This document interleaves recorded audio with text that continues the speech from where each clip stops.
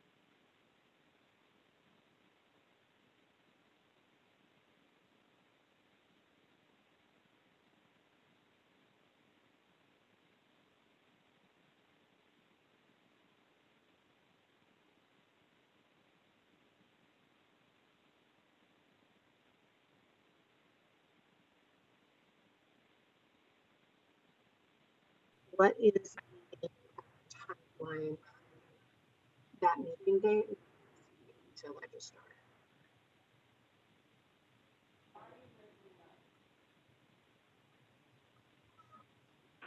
Oh, okay. How is they not? How,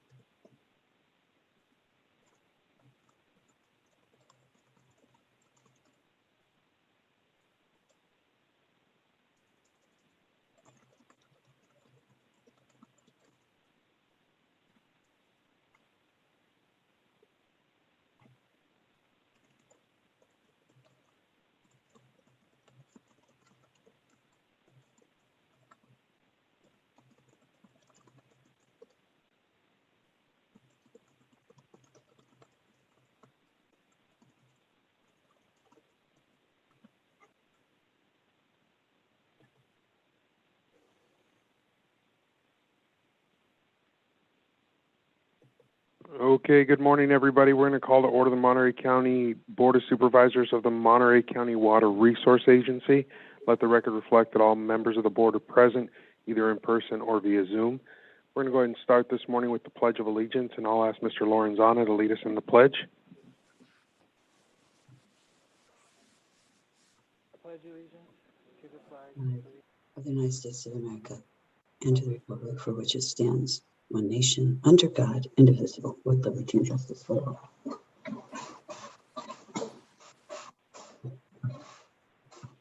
Announcement of the interpreter, please.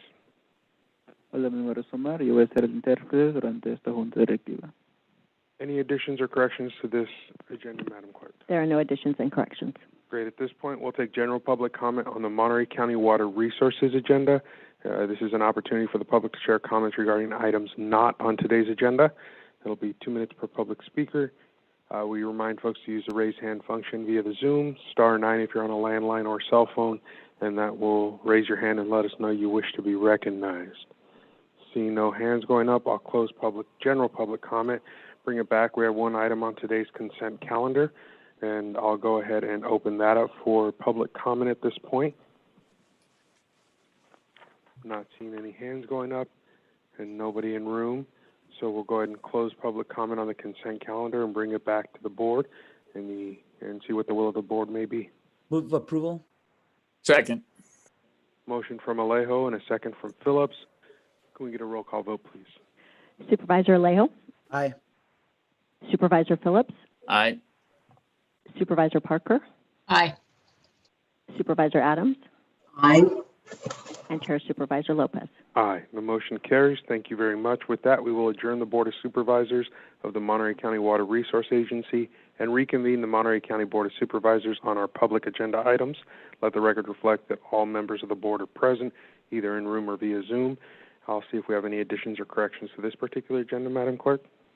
There are additions and corrections for this one. For the general government calendar, item number 41, the Human Resources Department is asking to have this item pulled from the agenda, and for the adjournment, to add to adjourn in memory of Sue Ann Hiller. Thank you very much. And while I've got everybody's attention, there's one more name that, unfortunately, I'm going to request that our board add as an adjourn in memory of. Let me pull up the information here. It's for Beverly Pereira. And so at the age of 86, I'd like to add her name as an adjourn in memory as well, and I'll get the additional information necessary to the clerk. So with those changes, I'll see if there's any public comment on the changes that are before us at this point. Seeing no hands going up, I'll bring it back and ask for a motion from the board to make these additions and corrections to today's agenda. So move. Second. Motion from Parker, second from Phillips. Roll call vote, please. Supervisor Alejo? Aye. Supervisor Phillips? Aye. Supervisor Parker? Aye. Supervisor Adams? Aye. And Chair Supervisor Lopez. Aye. The motion carries. At this point, we'll look at the approval of our consent calendar, which are items 15 through 51.1, less item 41 that was pulled in our prior action. And first, I'll turn to see if there's any members of this board who wish to pull an item from consent. Supervisor Parker. Thank you, Mr. Chair. I'd like to pull number 17, please. Okay. Noted. Any other members of the board? Seeing none, I'll ask if the public has any items that they wish to pull from today's consent calendar for comment. Seeing none, I'll turn to County Council. Thank you, Honorable Chair. I'd like to pull item 31.1 for some comment. Thank you. Thank you. All right, let's go ahead and start with Supervisor Parker with item 17. Thank you, Mr. Chair. This is the Chief Medical Information Officer. It's a new position that Tividad wants to create, and I think this is probably a needed position, but I was concerned when I saw resolution with the salary range, and I guess I don't know how my colleagues feel, but I know we're looking at updating our compensation philosophy, and I would really like to this position, as well as any future ones that get created, to be consistent with the compensation philosophy that we're I think very close to putting in place. My concern is that this, from what I can see, this position salary range starts above where our IT director salary range is. And I'm just concerned that that's a discrepancy that could create problems for us. Maybe it's consistent with the new compensation philosophy, but I don't know because we haven't adopted it. So I would like to request that this come back or just not be advertised at this salary range until we have the compensation philosophy in place. Thank you, Supervisor. Any other supervisors with comments on 17? Any public comment on 17? Dr. Gray, any response to the concerns raised? Hi, good morning, Chair Lopez and supervisors. We did look at the broad market and, comparable county agencies for the salary determination. This is a physician-specific position, so the salary does tend to trend higher than positions that do not involve using clinicians. But I certainly defer to guidance from the board regarding your requests, Supervisor Parker. Thank you, Dr. Gray. And so we'll leave that for now and take that separately when we vote. What I'll do at this point is turn to Council for 31.1 and some additional comments on that item. Thank you, Honorable Chair, members of the board. For the benefit of the public, I just briefly want to describe what is 31.1 and the need for it, as well as ask Mr. Rick Encarnacion or Mr. Carl Holm if they have any comments. To assist with fire debris removal in Monterey County, the state and the federal government are partnering to do debris removal at no out-of-pocket cost to property owners if they wish to participate in the program.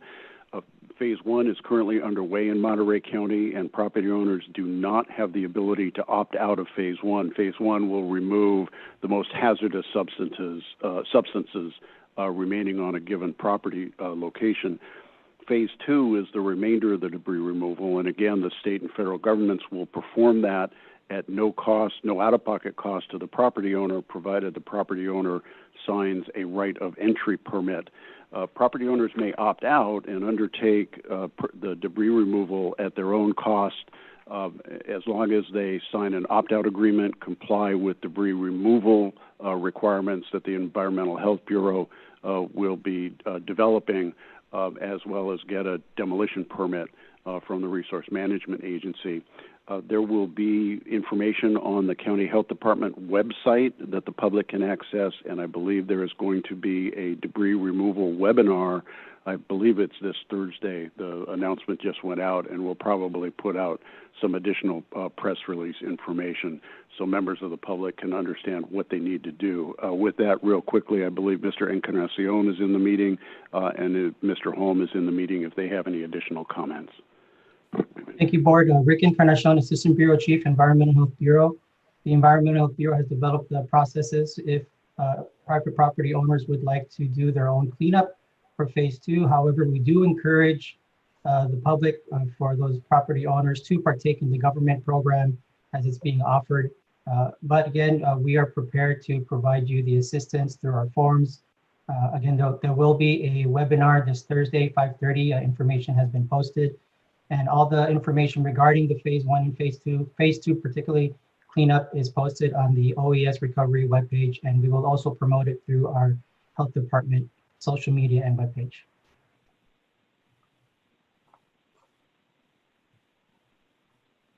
And that's all.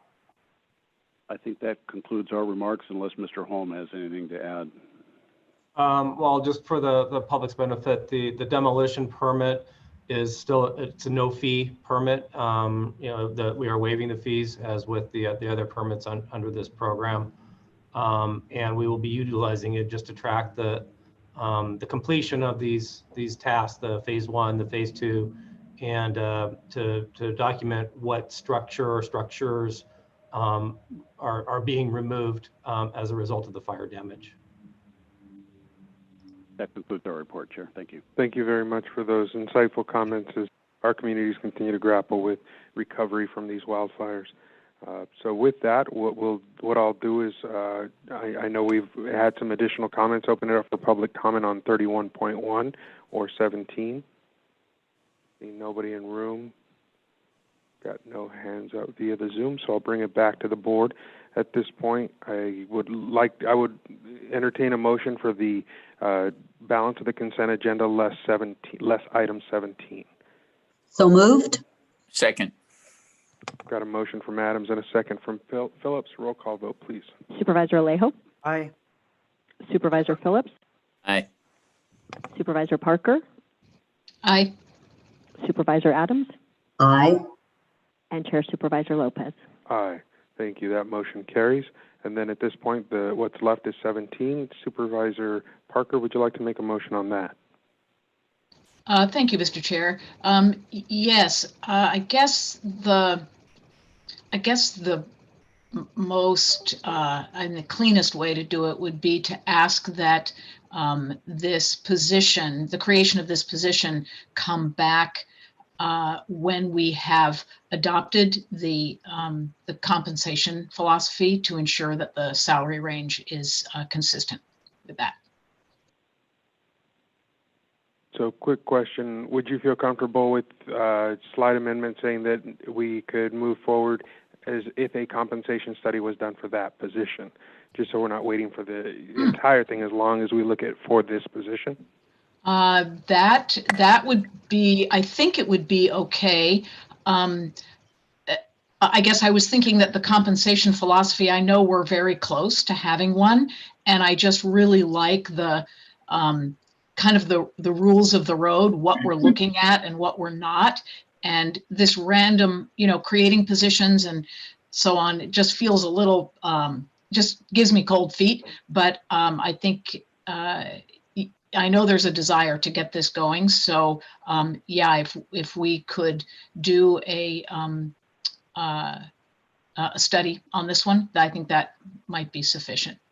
Thanks. Okay, thank you. I'll second your motion. Any additional conversation from the board? All right, any additional comments from the public? Go ahead and get a roll call vote on that, please. Supervisor Alejo? Aye. Supervisor Phillips? Aye. Supervisor Parker? Aye. Supervisor Adams? Aye. And Chair Supervisor Lopez. Aye, the motion carries, and that completes our consent calendar. At this point, we'll take up our ceremonial resolutions, which are items 3 through 5. I'll see if we have any public comment on the resolutions at this point. Seeing none in room and none up via the Zoom, I'll bring it back to the board for action. Move to approve. Second. Take a motion from Alejo and a second from Adams. Roll call vote, please. Supervisor Alejo? Aye. Supervisor Phillips? Aye. Supervisor Parker? Aye. Supervisor Adams? Aye. And Chair Supervisor Lopez. Aye. The resolutions carry, and we're going to have some presentations here. So the first resolution which will be presented is from Supervisor Alejo. So we'll turn it over to him to share a little with us about ceremonial resolution number 3. Thank you, Mr. Chair. Today, well, actually, I should start with on November 11th, our nation takes time each year to pay tribute and homage to all our active military and all our veterans who have served our nation with dedication. I know we have our national election coming up, and so it's kind of put a lot of attention on that. But we've also had to, because of this pandemic, also make our annual Veteran of the Year awards that is given by our Military and Veterans Affairs commissioners each year. It will be done virtually on November 6th at 10 o'clock, which is, I believe is a Friday at 10 o'clock in the morning. We invite the public to participate. But today we wanted to take a moment to recognize the outstanding work done every day by our Monterey County Military and Veteran Affairs Office and their service to local veterans and the community at large. So I'm very proud today to, with us is Jason Cameron. He is our military and veteran affairs officer for the County of Monterey. He served in both the United States Marine Corps with 2 overseas deployments in the United States Army National Guard. And after service, 10 years of service, he was honorably discharged at the rank of sergeant. His prior civilian roles included working for the California State Military Department and Director of Veterans Resource Center for the Santa Clara and San Mateo counties, focusing on veteran employment and veterans homelessness. The Monterey County Military and Veterans Affairs Office is headquartered in the city of Monterey and has several other locations in Salinas, Marina, and Hollister. Their office serves veterans who served our country in the armed forces, their families, and survivors on issues such as VA benefits, California Veteran Benefits, Central Coast Veteran Cemetery, the Veterans Treatment Court, and Veterans Homelessness, to name a few. I just wanted to take the time to mention their names, as often, many times, veteran issues don't always come to the fore each week before the Board of Supervisors, but it is important to recognize the work that has only increased in the last several years, and they even gained an additional member of their team just recently. But I wanted to mention the names, Jason Cameron, of course, but Joe Ferrote, Shari Stevenson, Fernando Romo, Jorge Rojas, Doug Chandler, Anita Pascual, Adam Erahebi, I hope I pronounced that right, Michael McFadden, Kathy Chavez, and most recently, Jack Murphy, who will be starting with Monterey County on November 9th after many years working for the VTC in our county. So I just wanted to briefly state that that on this resolution that we just finished approving, it just states that throughout our nation's history, brave men and women in uniform have answered to the call of duty to defend and protect our freedom. Veterans form a vital part of our community, our workforce, and employers that hire veterans that benefit from their diverse set of skills. The Monterey County Military and Veterans Affairs Office provides advocacy, assistance, and services designed to enhance the lives of Monterey County veterans who serve their country in the armed forces and active military personnel, their families, and survivors. Their office annual activity report is vital to track our progress in assisting our service members and veterans. Just in 2019 and 2020, their office served 14,924 veterans and dependents throughout Monterey County and filed a total of 4,869 benefit claims. Their office also made 859 new contacts at 70 outreach events and achieved an outstanding 96% customer satisfaction rating during the same period. The office has realized disability retroactive payments totaling $4,866,176 and another almost $9 million disability compensation monthly benefits annually. Their office has helped waive, almost $1,700,000 of college tuition benefits. And in 2019, the office was awarded $50,000 by the California Department of Veteran Affairs to provide mental health services to veterans.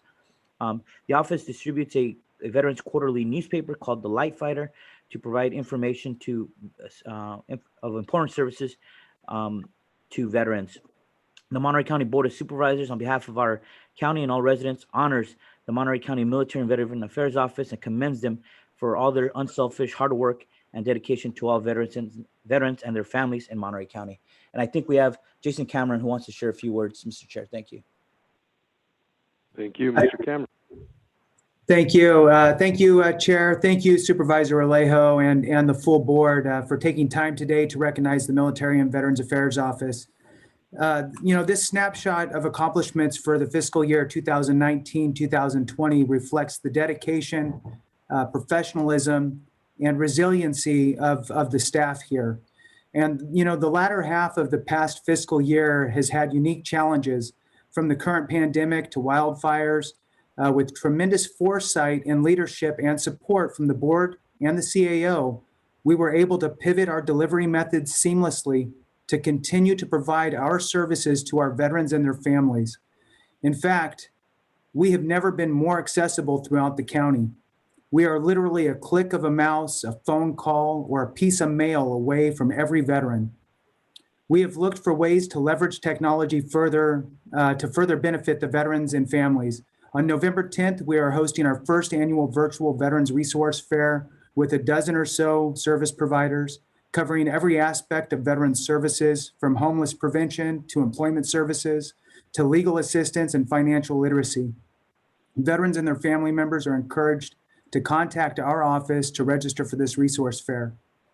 It is with this board's unwavering support for our veteran community, coupled with our remarkable staff, that we can accomplish these outstanding results. So I thank you again, board, for all of your support. I thank you, CAO and Budget Office especially. We've been able to do some great things. So thank you again, and happy early Veterans Day to all those that have served. Thank you, Chair. Thank you, Supervisor Alejo. Thank you. Thank you, Mr. Cameron. Supervisor? I said thank you, and thank you, Mr. Chair, for allowing us to recognize the good work being done by the whole team. Appreciate it. Absolutely. All right. With that, we're going to head into our next presented resolution, which is proclaiming the week of November 2nd, 2020 through December 4th, 2020 as the Monterey County Employee Giving Campaign, and designate October 27th as the day to live united. We've been having some fun here in the chambers this morning talking about why we're going to live united and why we do live united. So at this point, I'd like to welcome up Lori Medina and Susan Chapman. Lori is our Director of Social Services, and Susan is our Public Defender, to make comments during this presentation about why this is so important and the efforts that we're undertaking as a county family. Thank you, Mr. Chair, and honorable board members and our community members. As has been said, I'm Lori Medina, Director of Social Services, and also have the pleasure of co-chairing our campaign this year with our Public Defender, Susan Chapman. So it's quite an honor to do this. And this year's campaign theme is Live United. And, you know, when you think about all of the things that are going on right now in our country and our community and all of the social issues and health issues that are going on, this theme is even that much more important for us to think about how we give back, how we embrace our community, how we support each other in this community. So that's really why the Employee Giving Campaign is really special.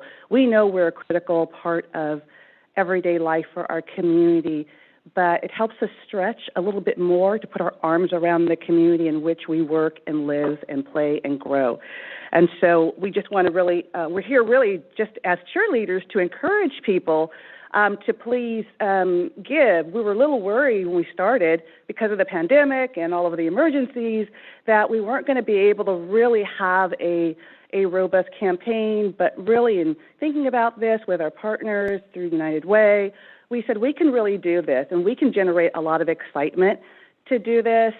We have a lot of creativity in our county family. We're going to have coordinators in each of our departments, as we usually do, who are going to help encourage. We're going to provide people with tools so that you can share your stories about why you live united. We started this morning with many of the supervisors and our CAO and our county council, so that we can continue to put out messages about why it's important to give and why it's important to share. So the campaign is going to run, because we want to keep it fresh in people's minds. So it's going to run from November 2nd to December 4th. And so we just really want to encourage everybody. We think that our coordinators are going to really be helping us to encourage us to do messages, to send messages online, to promote the campaign. You'll be able to contribute through automatic payroll deduction. You can do it either as a one-time contribution, or if you want to set up a regular contribution throughout the year, that is also very welcome, just to help the charitable organizations in our community support our community and really demonstrate why we live united. So please do give.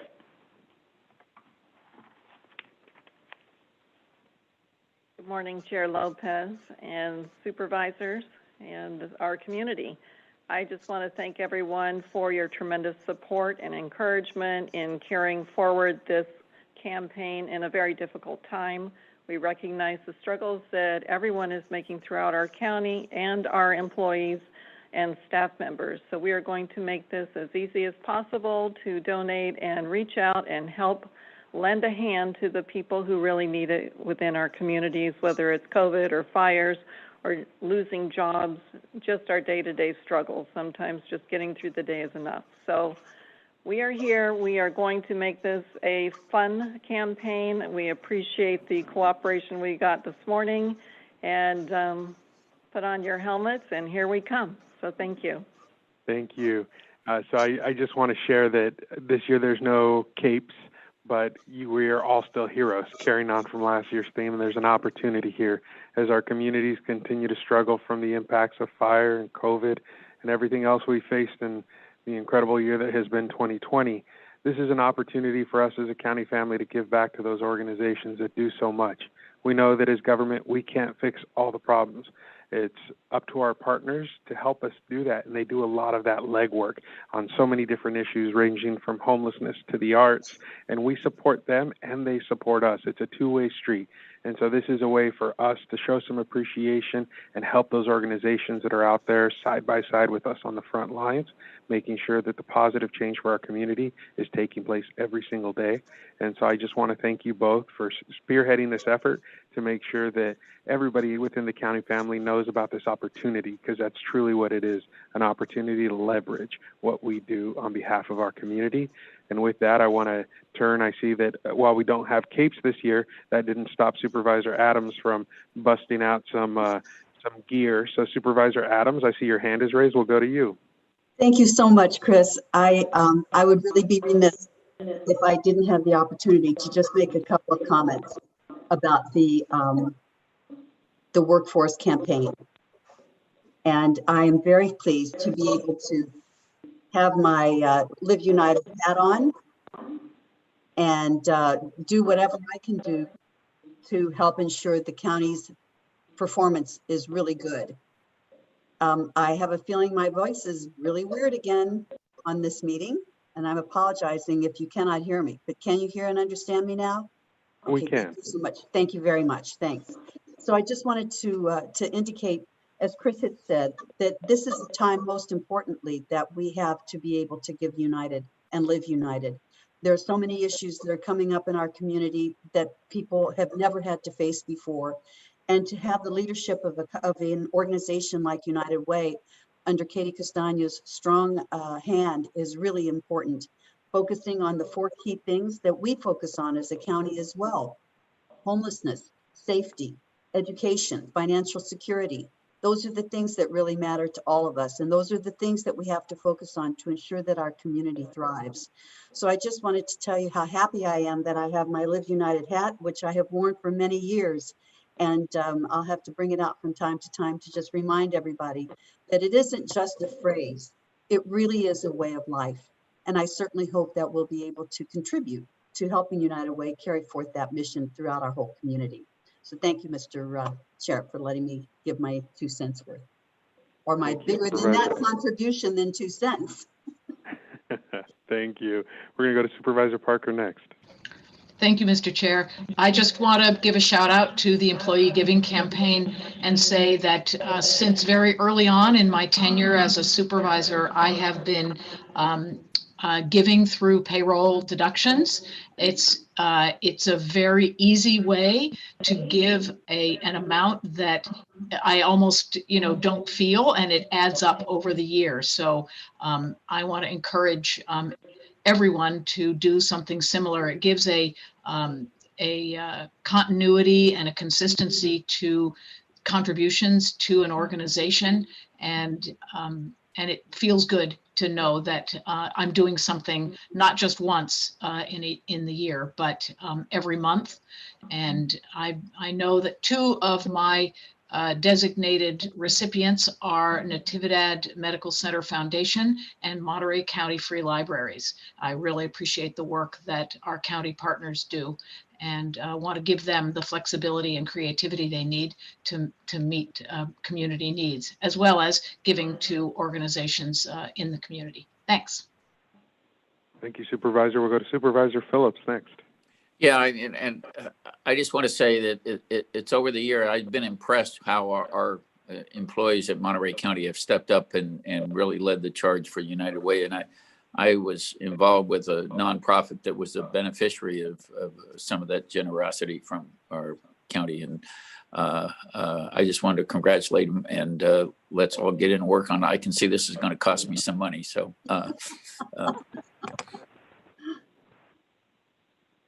thank you, Supervisor Phillips. Okay. With that, we say thank you once again for bringing this forward. We really appreciate all the effort that you're putting in to help us make a difference in our community by living united. With that, we're going to go ahead and head into our other board matters. We'll start with board comments, and we'll go with Supervisor Alejo first this week. Supervisor? Thank you. Mr. Chair, I just want to clarify for the public. I don't know if we have a meeting, but I think the meeting for next week was canceled due to election day. But I just wanted to encourage everyone to get out and vote on a very important national presidential election. Despite the pandemic and despite concerns, I think our county has made good preparations to make sure every vote is counted. And I just wanted to reiterate how important it is for our community to exercise their fundamental right guaranteed under the Constitution to vote. I was invited by the UC Berkeley Latinx Research Center to do a talk on the upcoming election and the Latino community, along with LA Council member Kevin De Leon, Senator Maria Elena Durazo, Lincoln Project co-founder Mike Madrid. It was last Friday. It was a nice talk, but certainly it gave me an opportunity to really focus on a lot of trends among Latino voters throughout the country and be part of this good talk that was aired via Zoom last Friday. Last thing I wanted to say is just to acknowledge that this coming Saturday and Sunday and Monday, 3 days, it's what many members of the Latino community celebrate as Dia de los Muertos, or Day of the Dead. It's usually in Mexico a 3-day ceremony, but it's just a time in our culture and in our families where we acknowledge our ancestors, those who have come before us, and those who sacrificed to give us our families and us as individuals opportunities that we enjoy today. So it's kind of a nice moment to just simply acknowledge the sacrifice and of our families that opened many opportunities for us today. But I know there are difficult circumstances. I know in some cemeteries are actually closing because of the large crowds that usually come out each year. But I did want to just acknowledge that these are upcoming important days for many members of our local communities throughout the Monterey Bay. Thank you. Thank you, Supervisor. We'll go to Supervisor Phillips next. thank you, Mr. Chair. A few things I wanted to bring to everybody's attention. This past Thursday, October 22nd, we had the dedication and the groundbreaking for the Hartnell College Satellite Campus Education Center. And it's a really exciting time for us in Castroville. And it's working in conjunction with a good partnership with North Monterey County School District. And it's local architects. In fact, one of the architects' parents run the market here in Castroville for years, and a local builder. And we wanted to get a satellite campus here for Hartnell before all of them were built down in South County. We wanted to show a little love up here in North County. Castroville cleanup, we had another cleanup day this past Saturday. And we had a number of vehicles that were out on Damani Boulevard, and similar to what happened at Lapis Road. And so code enforcement moved those vehicles out, but when they moved them out, the people left all their trash there. And so a couple of local people, Junk Pros from Prunedale and Randazzo, came out. They hauled 4 or 5 truckloads of trash and dump, and went and took it to the dump and paid for it themselves. They also filled a 40-yard dumpster that was provided by Waste Management. I seem to see more trash being discarded during COVID. I don't know whether it's just out of frustration or angst, but it's important. And today we did a big thing towards that, improving number 50 on our consent calendar, where we're hiring Smith and Enright, because it shouldn't be, well, I mean, shouldn't be that anybody has to go pick up other people's trash, but it shouldn't be the private citizens that have to do it. It ought to be the county doing it. And I think that's a big part of it. Also, I've been working with all the county people, county administration, health department, everybody to do a Pajaro River cleanup. We estimate there's approximately 70 encampments down in the Pajaro River. With winter coming on, it's a real danger. There's a lot of intrusions into the embankment. So we're working with community outreach and the other ones to have a coordinated unit and working in conjunction with Santa Cruz County side. So that is going to be a major project for us. It's going to be costly to us, but it has to be done. And finally, the local Castroville citizens are having a Halloween pumpkin contest, a drive-by to kind of stay in conjunction with the directions of the state. But they're having a drive-by Halloween on Saturday. So thank you, Mr. Chair. Thank you, Supervisor Phillips. We'll go to Supervisor Parker next. Thank you, Mr. Chair.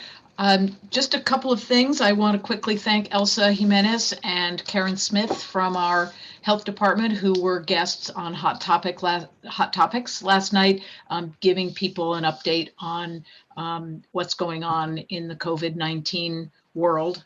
We had a good turnout on Zoom and Facebook Live and some good questions. Wanted to also thank everyone who has been involved in setting up the Optum test site at Salinas High School. There's been a really strong community response, some confusion about walk-ins and how to make appointments and all that good stuff at the beginning. But it seems like things are functioning pretty smoothly now. And I did see an email this morning that indicated that all of the appointment time slots today are filled. So good response, and really appreciate all the work that goes into making all of that happen. And I also want to thank county staff for your good work and prompt work last week, getting the signage created and posted for playground equipment that's within the county jurisdiction. Really made some people happy over the weekend, being able to go play on that equipment. And then I also just want to say to everyone, if you haven't voted yet, please do.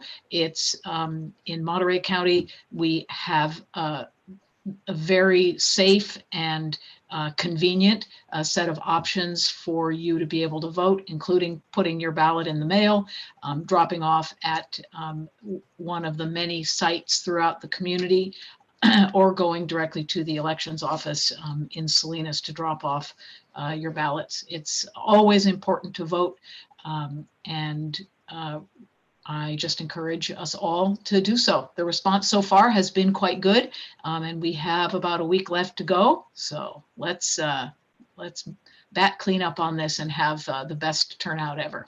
Thanks. Thanks, Supervisor. We're going to go to Supervisor Adams next. Thank you very much, Mr. Chair. Just two things. I'll start with the first one, and that is, since there's no board meeting next week, I just want to remind the community that next week on Friday, November 6th at 10 a.m., we will be having the Big Sur Multi-Agency Advisory Council. It will be the final one for Senator Bill Monning, who has served on that board for many, many years. So we look forward to a few minutes of fetting and thanking him for his years of service.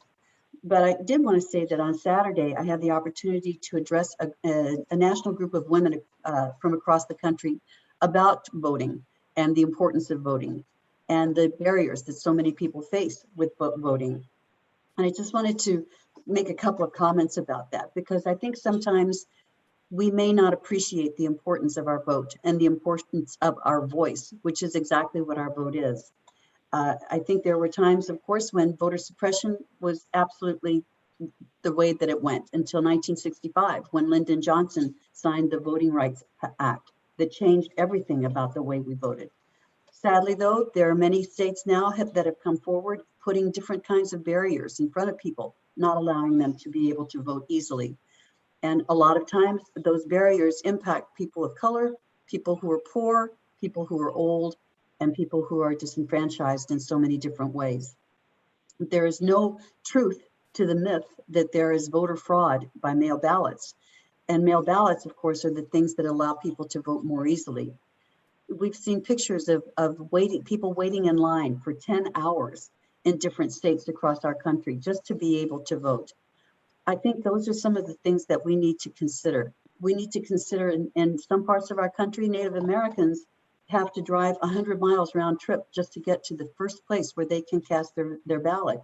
And in Arizona, the Navajo Nation has to get extra time to get their postal votes in because there's only one post office every 707 miles. So there are a lot of different challenges between ID laws, roll purges, a variety of different ways that people have to really struggle to get their voices heard. What matters to me, though, is hearing comments from some of the people who were in the audience.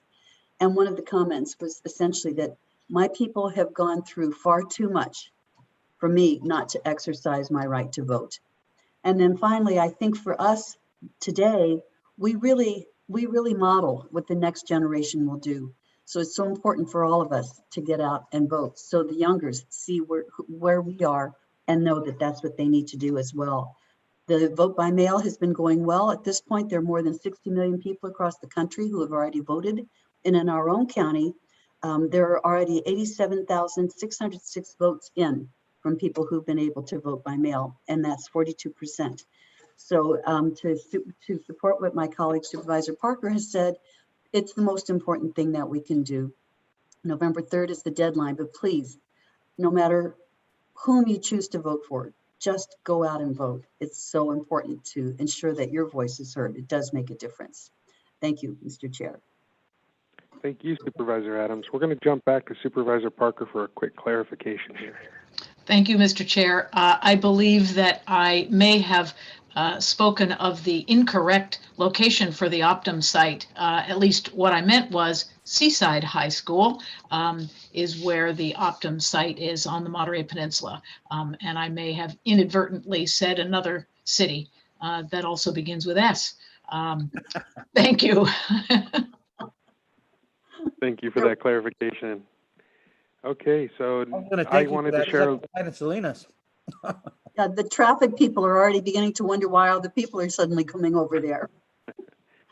Thank you. So at this point, I wanted to share a little bit. Last night, we had an opioid town hall virtually on Facebook, and I have some thank yous to dole out. One is to Dee, who is an incredible resource out of Sun Street Centers in King City. Darlene Acosta, who goes by Dee, is also on their city council, but she shared great resources with the community. Michael Salinas, John Bukanovic, as well as Amy Bravo from Valley Health Associates also were joining us and sharing some of the resources they provide. And the bulk of the presentation last night came from the same folks who did a great presentation here in the chambers, which is Dr. Casey Grover and Reb Close, who shared information about specifically South County's impacts from the opioid epidemic. And so I want to really thank them for coming out last night, sharing this critical information, and making sure that our community was able to ask questions and get answers. If you missed it, the video is up on Facebook. We had a lot of engagement and questions continue to come in today. And I just once again want to thank them, as well as Frank and Maria Coralejo, who run F&M Automotive in Soledad, for being the spark in requesting this meeting happen, and also being willing to be a Narcan pickup point within the community of Soledad. And so making sure we get those resources out into every corner of the county is important, and I want to thank them for being part of the solution to the issues that we continue to face as a community. Veterans Day is coming up, and I want to once again thank my fellow board members for agreeing to allow a portion of San Lorenzo Park to become a memorial for the fallen veterans of Southern Monterey County.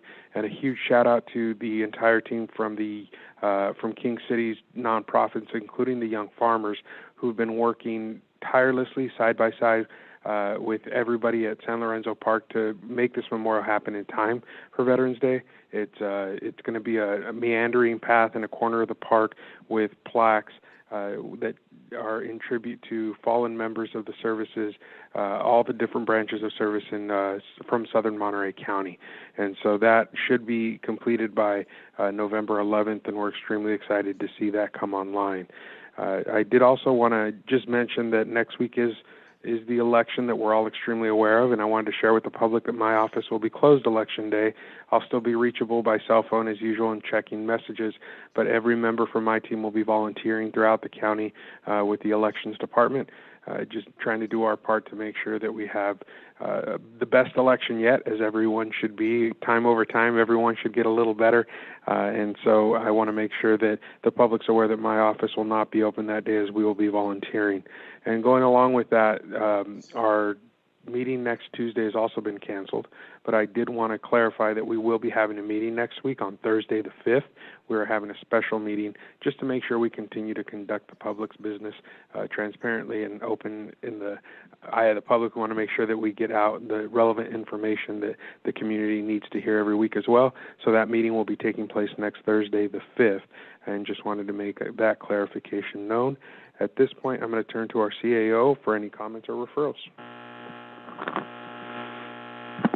Thank you, Mr. Chair, for certainly for clarifying that we do have a meeting on Thursday, November 5th next week, a special meeting in lieu of the November 3rd meeting, which is canceled for the election. And we will be conducting regular business on that day of November 5th, even though it is called as a special meeting. I also wanted to make an announcement today about our National Flood Insurance Program community rating system that we participate in Monterey County. We have been participating for many years, and what that program does is that it gives discounts on flood insurance for our residents here. And because of the great work that our community has done over the years, and especially in the last year, we were able to move from what's called a Class 7 to a Class 5 on our rating, which means that the discounts that our community will get on their flood insurance went up from 15% to 25% in the special flood hazard area, and went up from 5% to, I think it's 10% outside of the flood area. So I just wanted to give that shout out to the folks in our flood control protection arena and the community for getting good marks on how we handle flood control in this county. And then finally, we have no additional referrals this week, Mr. Chair. Thank you very much, Mr. CAO. At this point, I want to open it up for general public comment. As a reminder, this is an opportunity for the public to comment on items not on today's agenda. So we ask that folks use the raise hand function at the bottom of the participants tab or at the bottom of your screen, depending on your setup. And if you're participating via landline and wish to be recognized, we ask that you use *9, which will raise your hand and let us know you wish to be recognized and make a public comment. At this point, I see a hand up from Rebecca Dimitrick. We're going to go ahead and give you the ability to unmute yourself to share a 2-minute public comment with this board. Rebecca? Yes, can you hear me okay? We can. Okay, thank you very much. Rebecca Dimitrick. I live out in the northern Monterey County area near Elkhorn Slough. And on September 12th, when the smoke was billowing from both north and south with the wildfires, I was driving on Elkhorn near Hudson Landing and saw smoke rising from that hillside. And I turned onto Hudson Landing to find an illegal encampment. And smoke was coming up from the grass. I pulled over, other people pulled over. I recorded flames that were 2 to 3 feet high and some crackling coming from this encampment's cooking fire. And I know that it had been there before, reported repeatedly on my husband's radio system. We could hear this through the last few months. So it's nothing new, unfortunately. I called the fire department and Monterey County Sheriff's. The fire department arrived within 30 minutes. And by that time, of course, no one was there and the fire was out. As for the sheriffs, they did not respond. And in spite of my complaint on September 12th, the illegal encampment is still there today. This encampment is on county property. Now, unless you have given the inhabitants permission and accept liability for them living there and cooking with the fires, their occupation of this land is trespassing. I also believe that I think that's California Penal Code 602M. Their litter, waste, excrement is spoiling the ecosystem, and the camp itself constitutes a public nuisance. I am asking you, please address this encampment and see the habitat is restored. I also ask that you please take the community's, mine and everybody else's, reports of illegal encampments and public nuisances seriously. I'm not sure what's needed internally in your governance, but I do know the community needs help. Things are not getting better, they are getting worse. Thank you. Thank you, Ms. Dimitrick. I don't see any additional hands up, and I don't have anybody charging the podium in room. So we'll go ahead and close public comment and bring it back to the board, and we'll start with our 10:30 scheduled matters, which begin with a public hearing to consider an amendment to policy 10.11 of the Monterey County General Plan. That is a presentation from Ashley Paulsworth, as well as Craig Spencer from RMA Services Manager with that department. So at this point, I'll turn the floor over to you both. Thank you, and good morning, supervisors and members of the public. This is Ashley Paulsworth, and I am the Sustainability Program Manager for the County of Monterey. I'm going to go ahead and share my screen and bring up our presentation for today. All right, can everyone see my presentation? We can. Fantastic. All right. Thank you again for having me. I'll be presenting on the General Plan Amendment for Policy OS-10.11, which is the Climate Action Plan policy to reduce greenhouse gas emissions in the county. The recommendations before you today are to consider Addendum number 4, together with the final Environmental Impact Report prepared for the 2010 Monterey County General Plan, and to approve an amendment to Policy OS 10.11 of the Monterey County 2010 General Plan to update the language concerning the greenhouse gas reductions plan in line with statewide targets. Briefly, staff is bringing this amendment forward following guidance for the General Plan amendment process, which is established by state law and in Chapter 2101 of the Monterey County Code, and was originally brought to this amendment to the Planning Commission on July 29th for an early assessment. This early assessment process provides for the Planning Commission to review the suitability of any general plan amendments and to consider the context of those amendments. At that time, the Planning Commission recommended keeping timelines in the policy in order to maintain a sense of urgency for completion of the plan. On September 9th, staff returned to the Planning Commission at a duly noticed public hearing to present draft policy language, and the Planning Commission adopted a resolution recommending that the Board of Supervisors approve the amendment to Policy OS-10.11 as drafted. So we are here now to review the recommendation from the Planning Committee, and if the policy amendment is adopted as written, staff will begin work to complete the Climate Action Plan by 2022, pending any available funding. And just to note, staff has applied for grant funding and is also working to identify other sources of funding that might be made available as a result of the sustainability program activities that could be used to complete this plan. This is just a brief summary of the changes to the policy. The main impetus for this update is to bring the policy in line with statewide targets for the year 2030 as laid out in SB 32, which sets the 2030 target for greenhouse gas reductions at 40% below 1990 levels. The changes also include a deadline for completion of the plan by 2022 and ask that the plan be considered for adoption by the Board of Supervisors after completion. Other updates to the language include equity considerations and a focus on the measurement of strategy performance, just to be able to identify any incremental improvements and strategy success. Okay, I'm going to now turn this over to Craig Spencer from RMA, so he can provide some feedback on comments and discuss the addendum to the EIR. Here you go, Craig. Thank you, Ashley. My name is Craig Spencer with the Resource Management Agency, and we've worked collaboratively with Ashley at the CAO's office on this amendment.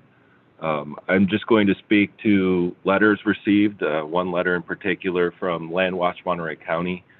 The letter recommends that the board adopt a policy that requires adoption of the Climate Action Plan by the end of 2022 and contends that the addendum proposed is not appropriate without that adoption date.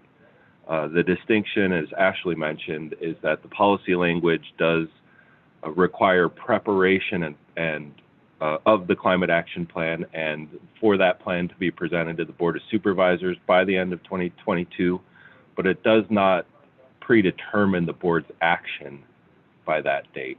The board could revise the policy language to include adoption of the ordinance of the climate action plan by 2022 if they so desire, but as written, it requires preparation and presentation to the board by the end of 2022. Again, as Ashley mentioned, we are seeking funding for the preparation of that plan, and a commitment to having it adopted by the end of 2022 would have some funding along with it. In terms of the addendum, the general plan policy would be enforceable. Staff is committed to preparing that plan and presenting it to the board by 2022.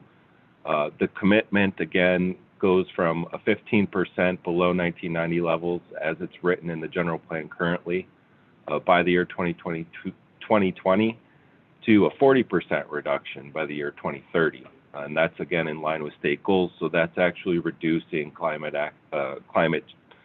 greenhouse gas emissions on some order of magnitude, which would be more effective in mitigating the potential impacts of climate change as it was discussed in the 2010 General Plan EIR.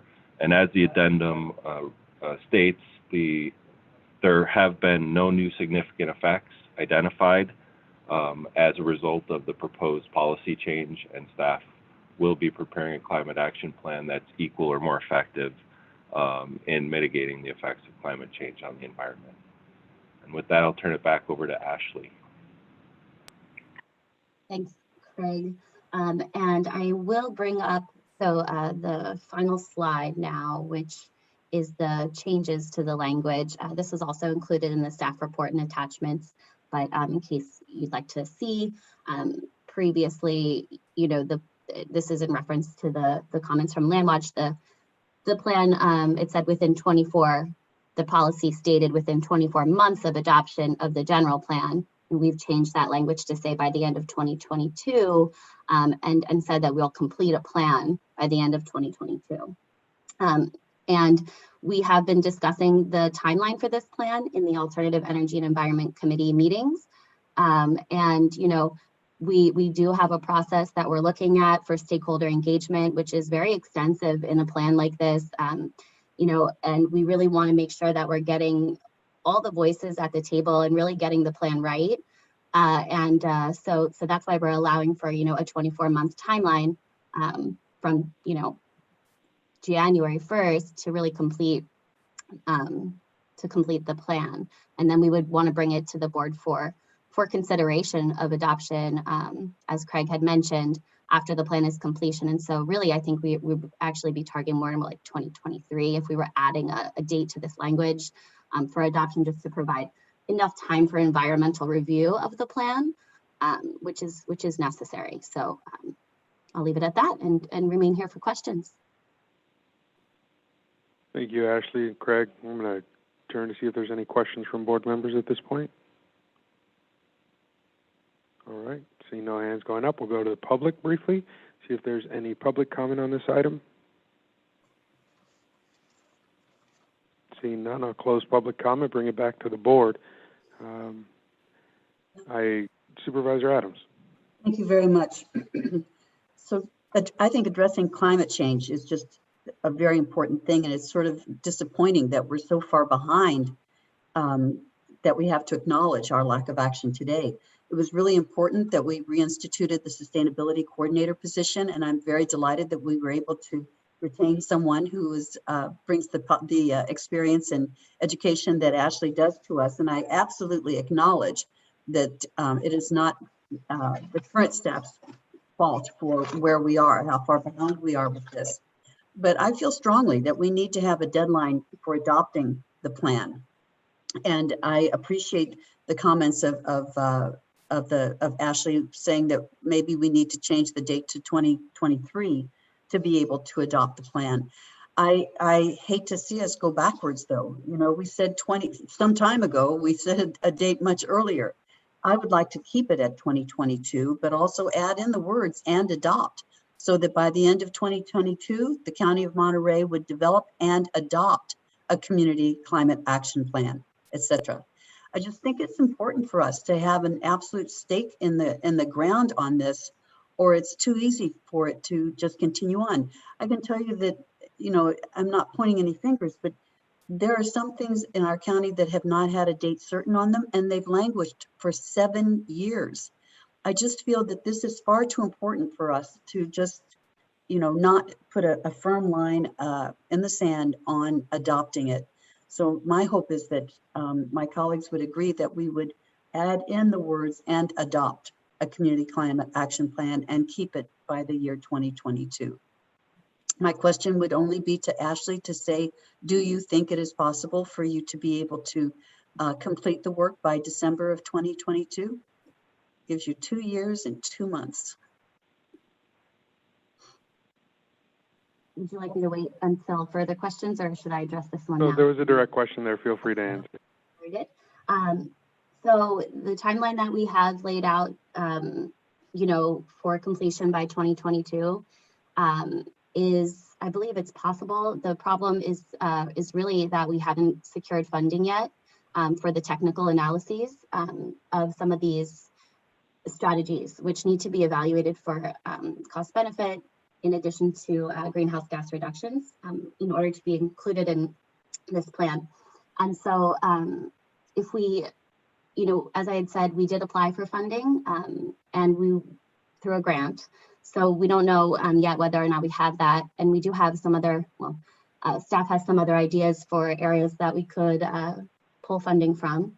But I know, you know, the times aren't great for things like that. So in this case, that's really what's kind of, I think, making the timeline a little bit longer. It's just that we don't have secured funding, so we cannot necessarily release an RFP for the technical analyses of parts of this plan. Other than that, you know, we really do have every intention of completing this plan by 2022, and in fact, bringing it, you know, to the board in the same timeline. Thank you. I'm going to turn to council for some comments as well. Thank you very much, Honorable Chair. Supervisors, I would caution restraint in using the word adopt by 2022. Sometimes pursuant to CEQA, you get into trouble by making a decision that you're going to adopt something by a date certain. In the past, the county has been bitten by that. For example, the prior board gave a pretty hard deadline to adopt the general plan by a date certain in 2010, and that created some problems for us. So I would suggest perhaps using the word target consideration of adoption by 2022 and request staff to keep the board updated on the progress of the preparation and consideration of the plan. Thank you. Could you repeat that language again, please, Les? Yes, target consideration of adoption of the plan by 2022, and staff will keep the board updated on the progress of the plan preparation. Thank you. We'll go to Supervisor Parker next. Thank you, Mr. Chair. Yes, I agree that with everything that Supervisor Adams had to say about the importance of doing this. And I would, if there are funding challenges, I would really encourage staff to sit down with the budget office and get creative about how that might happen, because you know, as is clear, we're 10 years behind on this, and we need to get this not only completed but adopted. This is there are actions that this board may want to take in terms of growth and development that need to have this mitigation measure in place. So it's not just a suggestion that we do a community climate action plan. It is a mitigation measure, you know, under California environmental law that we have a community climate action plan adopted.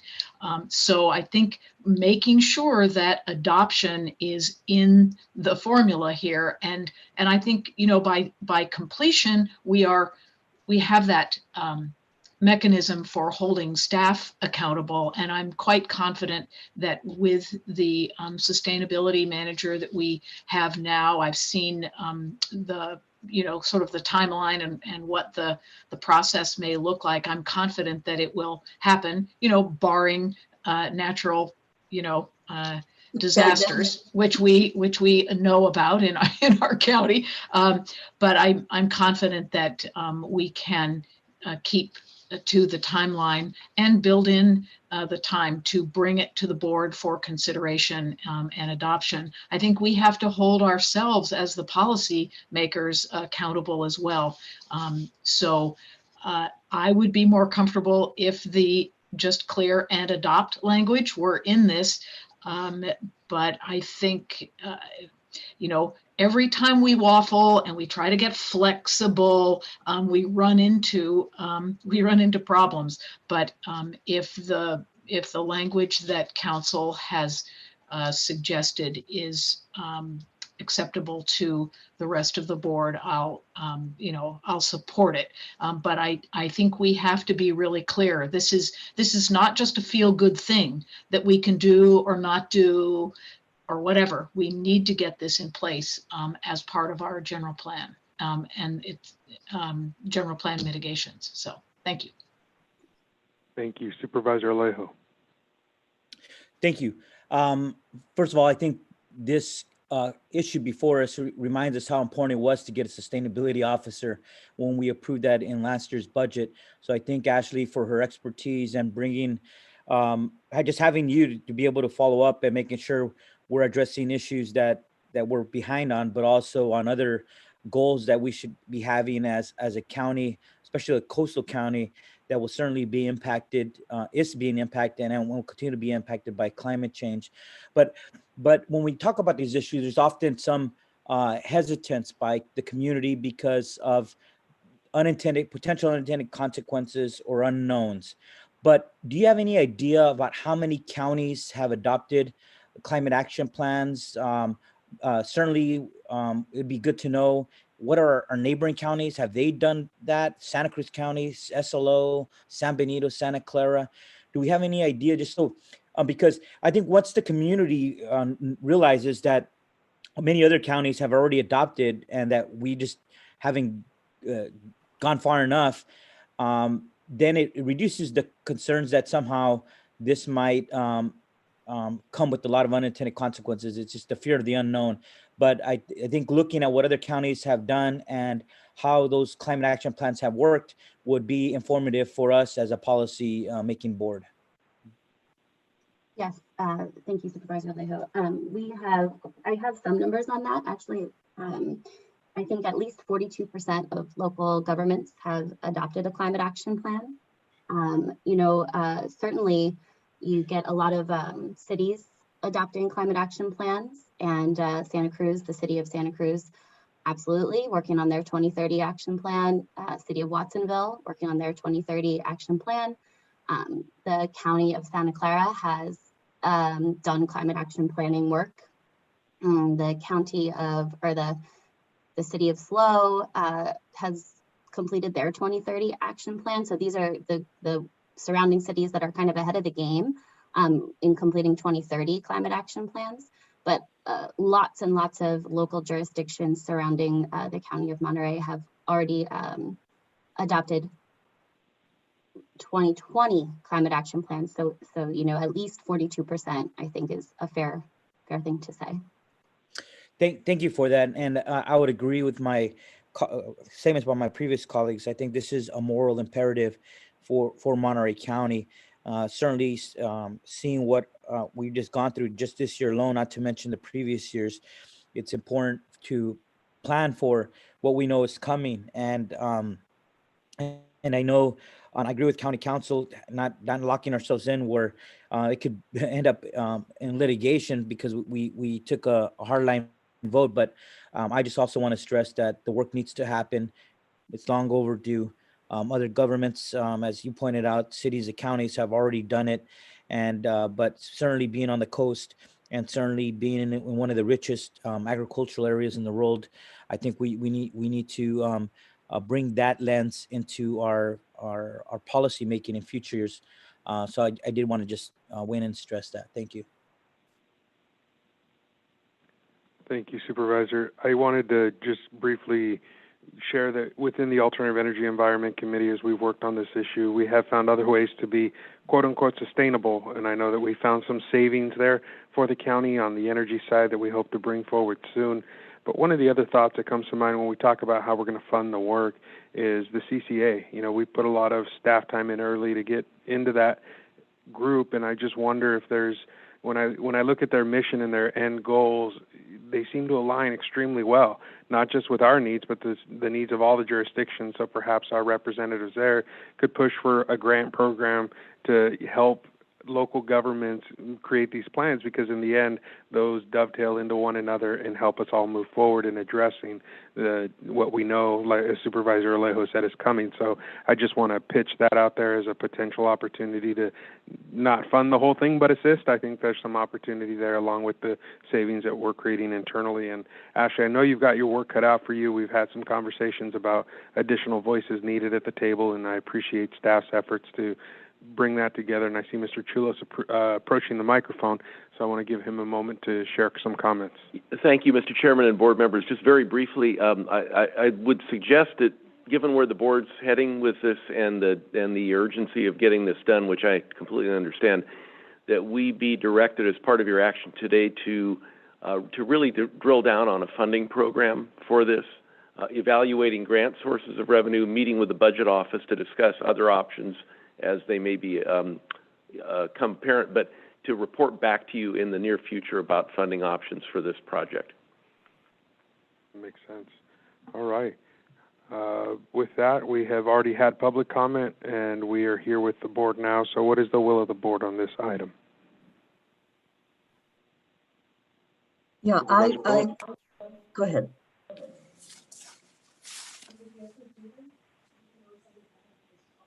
Supervisor Phillips, you there? Okay. Yes.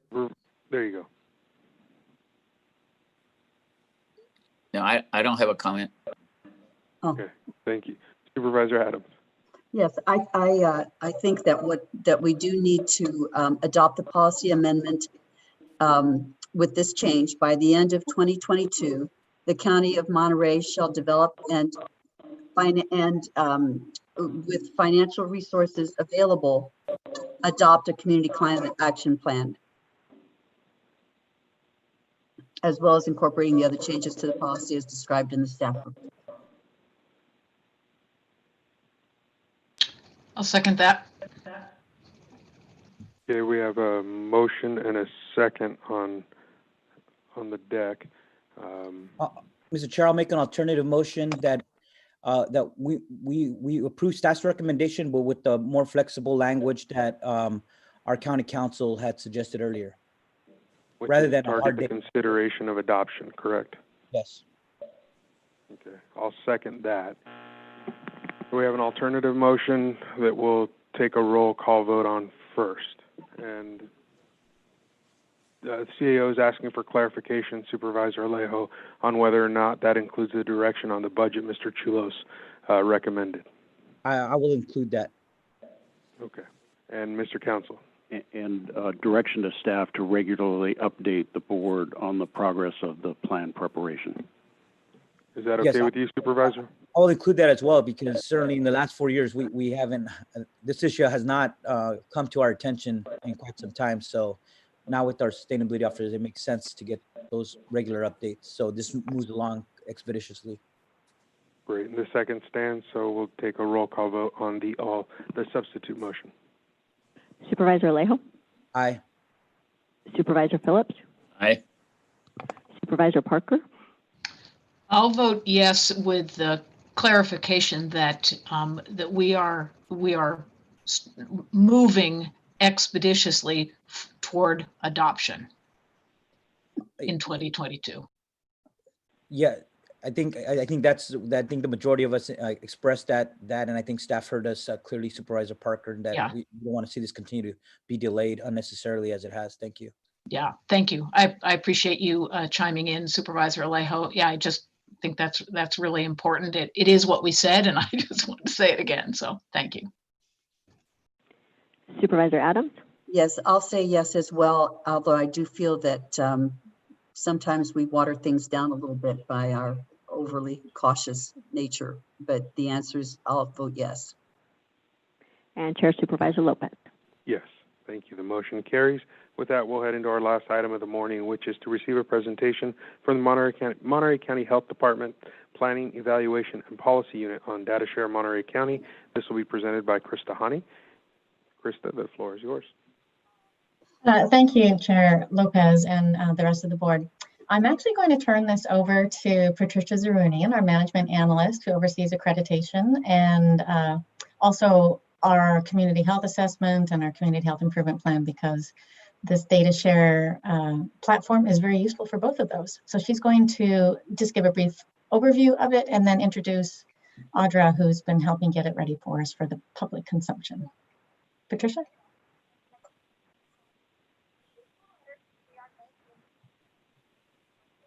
And Patricia, you might need to take yourself off mute.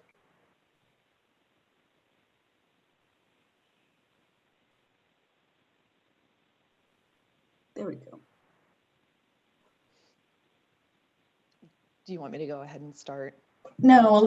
So I'm Audra. Hi, I'm using Patricia's login. I think she's on the phone. And while you get it ready, Audra, let me just give the quick overview that we wanted to do. Thank you. So what we want you to know is that we're using Data Share Monterey County, but it's being hosted as a platform by Conduent Healthy Communities Institute, and that's a data site developer that assembles data from dozens of state and federal agencies in a way that is easily accessible and understandable.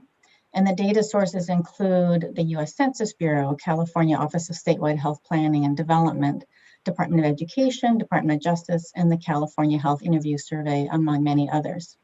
And Conduent does update that data as it becomes available. So all of our graphs are updated routinely throughout the year as various data sources update.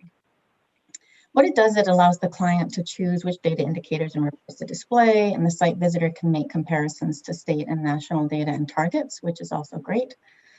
It also provides a number of topical data dashboards, or the user can create their own data dashboard based on their selections. We can upload reports and also look at promising practices from around the country. So Audra Ketchum is going to be giving you a walkthrough today. She is our CSUMB intern with us and is also temporarily working with us as a fill-in position.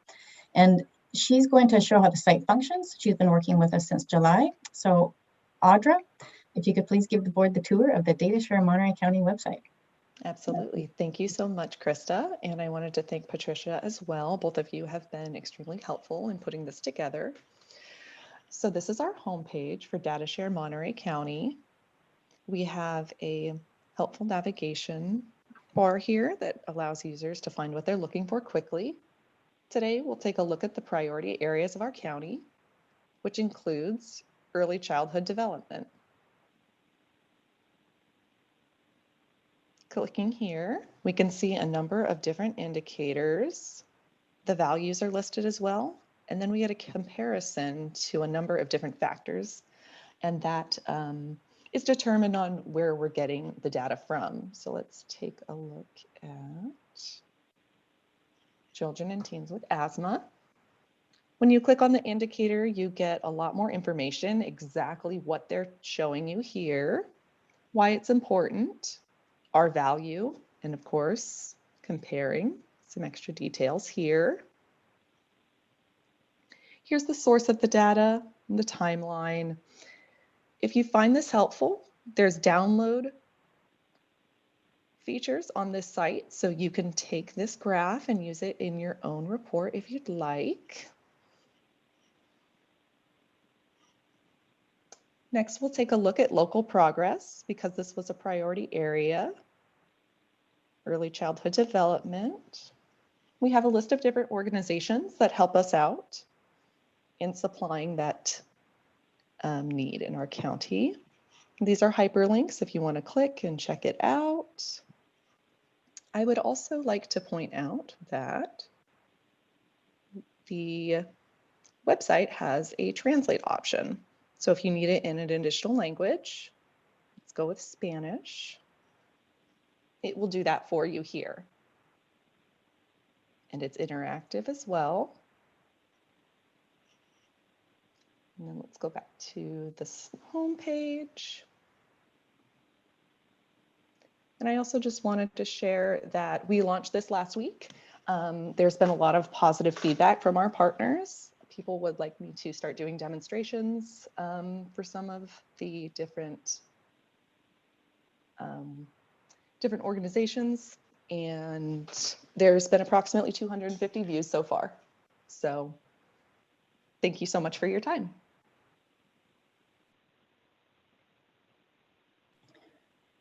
Okay, anything else, Krista? I would just like to add, as we are reaching out to partners, we're also hoping to continue to populate the site. It allows us to upload other data other than what is readily available, and other reports, links to other initiatives, and it doesn't have to be crowdsourced. We can get it to Audra and she can help with that, but you can also potentially, like I mentioned, create your own dashboards, and for some of the initiatives, we can get some other staff to have access to upload some of that data. Thank you, Krista. At this point, I'm going to open it up to the board for any initial questions before we open it up to the public. Supervisor Parker. Thank you, Mr. Chair, and thank you, Ms. Hani and team for this. Well, Dr. Hani and team. This is something I know that you've been working on for a while to try to make sure that we can really have a strong set of indicators that we can track over time. I will say that when I was looking at the site yesterday, there are some of the areas where the data is very old. I think it had to do with sexually transmitted diseases or something, whatever that bunch was. But my question is, this is a lot of information. It is great. You can sort of mix and match and pull the ones you want for your, what you're working on and what you're interested in. It's a little overwhelming to sort of figure out what, so I'm wondering, are you working on we've done quite a few community input sessions over the last several years where people in the community have talked about what their priorities are for what they want the county to work on or what's most important in their lives. Are you working to try to set up kind of a homepage of county priorities, or even when I clicked on the county dashboard, then I got more options to, and it's like, I don't know. There's a lot of information, and we want there to be a lot of information, but what's the thought about really making it, I don't know, even easier for the general public, or for us to be able to pick some priorities that we're working on so that we can on a regular basis say, look how we're doing. I don't know, maybe that's just trying to oversimplify it, but so often I see on our county websites that we have a lot of information, but it's like, my brain wants to just lie down and take a nap, and can't quite figure out how to navigate all that stuff, because we don't lay it out in a way that makes it easy for me to click through and find what I'm really looking for. Anyway, it's kind of a long way of asking, are we going to have some other way to set up our community priorities in a way that is maybe easier for normal people to access? Thanks, Supervisor Parker. While you were talking, Audra had pulled up her screen to show you. So we recognize there's a lot of information here, and even though it is laid out in a very engaging manner, there's still a lot to try to navigate. And so we have put together videos that are very short that are going to allow people to quickly navigate for doing certain projects, certain uses of the site. We do have one of the dashboards that does do what you are asking, is the community health assessment dashboard. And that's where we have put in all the indicators that are in here and are going to upload more data for ones that we have traditionally in our community health assessment. And so that is an important one place or one-stop shop for some of the more already identified indicators in the county that have been identified as important to keep track of. And yes, some of the data is old, so sometimes it's going to depend upon the source. And so there may be the last time that question was asked in the California Health Interview Survey. It's still an important question, and they're not asking every year, but maybe every other or every 3 or 4 years. So that's indicator would be in there, but that's why you don't see that as updated. And then sometimes it has to do with when it was released by the state, such as some of the STD data potentially. So maybe what we should put in as well as a little bit of a caveat of why you're finding data at whatever year you're finding it. And we are definitely open to hearing from the community and from our other organizations and partners about how we can make it easier to navigate. So we'll be able to put together more sheets of information, maybe little one-page sheets to hand out that people could use as a quick sheet, tips sheet to use to access some things. Thank you. It's, I mean, this is just, you know, this is great to have it. So I don't want to nitpick, but it is, you know, now it's like, oh, goody. Now what are we going to do? I did have a question about when I was looking around, and I will admit that I did spend some time, but I didn't look at everything. We do have poverty rate information. Do we have anything on people who are earning a living wage? Because, you know, the poverty data is federal poverty. And, you know, I mean, that is so far from anything related to what people can live on in our county that I hope we have information that's more relevant for our population. Yes, those are some of those indicators and data that we're hoping to upload in the next few months. Thank you, Supervisor. We'll go to Supervisor Adams next. Thank you very much. Thank you for this presentation. I thought it was really terrific, and I always love it when we have the opportunity to learn from our interns who always surprise us with their abilities. It's really terrific. Thank you for being here with us. I'm just so delighted to see this. A shared data dashboard has long been a wish for our community, and it goes back to the days of Teles Diganos.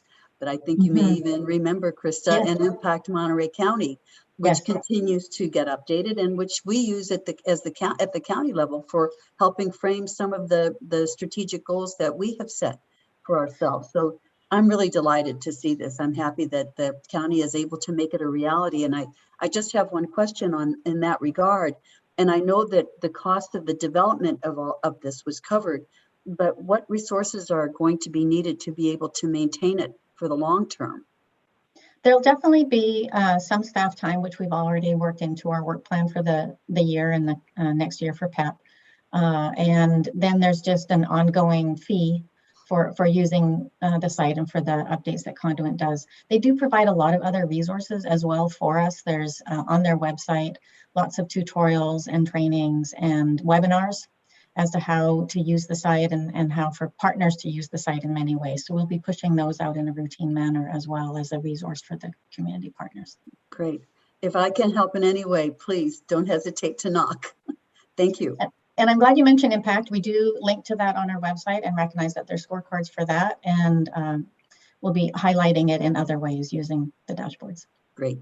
Thank you.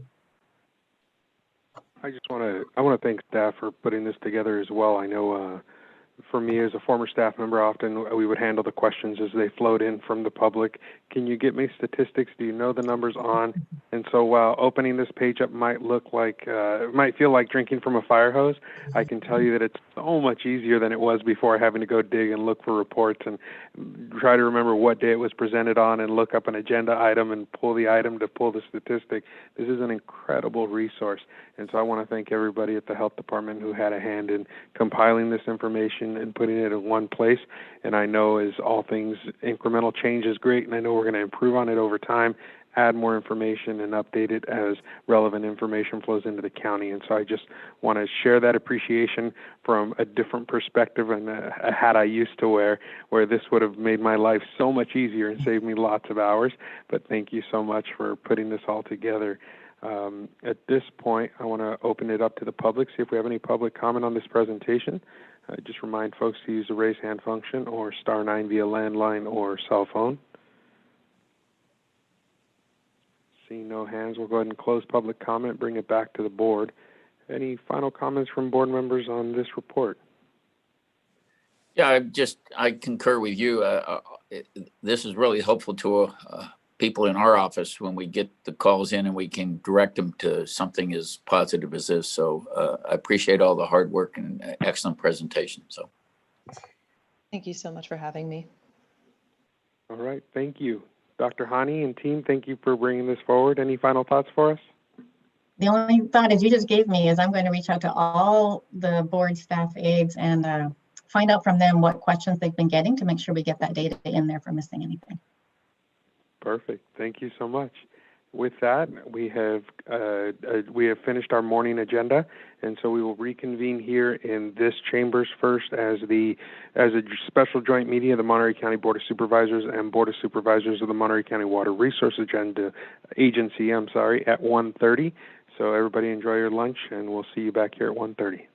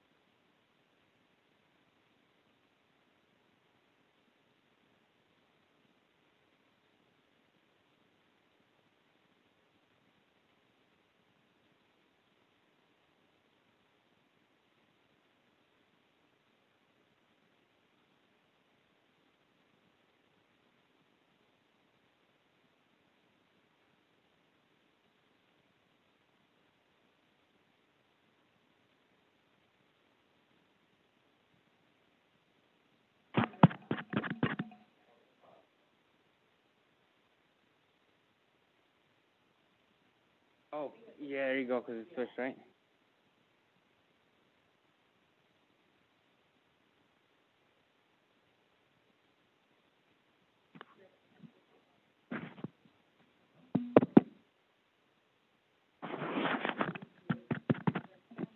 Testing, 1, 2, 3, testing. This is 11. Then number 8.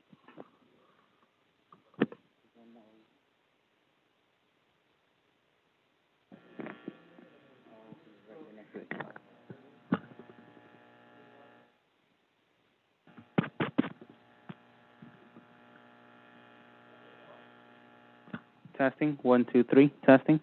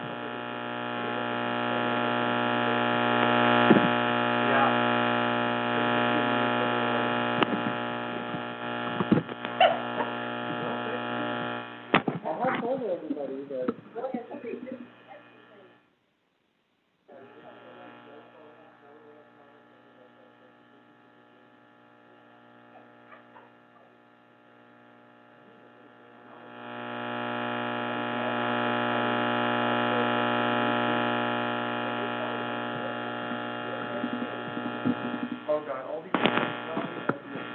insane. They're just out here to stress us out.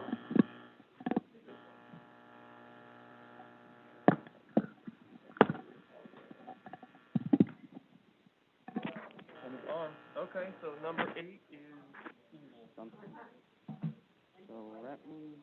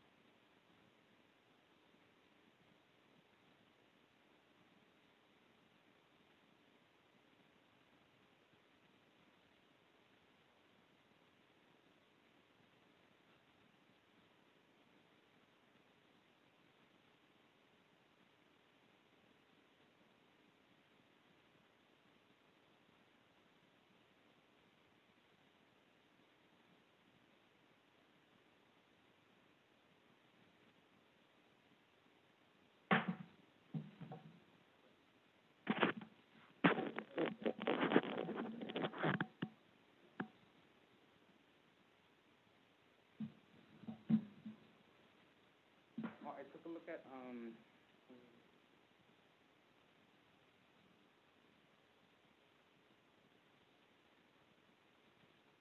fine.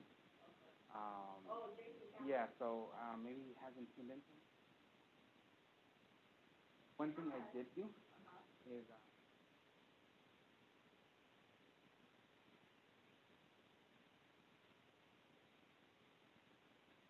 to prove it, then we can see 1080.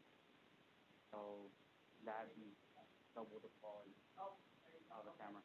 And the other thing I'm gonna do right now is I'm gonna make sure that it's properly focused. Just look a little. I'm gonna try to focus it. Okay.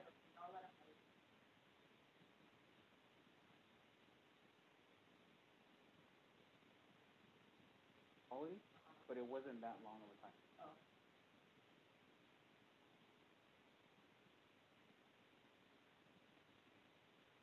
I look back, we have the recording, and then my logs can tell me the specific user that's logging in and see what his quality's like and what resolution he's getting. Still getting 720, except when he goes into the little stuff.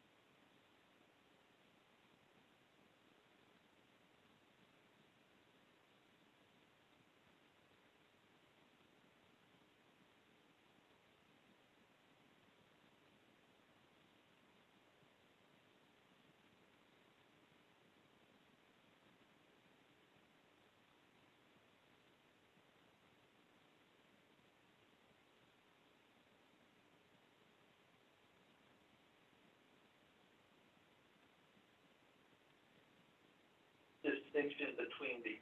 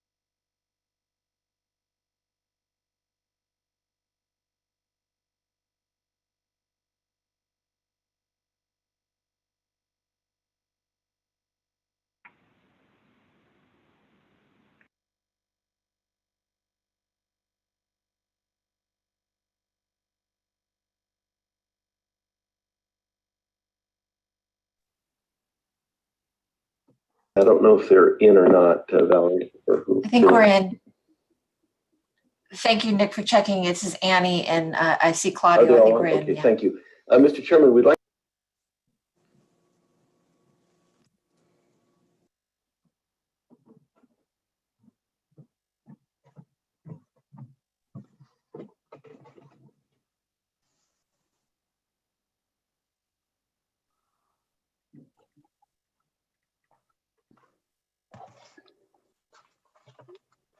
Can't hear a thing.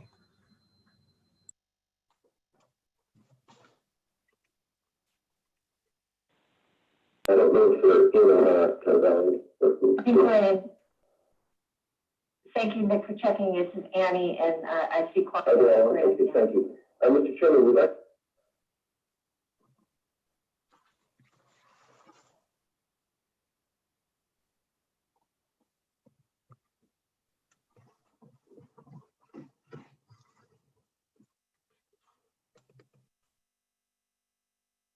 Mr. Valenzuela, are you with us? Hello there. I can't hear anybody. Can you hear me? Yes. Okay, I can hear now. Thank you. I can hear you, Mr. Valenzuela, but I don't hear anything from the Board of Supervisors chambers. Yeah, me either. Nor do I. Yeah, I heard Nick for just a second. It appears that we're having some sort of technical difficulties here in the chambers. Give us a minute or two. We've got IT riding into the rescue. Very good.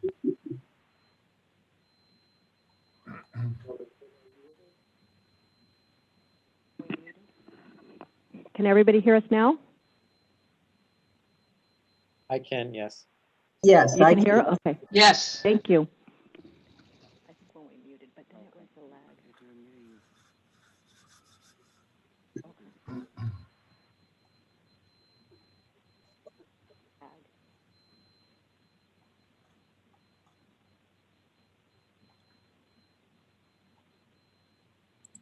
So considering our technical difficulties, what I'm going to do is try to start over for the afternoon here. I'm going to go back to our initial attempt to call to order the special joint meeting of the Monterey County Board of Supervisors and Board of Supervisors of the Monterey County Water Resource Agency. Let the record reflect that all members of the Board of Supervisors and the Water Resource Agency are present. Board of Supervisors of the Monterey County Water Resource Agency are present either in person or via Zoom. There are no additions or corrections to this particular agenda. At this point, I will open it up for general public comments on the agenda in front of us, and I'll see if any member of the public wishes to make comments regarding items not on today's agenda. Seeing no hands going up, we'll close general public comments and begin with our first presentation, which I have listed Fabrizio Ciambo as making that presentation, but I don't see him with us. Perhaps Mr. Buki could help us with that presentation. Good afternoon, Chair Lopez and Board of Supervisors. Miss Amy Woodrow will be presenting today's item. Thank you. And good afternoon, Chair Lopez and Board of Supervisors. Amy Woodrow. I am a hydrologist with the Water Resources Agency, and I'm pulling up my presentation here to share with you. And I'm here this afternoon. We have two items to discuss. The first of which is for you to consider receiving a report on funding sources for the Proposition 1 Implementation Grant Project Protection of Domestic Drinking Water Supplies for the Lower Salinas Valley. And the second action is to authorize the utilization of $2,663,300 from the Cannabis Assignment Fund as a contribution toward the Water Resources Agency over 3 fiscal years to be utilized as match funds toward the well destruction work under this Prop 1 implementation grant.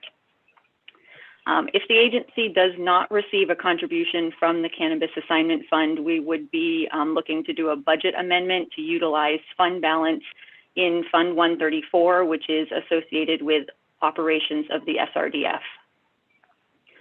A little bit of prior action that's relevant to this. In April of 2020, the agency's board of directors recommended entering into a funding agreement with the State Water Resources Control Board to move forward with this project. And that included approval for use of the fund balance to meet match requirements.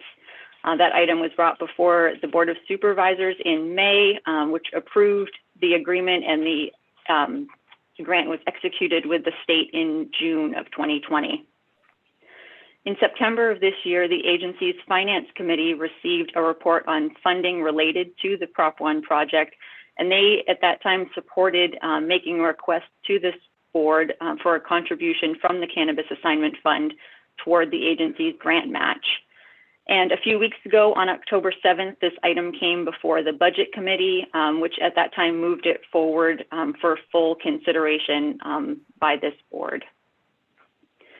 Really briefly, this project involves destroying a minimum of 100 wells in the coastal region. There are a lot of aspects to it, including public outreach, coordination with well owners, and monitoring of groundwater levels and quality both before, during, and after the project in order to quantify performance. Destroying these wells is going to contribute significantly toward minimizing the movement of impaired groundwater between aquifers in the coastal region. There are direct impacts to drinking water supply sources in the region, as well as benefits to the larger community and sustaining agriculture and maintaining land values in the project area. The project as a whole has a $9.1 million budget, and that is being offset by a required 46% agency match. So we are receiving $4.9 million in funds, grant funds from the State Water Resources Control Board. The Water Resources Agency has put forward $1.5 million in match funds from either staff time in currently budgeted projects or past activities that we could attribute toward the grant. And the remaining $2.6 million that I'm coming forward with today is, we've discussed, categorized as other funding, which again at the moment is slated to come from reserve funds. This table is an expansion of the prior budget table, just has some more details on the categories of the grant.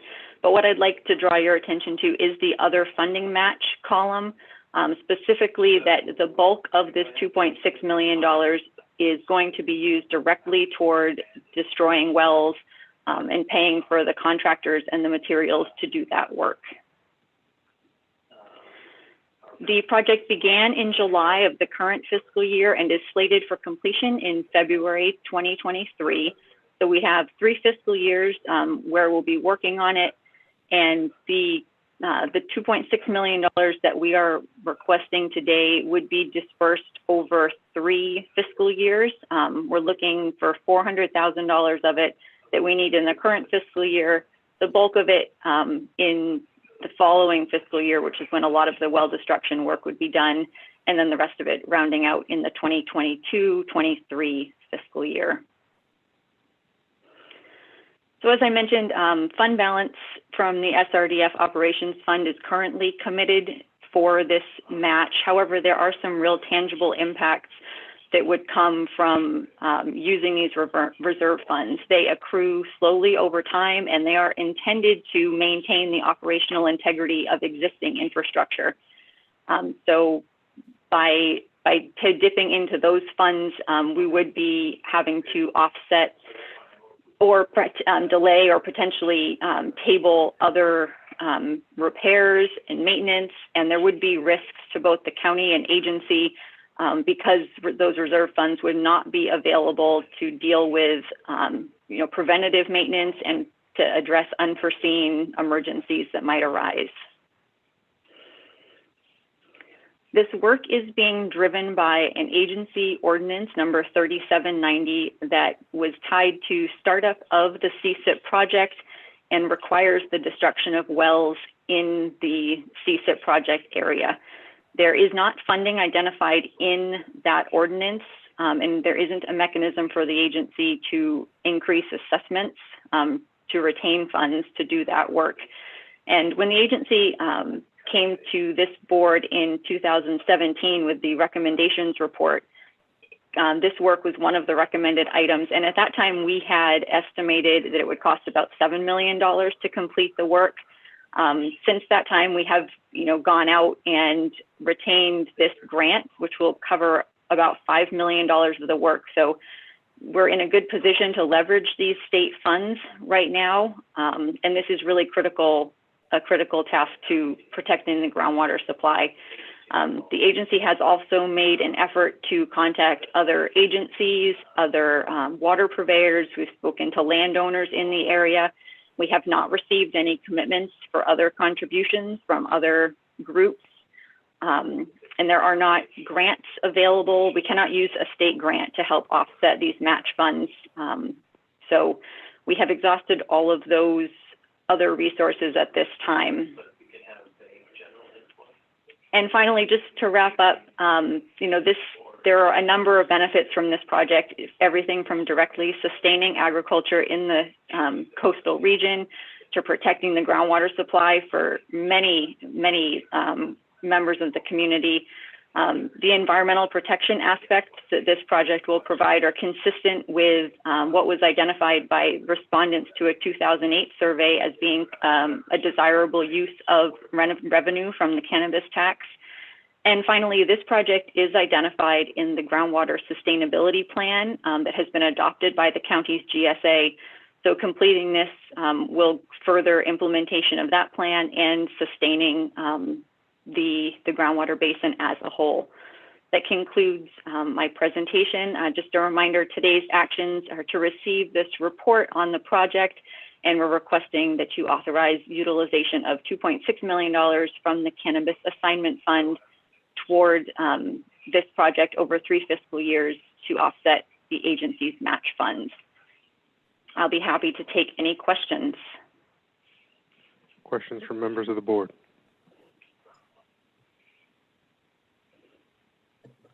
Seeing no hands going up, I'll turn to the public at this point. Mr. Chair, Adams. Mr. Chair, if I could, I had my hand raised. Yeah. Go ahead. Thank you. Just not a question, but a clarification. When this came to the Budget Committee, I, for one, was not comfortable having this be a straight contribution from the cannabis assignment, but rather suggested that it might be a loan to keep some, we want to move the project forward. It's very important. But I think to maintain focus on finding others who are going to benefit from these actions to help offset the costs is an important thing. So that wasn't really gone into as part of the presentation, and I just wanted to make sure that that was part of the discussion. Thank you. Thank you. Supervisor Adams. Thank you. You can imagine that I've got a lot of questions about this since it deals with the cannabis fund. But can you just tell me, please, who owns these wells? They are privately owned wells, but under the terms of the ordinance, the agency has the responsibility for destroying them at the agency's cost. Oh. Okay, and so then I would assume that the land that you mentioned that we need to maintain the land value, the land belongs to those same people who have the wells that they've not, they're not willing to pay to take down. Would that be right? There are other wells in the area, wells that supply Castroville, the city of Salinas, Marina. So while we wouldn't be destroying those wells, the wells we would destroy are privately owned. It would benefit a much larger area than just the land that the wells are located on. Can you tell me when Ordinance 3790 was enacted that puts the responsibility of destroying those wells on the backs of the county or of the Water Resources Agency? Certainly, it was in 1994. Okay. Have you had any conversations with the well owners or water purveyors that to see if they would be interested in participating in this? Because I very much value your comments about the importance of the socioeconomic elements to this. You know, I mean, I am completely on board with the importance of it. I just am wondering if there has been any attempt to speak to the landowners to see if they would be willing to participate in this, even though 3790 may say that it's supposed to be the Water Resources Agency that is responsible for it. Supervisor Adams, this is Brent Buki. So yeah, I've reached out to several individuals within the project area, and so it's the area of impact is essentially zone 2B, and so these individuals already pay an extremely high fee to the agency and feel that it should the agency should try and cover those costs from those fees. But it builds on what Amy was saying, that those funds have been designated for other components of the CSIP project. The pipeline's over 20 years old, and there is not an excess of funds to also do the well destruction. And so that's been with the individual landowners. And then with the water purveyors, I've reached out to Cal Water and Castroville Community Service District and Marina Coast, and they are all understanding of my request and the impacts to the municipal water supply. But as Cal Water stated, they are a publicly regulated water purveyor, and so any costs that they would put towards this would have to go directly to their ratepayers, and that's the same for Marina and Castroville, a little bit differently, but they've, you know, Castroville's got to drill a deep well. I was in a meeting with Eric Tynan earlier this week, and he's going to submit a permit to drill a deep well out there, and those are a couple $1 million. So any funds that he would have available are already being consumed, providing for his stakeholders. So I appreciate this, and I appreciate the importance of the program to stop, if it will have some impact on stopping the spread of seawater intrusion. I am so supportive of that and acknowledge what a horrible circumstance that is. But if we were not, you know, wild chance, but if we decided, the board decided as a whole not to take this money from school programs and, you know, different kinds of things that the community identified that they wanted the cannabis funds to be spent on, what would you do? So as Amy alluded to, immediately there's a need for the 400,000. So we would be back before the Board of Supervisors doing a budget amendment and taking those funds out of the SRDF. And so that's Salinas River Diversion Facility, and those funds that we have in reserve for emergency repairs or just immediate needs would be used for that this fiscal year. And then we'll probably be back next year and the year after trying to continue. We're continuing to look for a subsidy to pay for this. We don't have all the money, but we committed to it because it is such a benefit to the area to get that total $9.1 million, even though the 4.6 is the match from the state. I understand. I never want to see a grant opportunity lost. I appreciate why you're doing all this. Can you tell me how much is in the SRDF? I do not have that number off the top of my head, but I'm sorry, I don't have that. Okay, I can get it. Okay, you can call me with it later. So, okay, maybe as we go through the rest of this presentation, maybe you could ask someone on your team. Yeah, I'll work on it while we're talking. Okay, great. I think those are the only questions that I have at the time, but I'll probably have some more comments in a bit. But thank you very much for the presentation, Ms. Woodrow. You did a really great job. And thank you for your questions, Mr. Buki, your answers to my questions. Yes. Thank you. I'm going to go ahead and open up the public comment portion of this item at this time. I see I've got a hand up from James Tynan. Mr. Tynan, you'll have 2 minutes to share your public comment with this board. We'll now give you the ability to unmute yourself. Hello, this is Eric Tynan. Those are some great questions, Supervisor Adams. Castroville CSD, I'm the GM for the Castroville Community Services District, did get a request from the Water Resources Board from Brett Bucci, your general manager, for about 89,000, I believe. We do need to dig a deep well, but I think it's important enough that I'm going to recommend to my board that we do it. I need to run it by our council to make sure we can.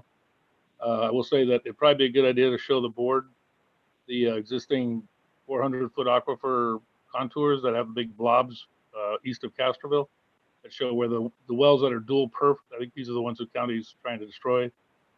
It allows the water from the 180 to transfer down into the 400-foot aquifer. The 180 is treated with seawater. 400 over there was clean, but now it's getting turned salty because of this transfer. So this is extremely important. It's unfortunate the landowners can't do it, but I think your general manager explained that.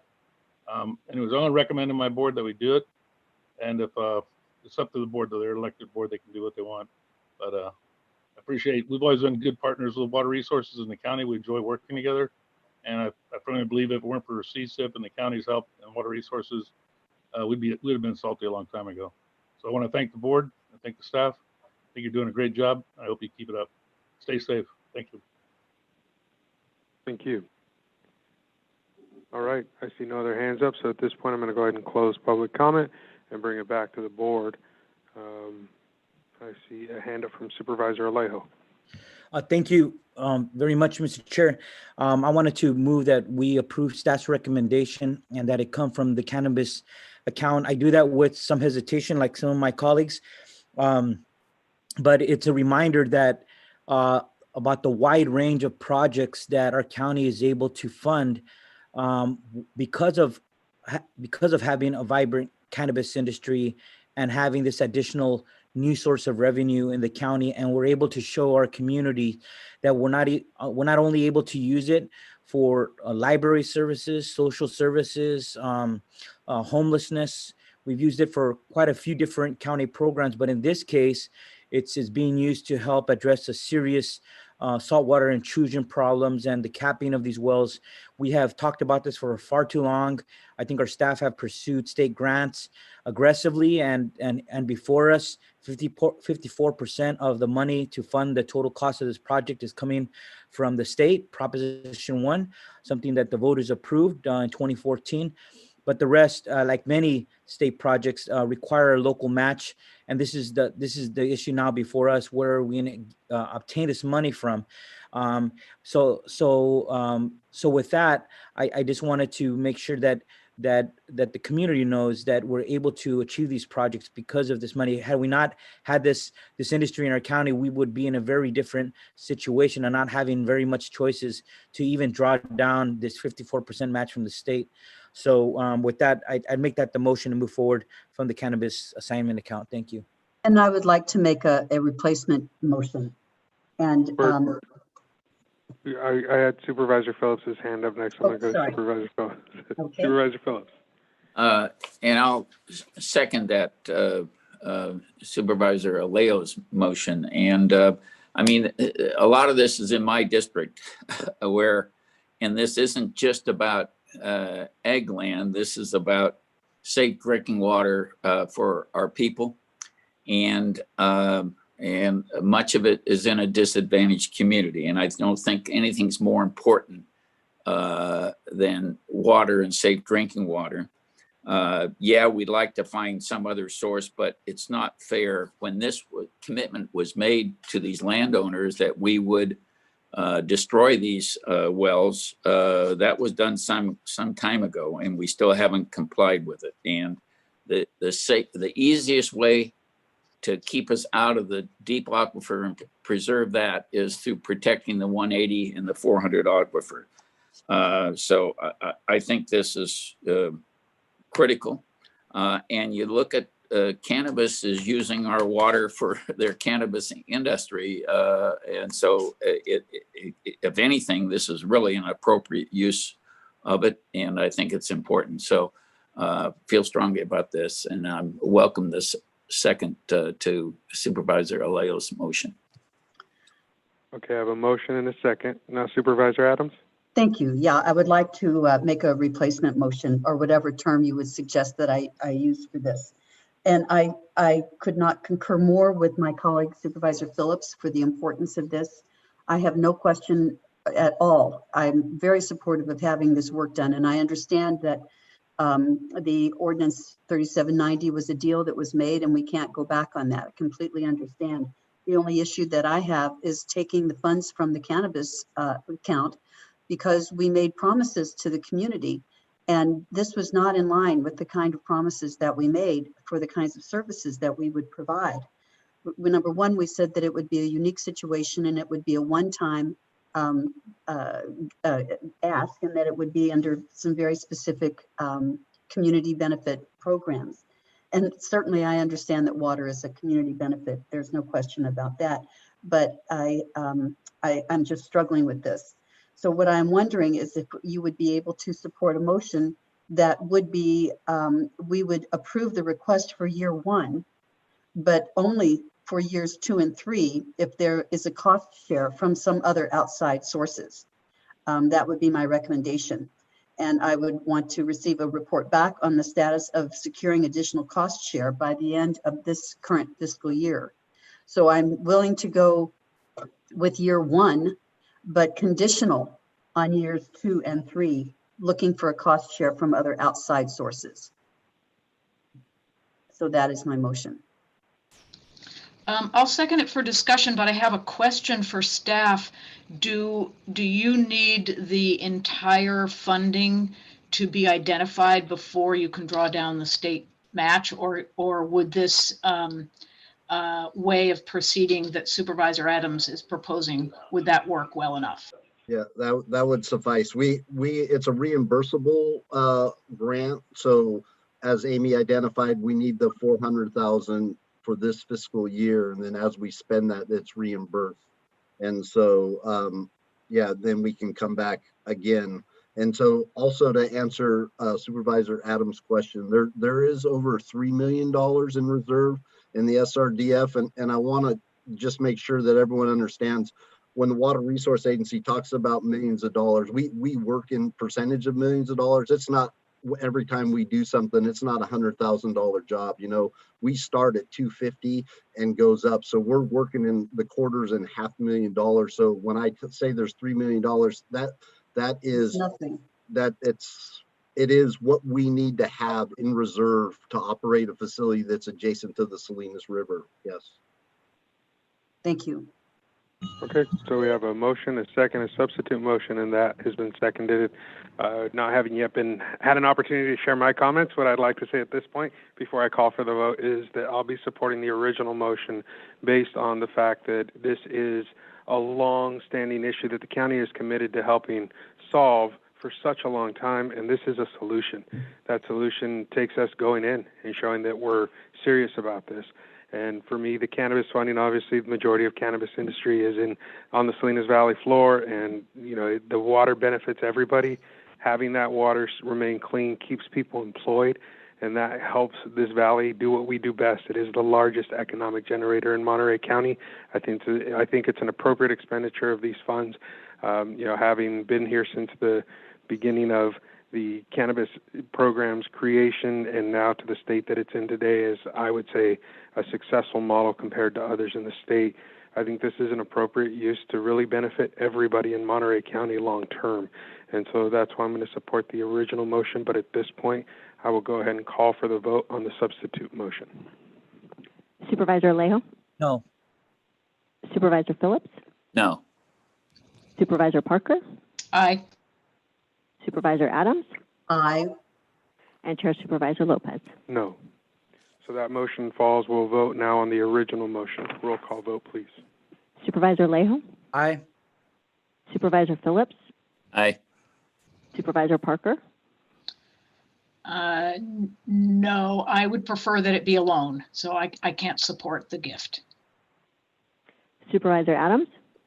Although I support the project completely, I do not support the use of the cannabis funds, especially at this time when we're going to have such an awful budget year, to take such a huge chunk that may be needed later for other programs that we have. I feel like I cannot support it, so no.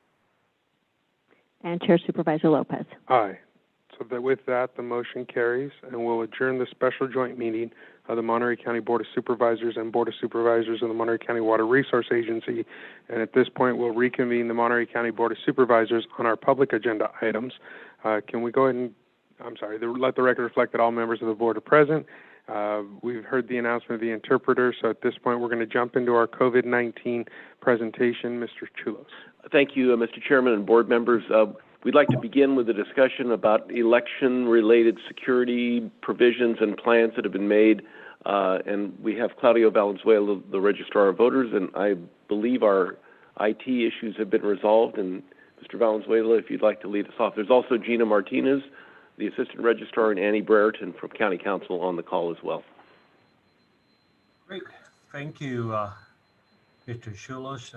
Good afternoon, Supervisors, Chairman Lopez, staff. Let me share my screen here so we can start the presentation. All right.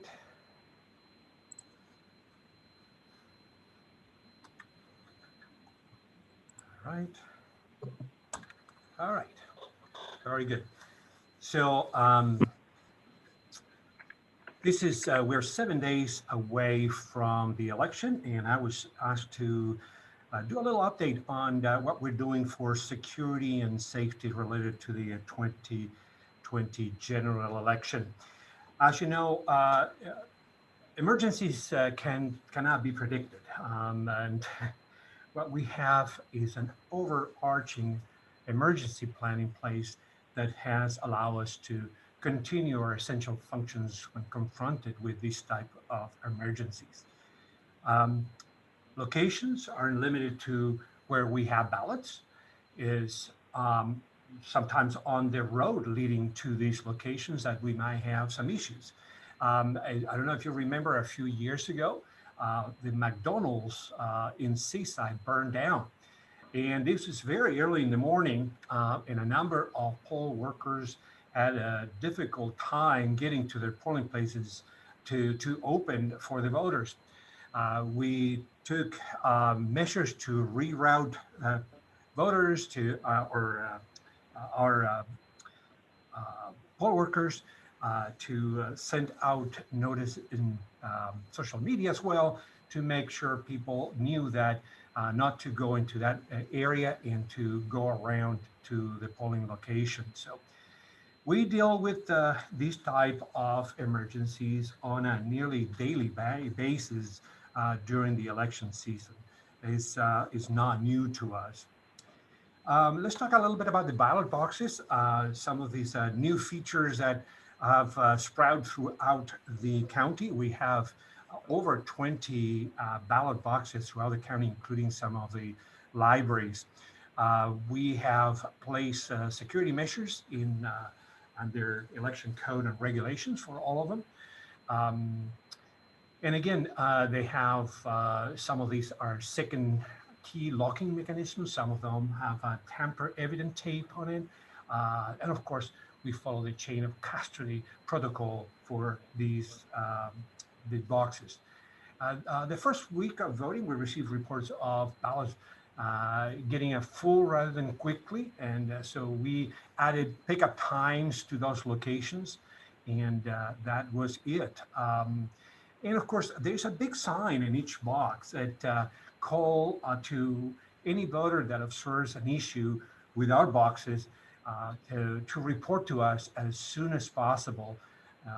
The sign is right in front of the voter of the ballot box as well. I think one way to be prepared and avoid emergencies is to have a good, reliable information. We are members of the Election Infrastructure Information Sharing and Analysis Center. Wow, this is a mouthful right there.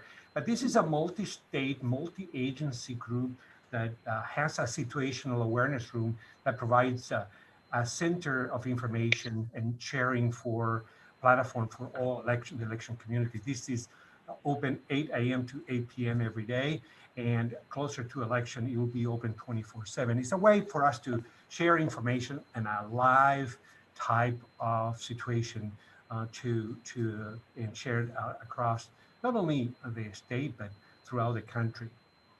I have to say also that the Secretary of State has been more proactive and engaged than any other administration in my almost 20-year career in election administrator, as an election administrator. Their support has been invaluable to us. We also communicate internally with RMS and externally with public utilities, Caltrans, the cities, the public works, to make sure that the roads are open and towards the polling places, and there are not planned outages on election day that might impact the polling places or our two early voting sites. Gina, you want to talk a little bit about COVID-19 and what are we doing for voting safety? Yes, thank you, Claudia. Good afternoon, Chair Lopez, Board of Supervisors, Gina Martinez, Assistant Registrar of Voters.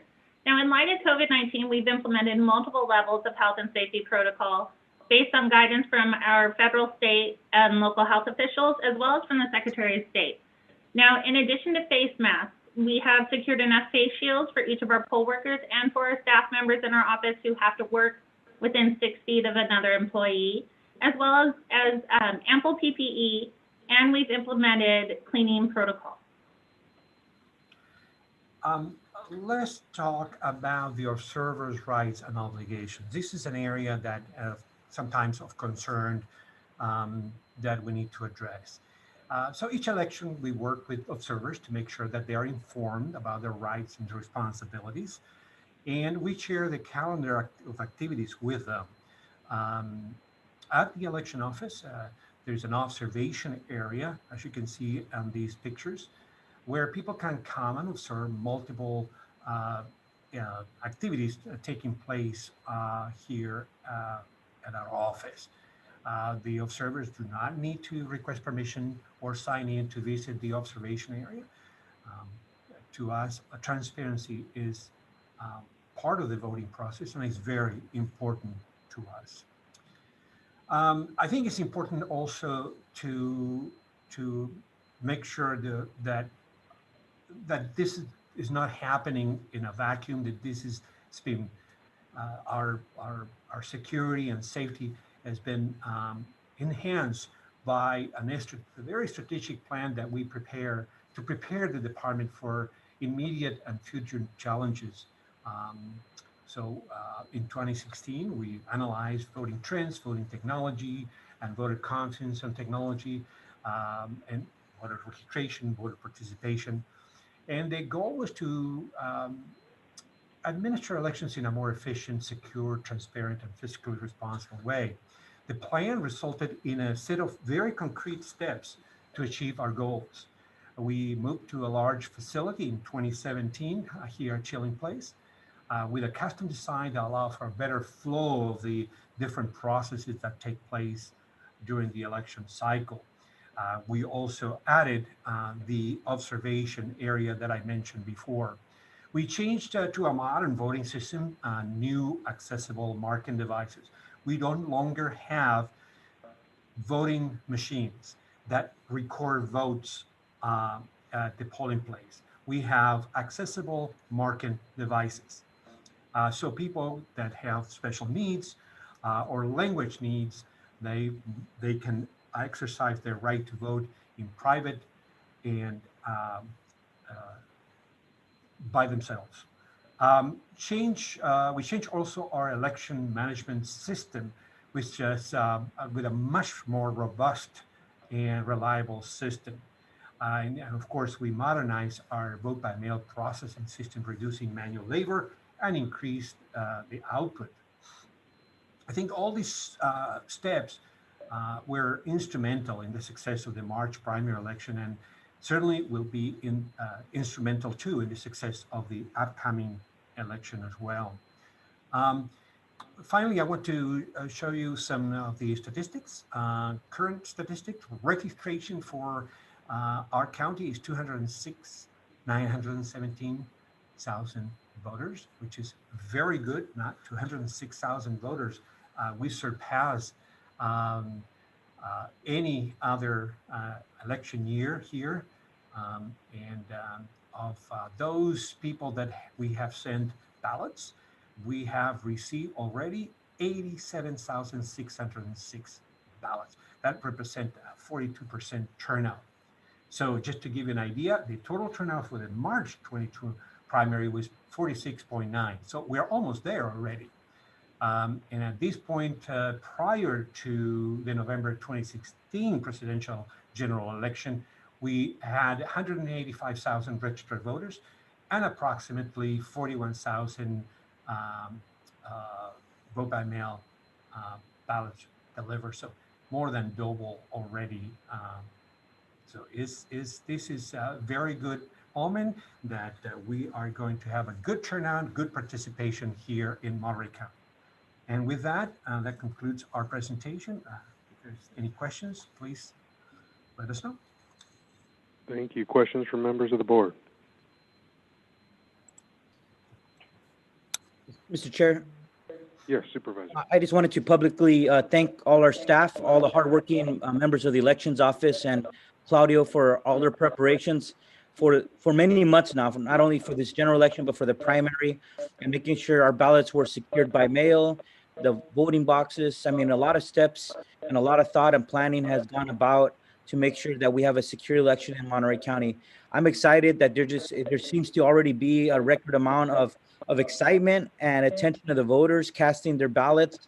I think it's going to be one of those elections that might set the record, but I think for our residents, I think it was important for them to hear some of the work that has gone on to make sure that their votes are going to be secure, that they're going to be counted, and that we're going to have an accurate count when all the ballots are tallied, even days after the election is done. So thank you very much, Claudio. And if you could just, one question is, like, after November 3rd, how many days do you have to count the ballots before, like, the election is certified for the state? Because some members of the public might think all the ballots are going to be counted on November 3rd, when every year that's never the case. It takes several days, but just to give them a time frame. Yes, so we have 29 days after the election to certify the results. That's what we call the canvass period. And we have to process all these vote by mail ballots that come on election day. They need to, as you know, process. We need to check signatures on those. So it's also the provisionals, conditional voter registration ballots. All that need to happen after the election. And you know, our staff is always saying, let's try to finish before Thanksgiving. And this is not an exception, but like everything on elections, is not speed, is accuracy. We want to be accurate, we want to be transparent, and so it's not about speed. But we are going to be working as we always do to get the results as soon as possible. Thank you very much, Mr. Valenzuela, and to the whole team, Gina, everybody. Thank you for the hard work that has gone into this important election cycle. Thank you. Thank you, Supervisor. Thank you, Supervisor. We're going to go to Supervisor Phillips next. Yeah, I wanted to just jump on to Supervisor Alejo's comments. I've known Claudio for well over 20 years, and Gina, she's a North County. And they're doing an amazing job. And with all the problems that are going around and are anticipated around the country, it's nice to feel comfortable that our election department has things in hand. And I think all of us were more comfortable after we heard this presentation in closed session and now hearing it again. So thank you. Thank you, Supervisor. I'm going to go to Supervisor Parker next. Thank you, Mr. Chair. Two questions. The statistics you gave towards the end of the number of registered voters and the voter turnout, for what election cycle was that? So the 2016 presidential general election, yeah. That's 185,706 registered voters and approximately 41,000 ballots received, which was a 22% turnout at this point, 7 days before the election. Mm-hmm. Great, thank you. And then another question in terms of kind of the length of time to count the votes and certify. It seems to me that one of the measures that the state of California put in place in order to give voters confidence that their votes would still count, even if there were delays, say in mail delivery. I don't think we're going to have that problem in Monterey County, but does that mean then that you wouldn't really be able to certify in advance of that, what is it, like a 2-week period after Election Day when ballots might still come in and would need to be counted? That is correct. Yeah, we have a period of 17 days after the election. Voters that deliver their ballots to the USPS and their ballots are postmarked with that date, the day of the election, we can accept those ballots up to 17 days after the election. But they still have to have them postmarked either November 3rd or earlier. Correct. Not after election. That's correct. Thank you. And Claudia, could you clarify, just following up on that question, that's a California state law, correct? Because I know there's several of those questions flying around the country, getting different opinions from state Supreme Courts up through the Supreme Court. Yes, this is only here in California. We have had the law previously. We had up to 3 days after the election to receive ballots postmarked on election day, and that period was extended 17 days. I believe the legislators in Sacramento consulted with the USPS, and the worst case scenario for return, they say it was 15 days. And they added an additional 3 days just to make sure that that ballots get back to us and we can count it. Thank you. Supervisor Adams. Thank you. I just wanted to say thank you so much to Claudio and Gina and all of the staff that you have at the Elections Department. As we look around the state and the country rather, and we see so many places where the votes are attempting to be suppressed, it makes me feel so good to realize that in our county and in our state, we have leaders like yourselves who really give confidence to the people that their votes will be counted and therefore their voices will be heard. And I just wanted to make that public thank you to you and your team for doing such an excellent job to ensure that we are all heard. So thank you very much. Thank you, Supervisor Adam. Thank you. With that, we'll continue with our presentations. Mr. Chulos. Thank you, Mr. Chairman. We would now like to turn to Dr. Moreno and Christy Michi to talk about state and local metrics and an update on testing.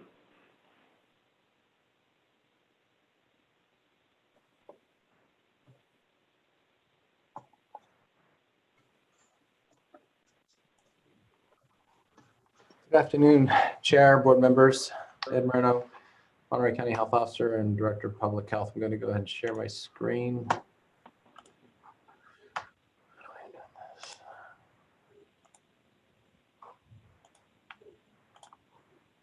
All right.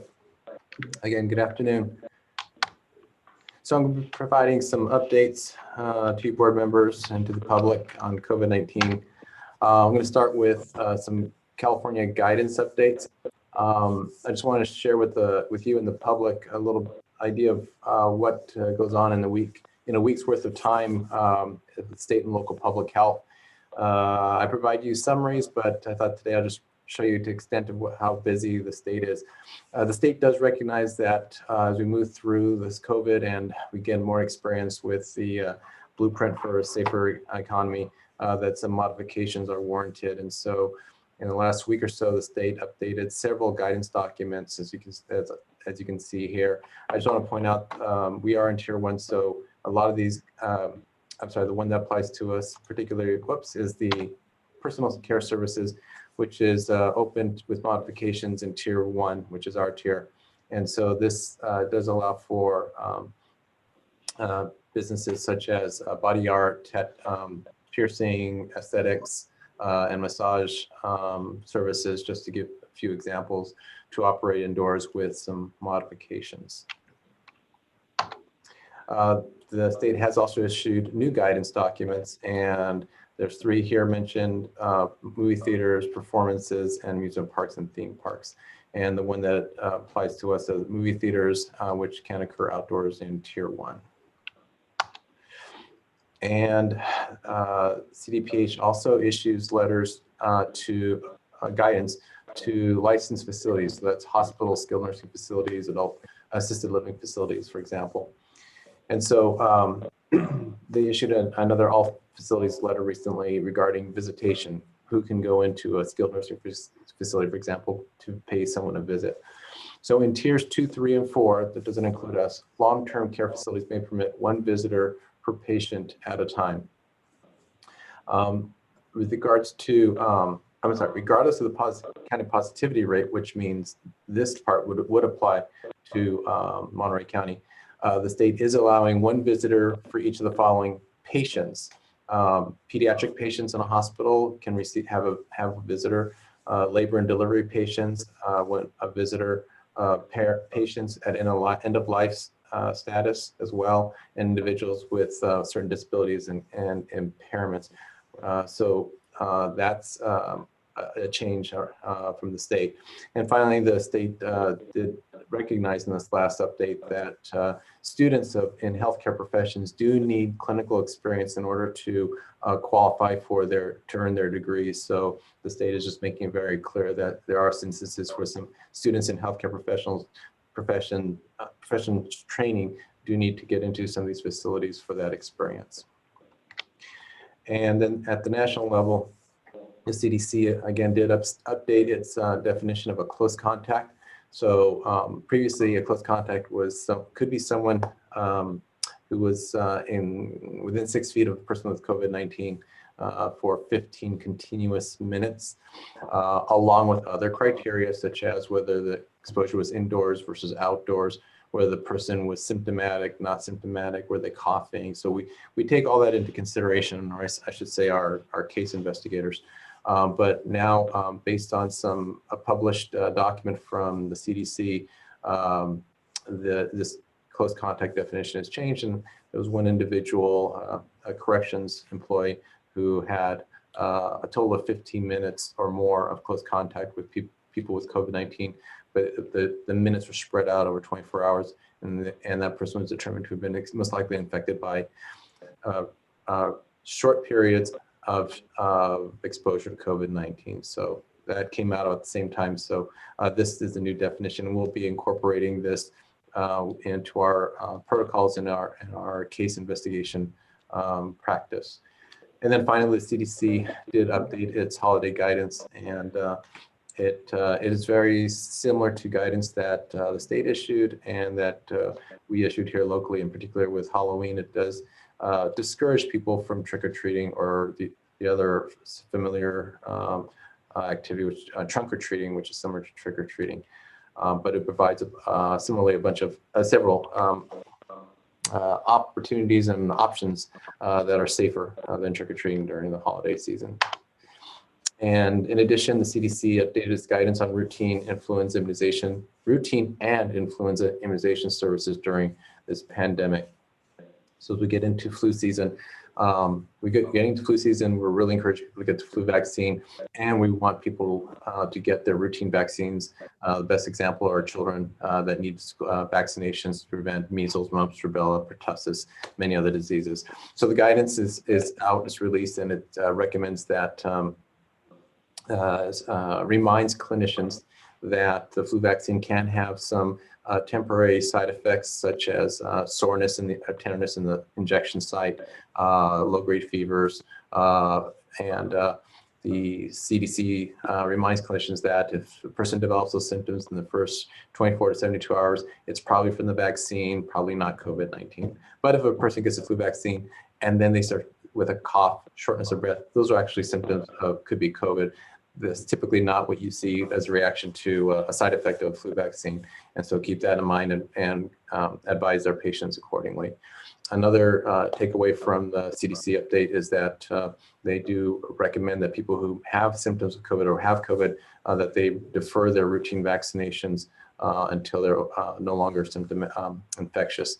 And then finally, there is guidance for healthcare providers on how and when to vaccinate individuals with flu vaccine if in persons who have no exposure to COVID, people who've been exposed and are in quarantine, people who are in isolation but asymptomatic, and individuals who are symptomatic with COVID-19. So that's going to help providers understand when the timing of vaccinating people depending on their COVID status. And then in addition, the FDA did approve remdesivir as the first treatment for COVID-19. Moving on to schools, I don't have any, there's no changes, supervisors, to the schools that have received approval to resume in-person instruction. And now moving on to, so that's it for the updates. Supervisors, now I'm going to move on to the data and the metrics. This is should be a familiar chart with a continuous downward trend in the number of cases that are being reported to the Monterey County Health Department. This is the graph that shows shows the number of COVID patients with COVID-19 in hospital beds, and we've seen that the census has been fairly steady since the beginning of September, which is good. We're not seeing an steady increase in COVID cases in the hospital.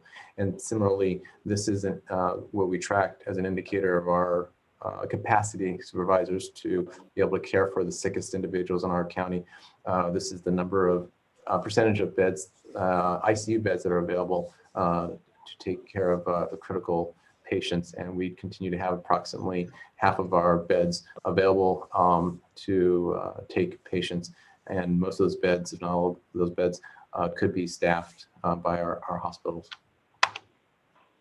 And now, supervisors, this is moving on to the blueprint tiered framework that we're following in Monterey County, and we did receive the most recent rates from the state of California for Monterey County, and the adjusted case rate is 8.5. Our actual rate was a little higher, but because we continue to have a higher testing rate than California on average, we get an adjustment down to 8.5.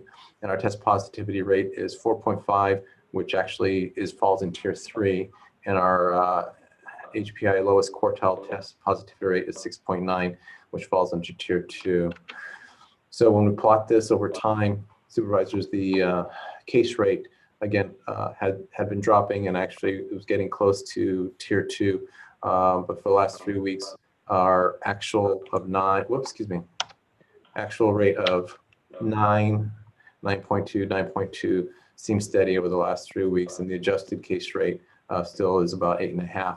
And so I have reviewed this with Christy Mishi, one of our most experienced epidemiologists in the county, and she is tracking the most recent data, which isn't reflected here, supervisors. And the most recent data does reflect that where our case rate is in most recent days is lower than this. So we're going to remain both optimistic, but also vigilant in making sure that people understand that in order to get this case rate down, we do have to continue to take measures to prevent the spread of COVID-19.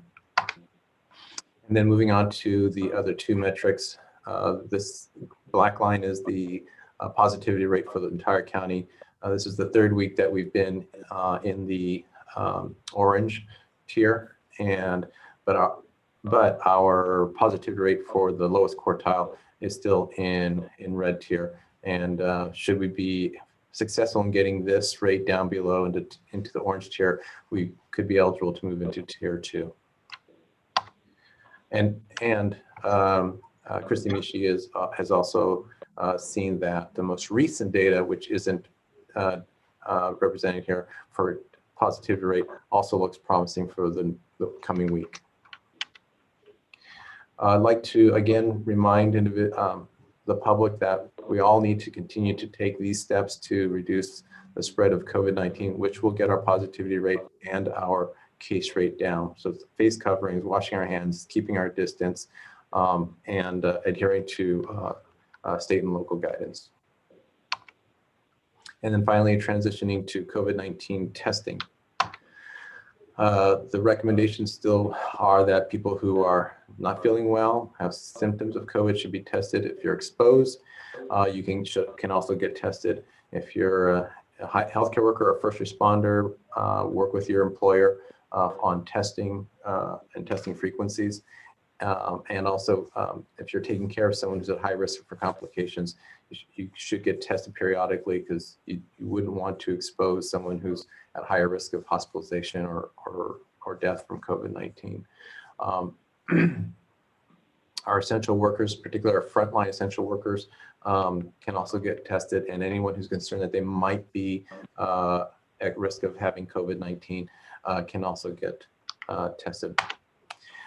This is a slide. I've shown you testing data in the past. Krista Mishi was kind enough to provide a pie chart for us this time. And this, this area here of the pie chart shows that 63% of tests in Monterey County are performed by commercial labs, and 16% are performed by our local hospital labs. But one lab is responsible for 17% of the tests, and that's our public health laboratory. We still, with your support, we've been able to continue to increase the capacity of public health lab to perform PCR testing, and we continue to serve as a resource for our hospitals who require a confirmatory test of inpatients, and many of our facilities that are experiencing outbreaks are working with us to provide quick turnaround time for reliable test results. And our overall test turnaround time in the last 14 days overall for our county from all testing facilities is about 1.5 days. So we continue to make progress there as well. As a reminder, we still have the OptumServe testing sites at the Cesar Chavez Library in Salinas and the Seaside High School. The days are Tuesday through Saturday from 8:30 to 4 with appointment only, and from 7 to 7:30 with appointments only. But they do accept walk-ins between 4 and 7 p.m. And the number is here for people to call if they need assistance in scheduling an appointment. Otherwise, they can go directly to the website and enter information and schedule an appointment on their own. And anyone who's interested in learning more about all of our test sites in Monterey County, not just the OptumServe, they can go to our County Health Department website on the bottom of this page, and that's where they can find opportunities for testing, which would also include hospitals and urgent cares and clinics. And then the state has entered an agreement with OptumServe and PerkinElmer to expand testing access and improve turnaround time statewide. So we did submit a request last week to increase the number of patients served from 132 today to 165 a day at our two sites in Seaside and Salinas. But we asked for a new OptumServe location. So we asked for another fixed pedestrian site similar to Seaside and Salinas to be placed in North County. And we asked for a new fixed drive-through site in South County, which actually can do up to 330 tests per day. We also asked for 2 traveling teams made up of nurses and support staff that could go to our congregate living facilities and the schools that have students on campus for learning, so that they can meet the state's recommended frequency of testing of staff, and possibly expand that, make that accessible to parents of students and students with consent, because the OptumServe will now be testing children as well. And any of our large outbreaks might be served by one of the traveling teams. And finally, there is interest among some of our healthcare providers to utilize this new OptumServe and PerkinElmer laboratory opportunity to test their own patients. So we included that in our application. We hope to hear from the state this week to have a discussion of our request and answer questions they may have. And then we'll see, we'll do our best to get as much of this request as possible. And then lastly, flu season. We want to continue to reduce the impact of flu during this pandemic. So people with flu, people with COVID-19, again, have gone through a lot. Many of them have gone through a lot, and so they're considered to be more vulnerable to influenza. So we do recommend that people who've had COVID-19 get the flu vaccine, and anyone that lives with someone who's recovering from COVID-19 also get the flu vaccine so they don't get their family member sick. And we want to reduce flu this year to save our hospital beds for people who have COVID or are very sick. We have results from all of the flu immunization, the county-sponsored flu clinics this year, supervisors. And you can see here, I won't go through all of them, but these are the partners that we've been working with in Monterey County. And these are the number of people who've been vaccinated by each of these organizations. So we have almost 3,000 people who received the flu vaccine thus far in our county and partner-sponsored flu clinics. We need a lot more people than 2,800 in Monterey County to get vaccinated to reduce the number of people getting sick from flu this year. So supervisors, this really represents your efforts through your departments and our partner agencies to make flu vaccine available to those individuals who don't have a healthcare provider, can't afford to get a flu vaccine, or find it much more convenient to get their annual flu vaccine through one of our clinics. And we have one more no-cost influenza vaccine clinic on November 2nd at Monterey Peninsula College from 9 a.m. to 3 p.m. Nativa Medical Center will be working with us to offer flu immunizations at local food banks, and those vaccines clinics are coming up. And again, individuals can go to our health department website to get information about current and future flu vaccine opportunities. And that is my update today. Thank you, Dr. Moreno. We'll go to Supervisor Adams first. Supervisor Adams. Thank you. Thank you for your report, Dr. Moreno. And I just wanted to sort of opine a little bit here, but with your input. So it seems pretty clear to me that if we test more people and more people who are negative, that we stand a stronger chance to move out of the purple tier into the red tier. And we've been hampered in the sense that we have not had a permanent testing site over here on the Monterey Peninsula. And I just want to sort of get your thoughts on this, but I want to encourage people who live over here on this side of the county to go to Seaside High School to get tested. But I am conscious as well that people really like to follow the rules. And if the suggestion is that only people who have the symptoms or have been exposed should go, that might deter people from going. So I just want to be sure that we can say to people, go, get tested. Yes, I'm comfortable saying that. We have, we've had anywhere from 85 to 100% capacity at our sites in the past. And we haven't been meeting our capacity, and the state of California is looking at that. So in order to maximize our capacity and show the state that there is still need here, I encourage people, even if you don't have symptoms, to go get tested. And please make good use of the Seaside High School location. It's convenient, it's right off Highway 1. We really hope that more people utilize this testing location. Thank you very much. Supervisor Parker. Thank you, Mr. Chair. Dr. Moreno, I was glad to see that some of the state guidance that's come out recently was allowing visitors to people in various facilities. And I have a question. The one that applies to us in Tier 1 would be the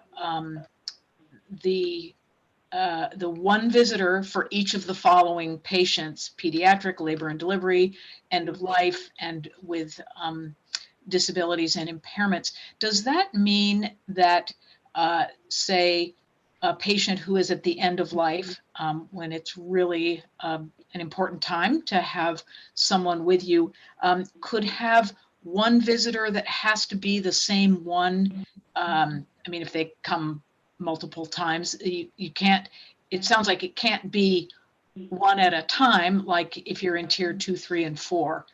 So I wanted to So just. it's right. So to your question, Supervisor, regardless of the county positivity rate, the following patients can have one visitor. So I did check with your infection prevention practitioner over at Natividad Medical Center, and he did confirm that they are following this guidance. So they follow the guidance to allow for a visitor to spend time with patients, the following patients. It's one person at a time. This hospital may have modifications to that to determine how many people in a given day might be able to pay a visit to a patient. But the guidance is simply says one visitor at a time. They do have to follow certain requirements, such as they have to be screened. They can't be allowed, if they have symptoms, to come and visit the patients. They have to wear a face covering at all times.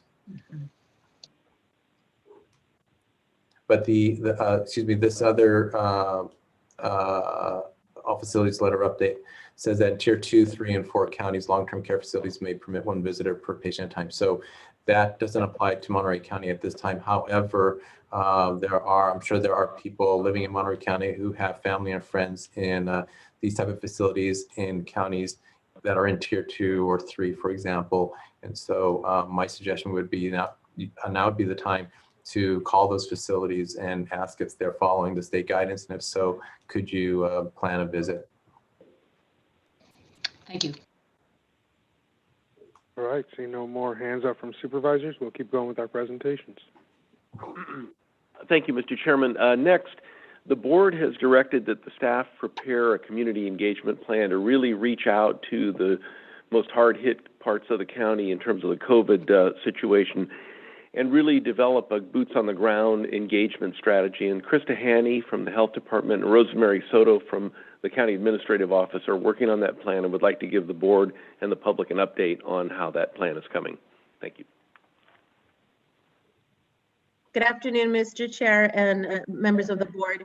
Krista and I are going to be sharing with you okay, I'm not sure if you could hear me well, but we'll be sharing with you we'll be sharing a draft plan. This is a preliminary plan that we are proposing that would include an extension of the successful 2020 census outreach efforts that were utilized and transferring some of those lessons learned into a COVID-19 community outreach.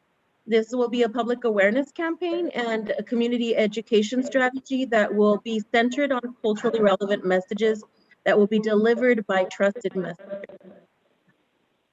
And the county health department will be also utilizing the work of community health workers, CHWs, who will work in collaboration with key community partners, community-based organizations who have those trusted relationships already established in the tracts in the communities that are considered to be the hard to reach and that are most impacted beginning now throughout the spring of 2021.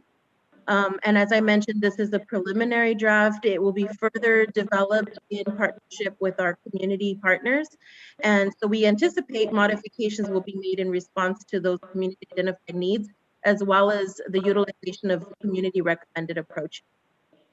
So the focus population of this plan will include the community in general, businesses, and specifically in the Healthy Place Index, the lowest track. And our goal is to reach at minimum 200 people per week in person and to expand the reach using social media. So my colleague Krista will be sharing some more specifics on the goals and strategy. Chair and supervisors, yes, we wanted to put together a. Am I sounding okay? You are. That's Okay. how I felt. There's an echo. Okay. It's the most amazing echo I've ever had so far. So we wanted to put together, as Rosemary said, a draft plan, and it's also for piloting this and being able to ramp up and change as needed, as identified by the community organizations, and then potentially being able to expand on the community organizations, recognizing that we wanted to add to all the great work that has already been going on by these organizations and probably others in the county, as well as recognizing that there has been a multimedia campaign by the county as well as by others, and that we probably aren't reaching all groups, and this would be a way to start to identify how we can get more down into the weeds in particular communities. And as Rosemary mentioned, when you're working with organizations that have that trusted awareness in the community, going beyond a particular county agency, but working with a CBOs that are more grassroots.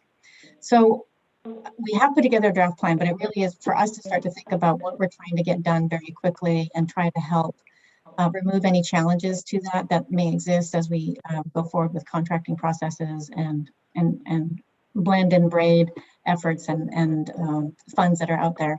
So what Rosemary mentioned is where we thought we'd probably have a couple community health workers part-time working with the health department, and then augmenting some community health worker work that's already happening with the various organizations, and finding curriculums that may be already implemented out by other counties. We know that to the north of us, Napa and Sonoma have been using this type of a process, and then Fresno County to the east of us as well. And so there probably are some curriculums already that have similar types of messages, but then we'd be working with our community partners to refine that to be more Monterey County specific. And then going where people might be. So what we heard from Fresno and what you even just heard about where there'd be flu vaccinations occurring at a food bank drive, and where you may also then partner with that to be able to socially distance from individuals and talk to them briefly, everyone's face covered, to get information to them quickly, and then also to then connect them with other resources that are out there, whether it's some of our social media apps, some of the hotlines, the legal aids, and the economic assistance aids that are out there right now. And then at the same time, collecting information to find out what is happening for folks out in the community, find out what they're needing to try to then augment what we are doing, and again, fill in other gaps, maybe ones that we're not as aware of, and using that information to inform our action plans going forward. Some of our community partners have been doing this already, and we can also potentially, working with them, mine some of that information to get started even more quickly with some of the messaging that we need. So some of the partners, we have been working with the Farm Worker Protections Alliance Coalition, which will be continuing to work with them, talk to them. Many of the partners that you know, from Building Healthy Communities to CCA, to COPA, and others, that are all those grassroots organizations that we've worked with. And we just wanted to stress that we're wanting to be very collaborative with this, and our draft plan is a draft just to get us going.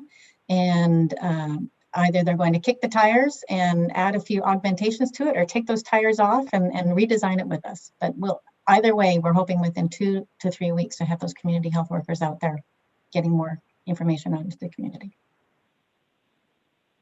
Thank you both so much for that great presentation, and we look forward to the work that you're going to do. Is there any additional questions or comments from members of the board? Supervisor Parker? Saw you unmute yourself. Wasn't sure if that was I was trying to raise my hand. I was just going to say I do have a couple of comments, but I think I'd like to hear from the public first, if we have public comment, and then make any comments I might have. Sure. So I'll take public comment when we're done with the presentations. Let me look to Mr. Chulos. I believe this was the last presentation. We have one more. So we'll take public comment after that, and then I'll give you another shot to give us some comments. So seeing no other hands up from the board, we'll go to the next presentation. Mr. Chulos. Mr. Chairman, the final item is a quick update from Nick Pasculi of TMD Creative on our messaging campaign related to COVID.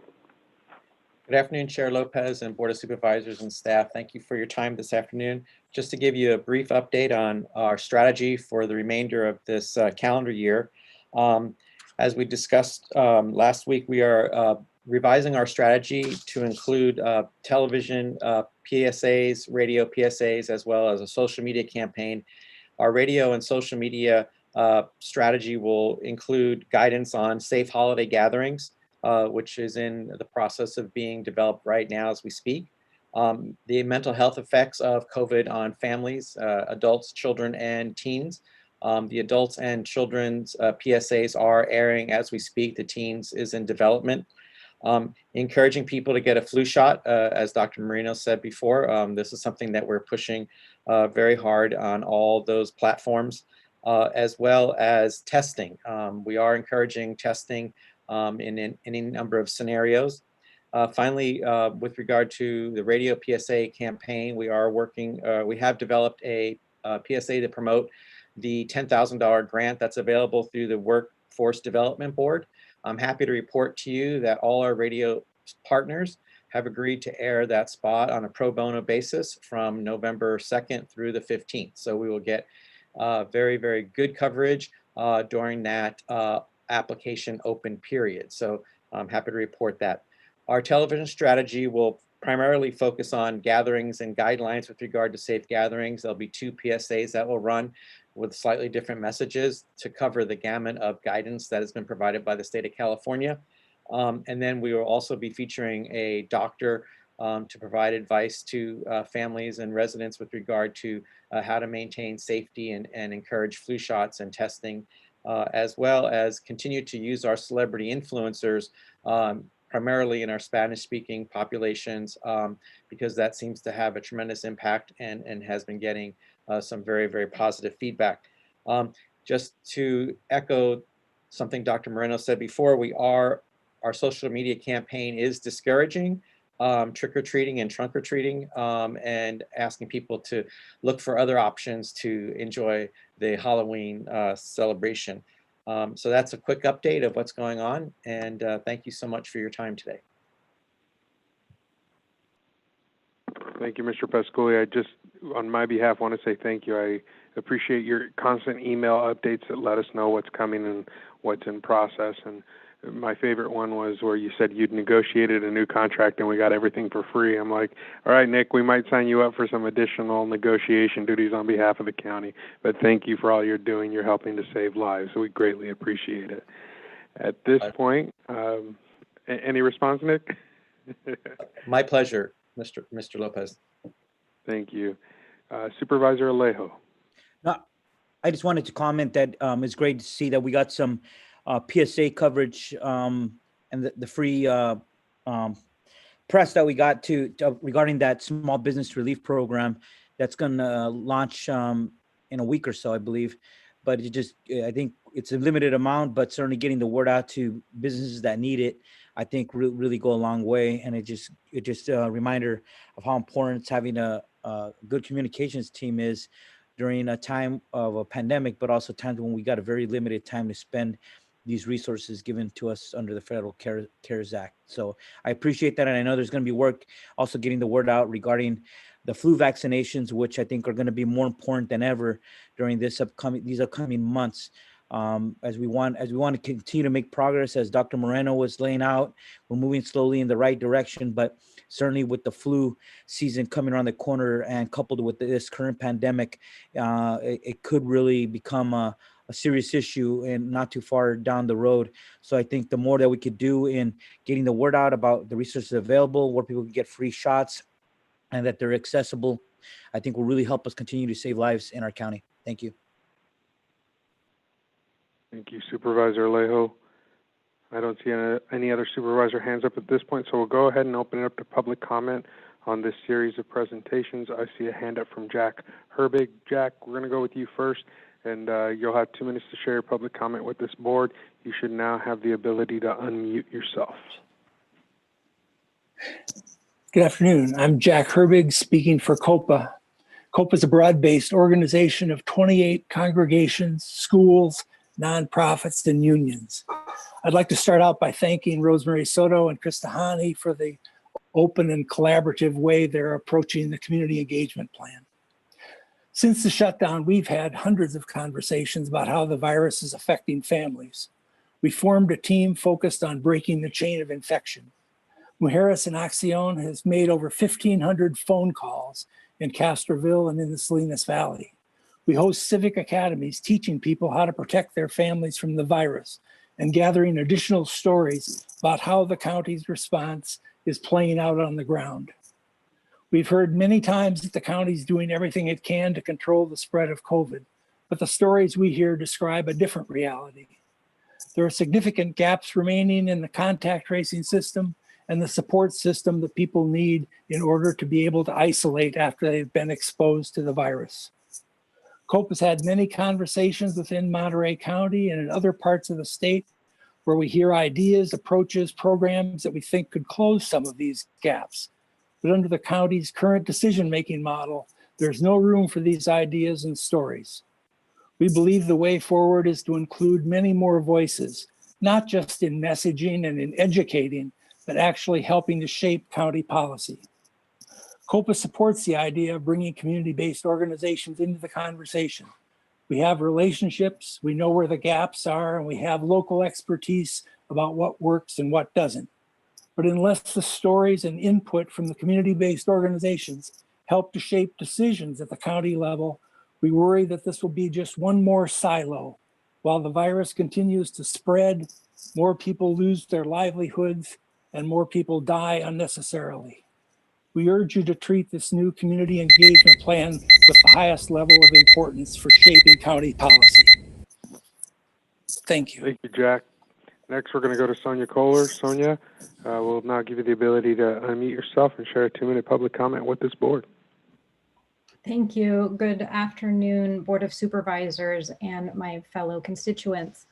I'm Sonia Kohler with Bright Beginnings. I'm also here in spirit with my partners from First Five, and we really are so excited to see this outreach into our most vulnerable regions, and want to just remind that we're here to partner. We know there is a strong spirit of partnership, but just to remind, we have networks out to our early childhood care and education providers in the county. That's 325 home-based providers and 120 licensed centers. Great places to get messages out to our families and to our service providers in those regions. We working with COPA and others, we have brought in other local resources to help support a communication and outreach system. So we would love to partner with those efforts to make all of those funds, just to, as you said, to blend and braid our work together, know that that resource is there as well.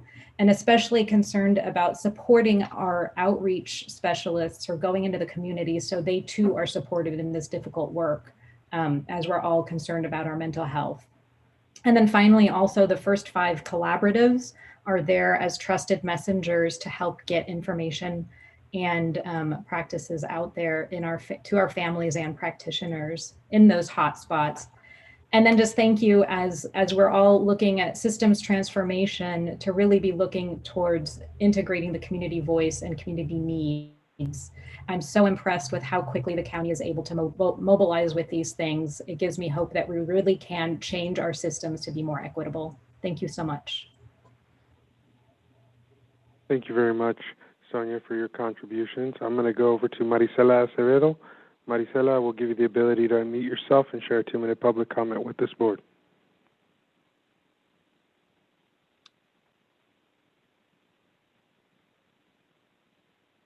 Maricela?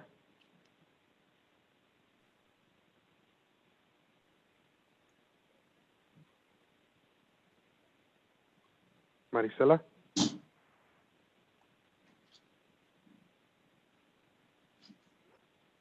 Sí, buenas tardes.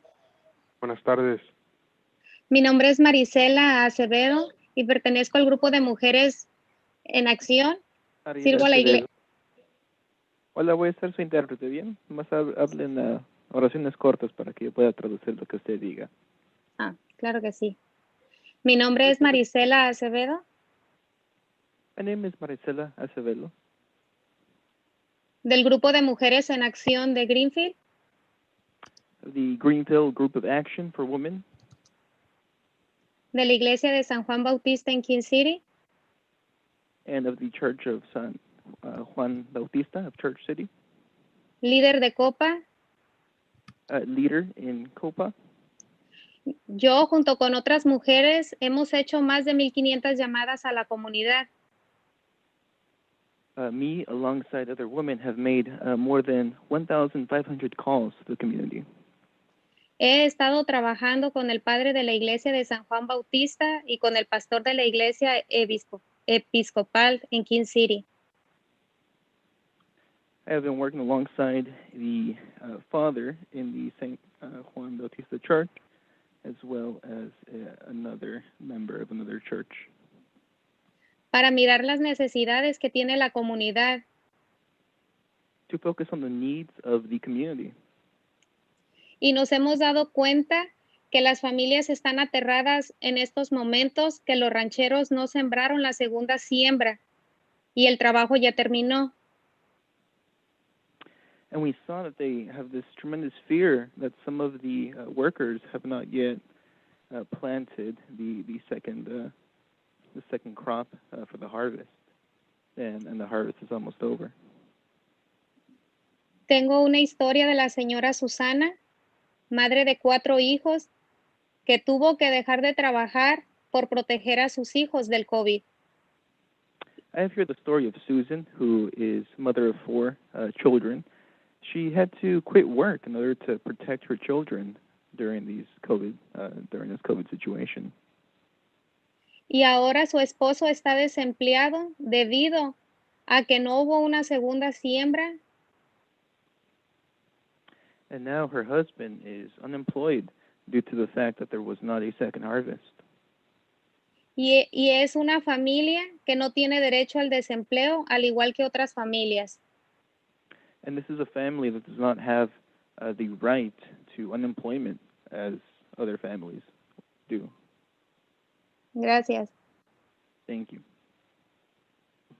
Gracias, Marisela. All right, at this point, I think we have concluded the public comment, seeing no additional hands up and nobody in room.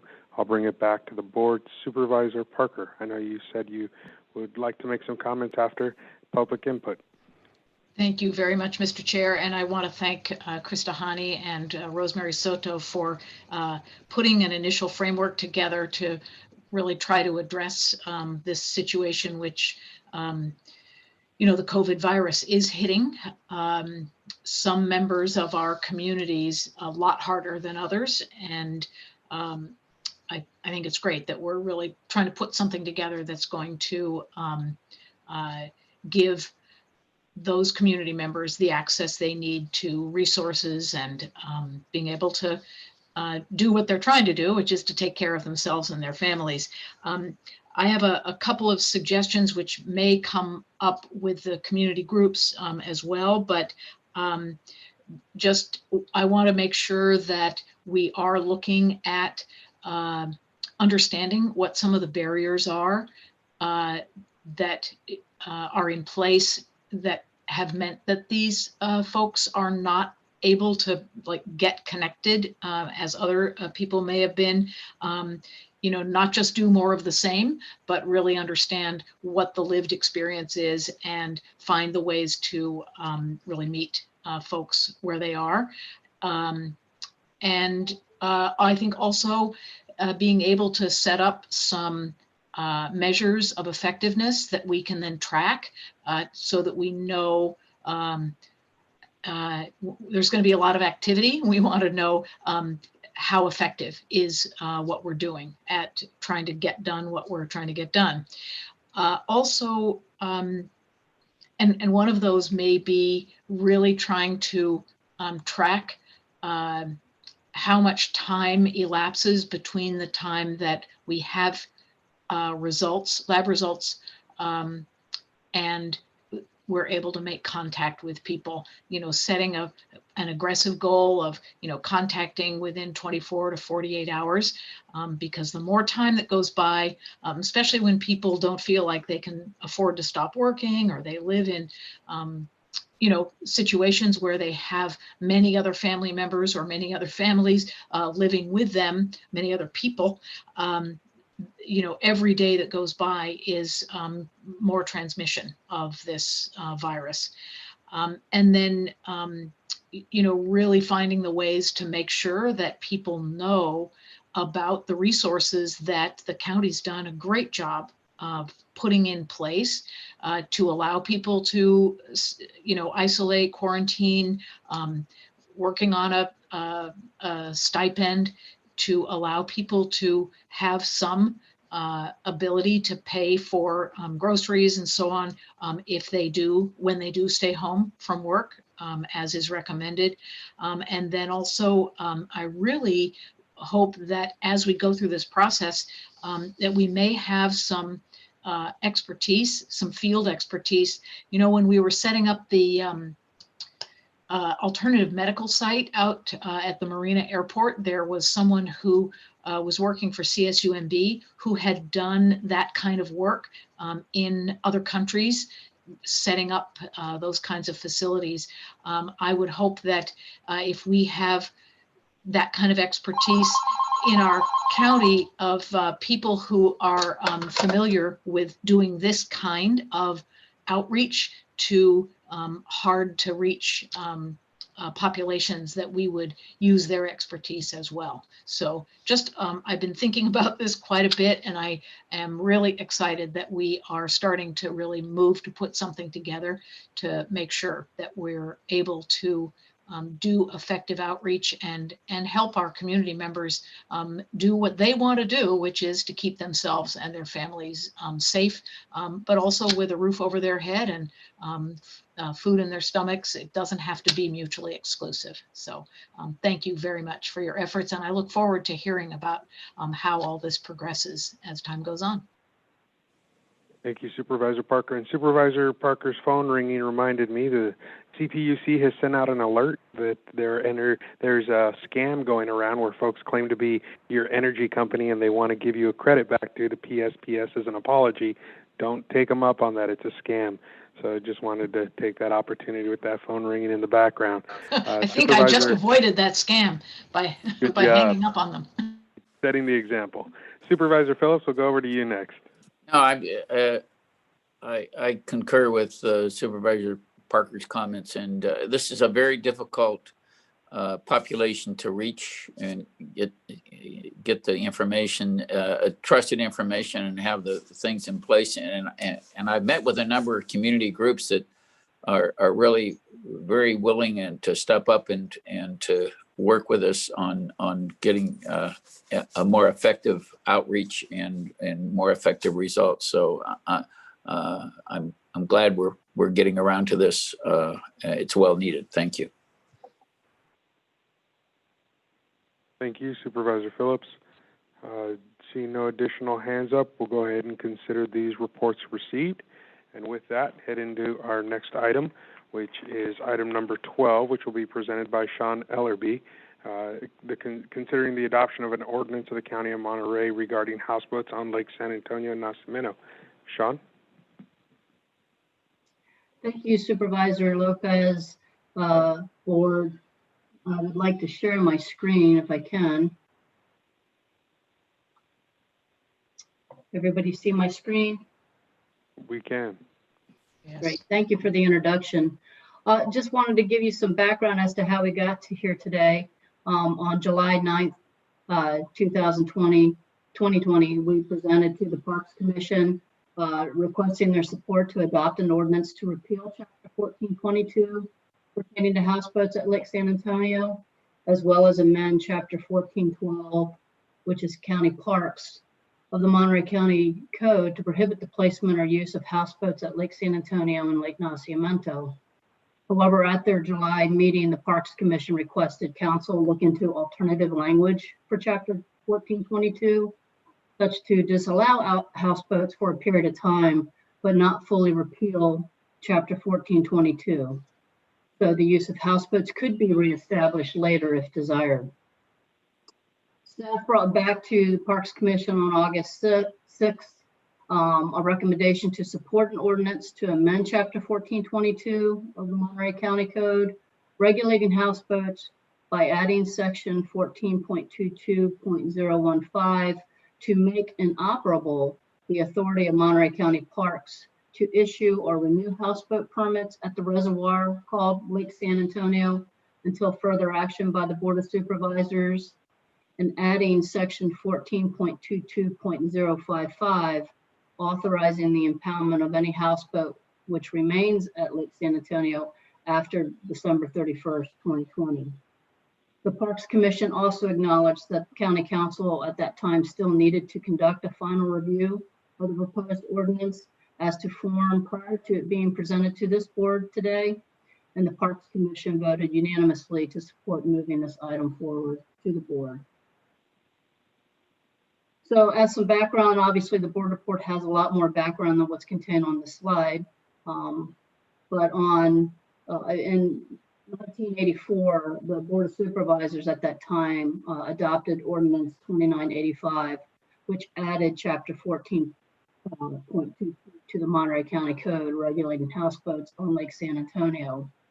At that time, Lake San Antonio was being managed by a concessionaire. Chapter 14.22 of Monterey County Code currently requires an annual permit issued by County Parks Department to place or use a houseboat on Lake San Antonio Reservoir. Currently, Chapter 14.22 has no provisions for permitting houseboat placement or use on the reservoir called Lake Nacimiento. To note, in the fall of 2007, the county assumed management of the operations at Lake San Antonio from the former concessionaire, which included oversight and management of houseboats. At that time, Lake San Antonio offered full-service marina amenities at the Lynch Area Boat Launching Facility, which included the temporary docking, boat rentals. There was a retail store, facilities for pumping wastewater and sewage holding tanks, fueling, as well as filling fresh water tanks. This facility was also outfitted with the proper safety equipment for the spill containment. There was also dedicated daily staff, which ranged from 2 to 4 personnel based on the seasonal demand, who were responsible for monitoring and supporting houseboats on the water. The staff regularly checked each houseboat for chafed lines and to ensure that they were securely moored. They also went out looking to make sure there wasn't any seepage of waste or fuel on the water surface. They checked for boats, making sure they weren't listing or sinking. They assisted the houseboat owners with taxiing and towing, and the staff was responsible for moving the moorings based on the inflows and outflows of the water levels at the reservoir. It should be noted that in the beginning of September, in the summer of 2013, the water levels at Lake San Antonio fell dramatically, and the decline initially was a result of emergency Lake Nacimiento dam repairs. So the reliance was on the San Antonio Reservoir to sustain the river flow below the dam. As a result, North Shore was closed due to no water. However, because of the sustained drought in the region, the water levels continued to decline at the Lynch Area Boat Facility, and that resulted in its closure of the boat ramps. And during the winter of 2014, the marina ended up being moved over to the Harris Creek launch ramp, and the services such as power, fresh water, and fuel were eliminated, leaving limited services just for the retail wastewater and sewage pumping for the boaters. Because of the continuing decline in the water levels, the marina was eventually moved off land and anchored in the deepest section of the lake, where it remains today.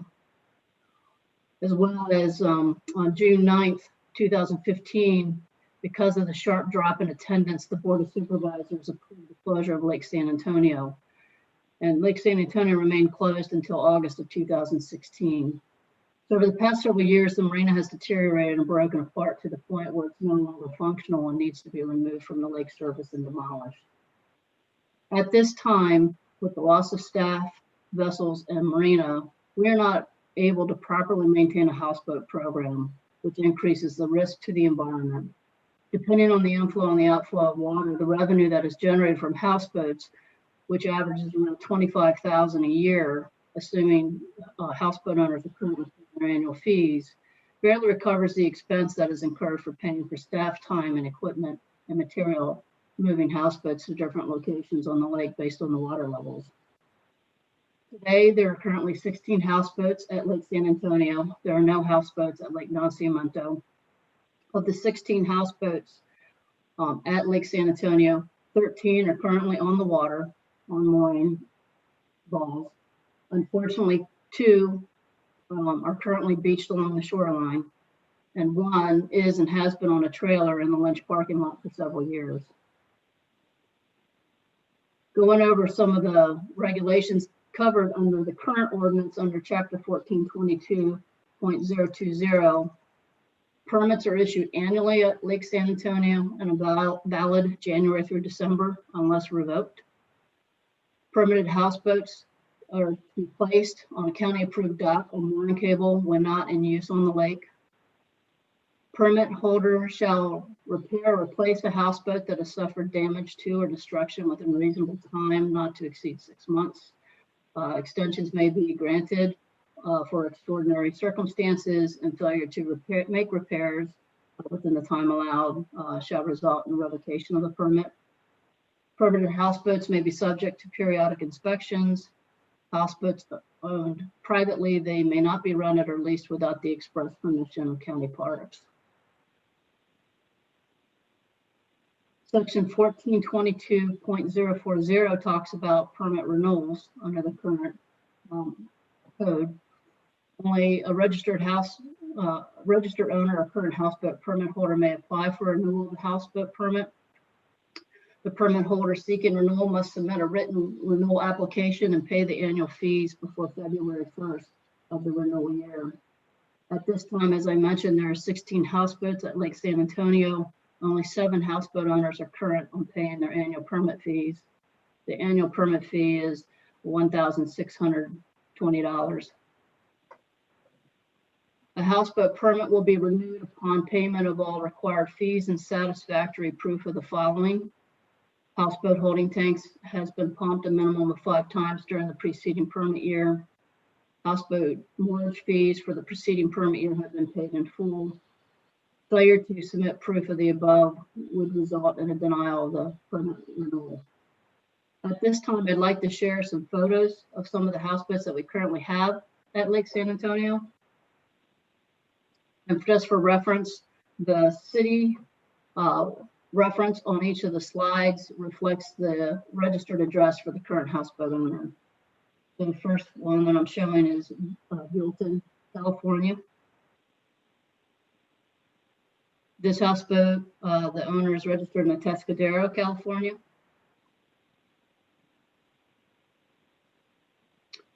This houseboat is registered in San Jose.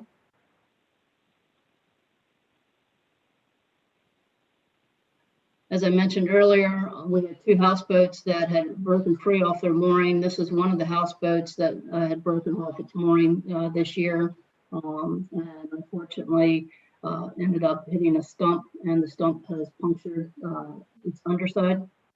It's currently beached. This is from Lupano. And as I mentioned earlier, we have a houseboat that's been parked in the Lynch parking lot for a few years now, and it's registered in Newbury Park. The following recommendation is supported by the Parks Commission, Monterey County Water Resources Agency, who's actually the landowner for which county leases the property for the recreational area, and then the Resource Management Agency. The recommendation is to protect the public health, safety, and welfare. This ordinance is intended to prohibit the issuance or renewal of an annual permit for houseboats use on Lake San Antonio effective January 1st, 2021, by rendering the permit provisions of Chapter 1422 inoperative until such time that the Board of Supervisors modifies or rescinds the prohibition. And this ordinance also makes explicit the existing prohibition on houseboat use at Lake Nacimiento.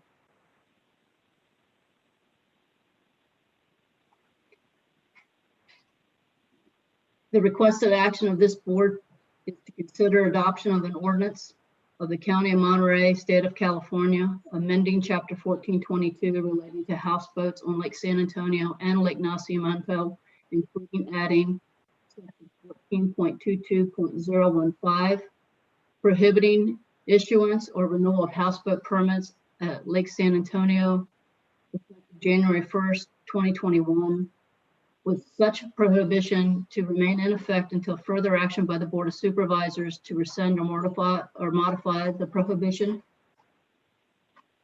Adding Section 14.22.025, prohibiting the use or placement of houseboats on Lake San Antonio, Lake Nacimiento. Section 14.22.055, authorizing the prohibition of houseboats at Lake San Antonio effective January 1st, 2021, and the impoundment of houseboats remaining at Lake San Antonio after January 31st, 2021, giving houseboat owners a little bit more time to make arrangements to remove their boats. I also find that the amendment of Chapter 14.2 of the Monterey County Code is categorically exempt per Section 15308 of the California Environmental Quality Act guidelines. I'm joined today by Nate Merkel, our Parks Operation Manager for Lake San Antonio and Lake Nacimiento, to answer any questions. And this concludes my report. Thank you, Sean. I'll see if there's any questions from board members at this point.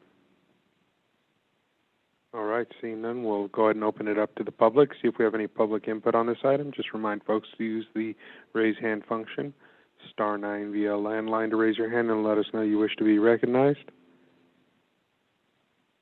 Seeing no hands going up, I will close public comment and bring it back to the board. I just want to say that I appreciate staff's bringing this forward. I know those houseboats have become more than an eyesore. Mary asked me about this. I said, Supervisor Phillips, we can hear you. Thank you. Oh, you're unmuted again. Want to say I've got no ill will towards the inland yacht clubs. There's popularized country music that referred to them as such, and just wanted to say that as we move forward with this, I know I've talked to some of the members of the Parks Commission. They look for new opportunities to bring folks to our park. And so, unfortunately, this has become one of those avenues which is not successful. And in having this conversation with them, they feel that the action is appropriate. And so I appreciate all the work that they put in to these recommendations coming forward.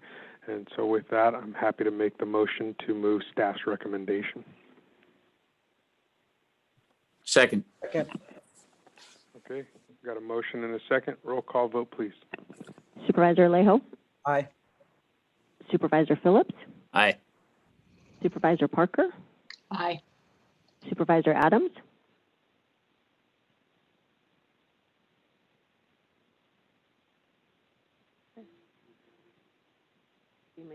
She's still, yeah.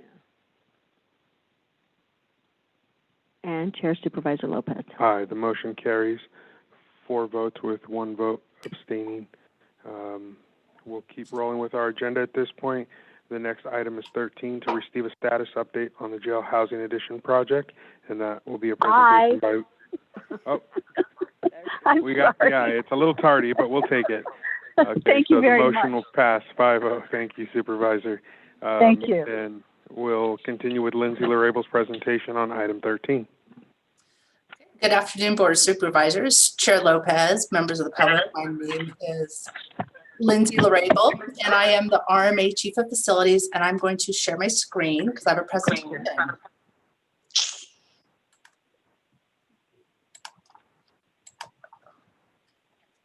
All right, here we go. All right, so this is a presentation, staff presentations on the Jail Housing Addition, and in this, we're bringing forth the status update.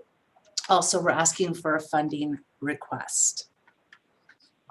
Oh, let's see if I can get this to work. There we go. Okay, so today's recommended actions is to receive a status update on the Jail Housing Addition project. And the second is to approve project funding in the amount of $1.6 million, a little over $1.6 million, and provide direction to staff on the appropriate funding source. Okay, so where we are today and how we came here, and that was, so we'll go over where we are as of today. So we're approximately 98% complete. And so our remaining task is we have some commissioning items to finalize with the State Fire Marshal and OSHA. And then we have to complete the punch list for L and K blocks. This is where the inmates were provided into the new addition for COVID-19 beneficial occupancy.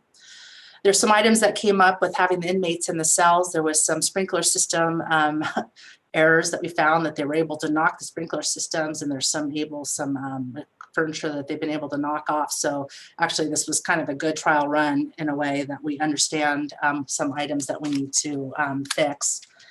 And at that point, we can get California State Fire Marshal, so that's CSFM, temporary occupancy. Once we get temporary occupancy, the project management team can start moving in, or the contractor can start moving in the furniture, fixtures, and equipment. So this is FF&E. We've already started to have equipment or furniture delivered. We have another wave coming in early December to get all that done. While this is happening, the project team is going to work with all the players, the architects, everyone, contractors, to do a final punch list. So this is just the final touch-up, paint, signage, these little items that need to be done to get us to the final occupancy. So at that point, we're at final occupancy, and then once that is achieved, the building's moved over to the sheriff, and the sheriff can then transition into the new facility. Okay, so how did we get to this place? Why am I asking for $1.6 million? So we're going to go back about a year and a half, because I think that provides a good outline of how we came to this place. And just to kind of put in reference, this is the prior project team. This is prior to even me coming onto the county. So we're going to kind of go through that transition and how we are where we are. So majority of the delay is about a year and a half ago came from the PG&E and then the California State Fire Marshal. So these are entities outside of our jurisdiction that we have to work with to get this project completed.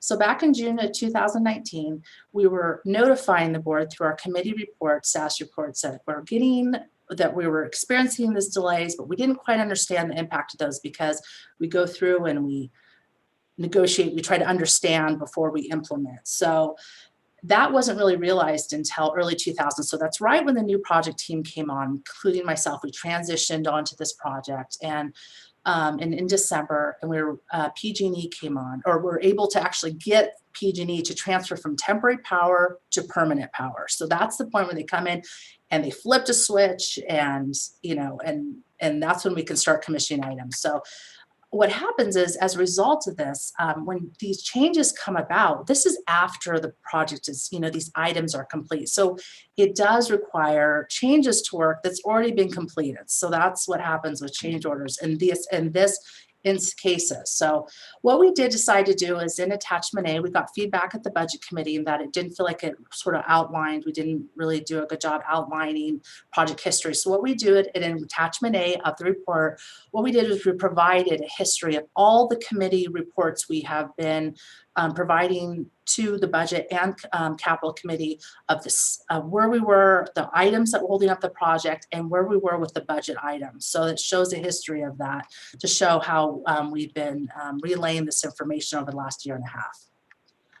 Okay, so to go in the PG&E power issue, so about a year and a half, a little bit over a year ago, PG&E, that was again when we were on temporary power, we had to switch over the permanent power, and the hookup. We can't do any commissioning of our items until that point. So they were really delayed. We even talked about with the CEO, does anyone have a connection to the state? I mean, it was really difficult to get them scheduled. So we finally got them scheduled to come out. They flip a switch, the fuse blows, and they say, not only do you have to replace that, you have to put in a redundant relay switch. So here comes a change order. We're letting the capital committee know that here we have a change order of $70,000. So before we can even start commissioning, we have to remediate that, get the state fire marshal, PG&E out, PG&E out to okay it. Then the commissioning begins, and that's elevator, wheelchair lifts, lighting, generator. I mean, there's a lot of critical infrastructure within the jail that needs to be commissioned. So while this is happening, we started to get these California State Fire Marshal change orders. So let's go into how that came about. And a little background. So part of the project's review going through permit is that the California State Fire Marshal has to review and approve the plan. So that's part of the permitting process. But if you can see on the upper hand right side, that's actually taken from the project plan, the permit set that has a little caveat that final approval is subject to field inspection. So that really leaves open a pretty broad door. And as we've experienced in both jail and juvenile hall, that really does allow them to field, verify, and change. And so really they can do this at any time. And while we try to mitigate and communicate, and they've been on the site weekly since really a year ago. So a lot of these items, you know, they've been a part of this project on a pretty regular basis for a while now. So, and as of September, it was recorded that we had 26 issues that were identified by California State Fire Marshal. And since September a year ago, additional 32 items have come up from the State Fire Marshal. So quite a bit has come up in the last leg of this project, you know, and so we've been trying to deal with these. And oftentimes, as reported to the committees, we have things like the fenestrations or the penetrations for the mechanical chases and fire, you know, proofing them and things like that that come up. So we finally got them resolved. We're at the tail end. We're at the 11th hour, and then between the time of our last committee status update report to now, where we get this, the State Fire Marshal comes on site and says, "Oh, these horn strobes, we gotta now put horn strobes into the mechanical chases." And so it was kind of, I mean, back in June of our last committee status update, we did notify the committees that we were going to be over budget, and we did project it by a couple $100,000. Although we did not ask for funding at that time, because our philosophy really was, while we're projecting a cost overrun, we weren't going to come back to the board with a funding request until we had absolute. And at that point, we were able to keep the project moving, that there'd be no time delays. So that was our strategy, was to come back in October with the couple $100,000. And then we hit this snag with the State Fire Marshal, and now it's blown it out of the water. Okay, so this is where we're coming forth, and we really hit ahead on this on August 25th, where we couldn't negotiate any further. We had to commit to this change order in order to get to final occupancy. We identified this as a critical path. This is the only way we could move forward. So I want to kind of go forth. I would like to explain how, when we get a change order, how we go through that process and the amount of work that goes into it before we accept it and bring it forth as a official change order. So we're going to use the California State Fire Marshal as an example. So they'll issue field report and they'll identify any field changes. The project team, which is the RMA project team, will work in collaboration with the project architect. We'll work on identifying the products that were installed. We'll provide UL ratings, which is Underwriter Laboratories rating, but those are all the standards. Does it meet fire codes? You know, we work with the engineer's judgment, the alternative means and methods with the architect. Like, we look at so many different alternatives. We don't just accept it and just run with it. We certainly do a lot of homework to get to that point. And we'll come back to the State Fire Marshal and say, here's our interpretation. This is, we look at code reference, we look at all these things, and we'll say, and this is the ratings and all the information or the equipment that's put in, and this is how we think we can resolve it. And they'll come back and say no or yes, or in this case of the horn strobe, they said no, that we don't agree with you. And maybe I'm going to put just to kind of put a little perspective, what is this horn strobe and what is the location referring to? The building itself is cell blocks, and it goes around a big inner courtyard within these facilities. And between the cell blocks and the outside skin facade that you see, there's about 4 feet of walkway. And it's mechanical space, and it's kind of a really brilliant way to build the structure in that it can easily be maintained. It's really easy to access all the utilities that go into each cell block. And it's mechanical. It's of no other use other than it's a mechanical chase, but you can actually walk through it. Well, here we are in, July and August, and they decide that it's no longer a mechanical chase. It's now a corridor. and corridors require horn strobes. So we really pushed back on the state fire marshal, the local inspector's judgment to elevate it to his boss, who then elevated it to, they have like a code interpretive committee, and they unanimously decided that it was a corridor and it was not a mechanical chase and it did require the horn strobes. At that point, we get it says case is closed, and we have the opportunity of trying to counter that, or really we have to look at how does this balance with this critical time impacts? If the project shuts down, what does that look like? Do we want to risk continuing to negotiate, or do we want to move this forward, accept what is brought forth to us, accept what we have tried to negotiate? In this case, the horn strobes, we did get the cases closed by the California State Fire Marshal, and decided that it was best to move forward with the change order. We then submitted to the contractor, who then provides cost. Again, we don't just accept that always. We'll look at that, review it, and sometimes we'll negotiate pricing if we don't feel like it's fair. So we'll do that, and then that's when the change order will show up on my desk. And that point I'll authorize, and that's where we're at today. Now, the only way to move forward is, because we're out of funding, is to, I can't change that change order is until we get that funding. Okay, and we just wanted to kind of show a visual graph. Okay, how does this look? Like what, again, kind of the state fire marshal graph, and back to a year and a half ago, or year and 3 months ago, how did it happen? So we have the construction schedule, it keeps extending out, but below you can see the you see a green bar, and then it turns into red. So you show that even though we're a year and a half over construction, the project team, and they assume this, really worked very hard to remediate these issues outside of our control, to solve these within the existing project, budget. And for a while they were doing really good, but what happens is, we were doing really well with project contingency, or the construction budget. But as the project goes on, the carrying costs, the soft costs, become very high. And so as soft costs continued, the balance of the construction budget started to go back, and now we've just hit a wall where it's all gone at this point, and we can't move forward with a critical path to get to final occupancy unless we get this additional funding. And you can see right here on the graph in Q3 of 2020, I mean, as we're working on commissioning, I mean, we've really got through a lot of state fire marshal, and then it's like, here we go, here's a whole nother item. So it's really an unfortunate timing to get this change order.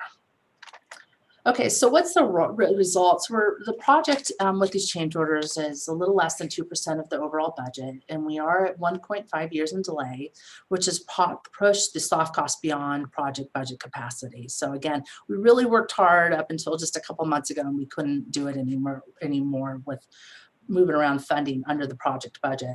So like I said, the most recent change orders to just put it past the project contingency amount. And so staff is working to identify potential funding that would not impact general fund.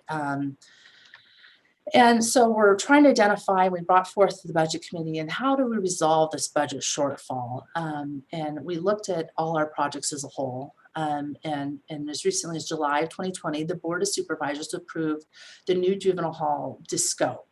And part of this descoping is resulted in two funds. One was a 1.7 million contingency, which is normal to do on a project. So you build in a contingency.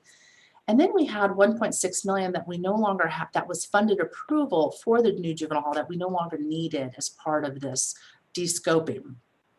And so during the budget meeting, Supervisor Parker shared the concern that doesn't make sense. Do you guys really want to use, even though it's not assigned right now, use the 1.6 million in this unassigned fund for the juvenile hall? I mean, for the new jail, when you know the history of the new juvenile hall, or new juvenile hall. And we agree with you. We hear you. That was really good thing to think about.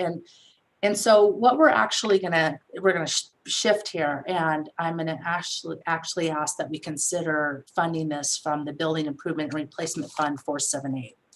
And the reason why we're shifting now is as early as Friday, the contractor for new juvenile hall comes and says, oh, I forgot to tell you guys, I didn't bill you for a bunch of stuff. And we're like, You know, we've been asking, we've been doing that, we've been asking for it, and here they come, you know.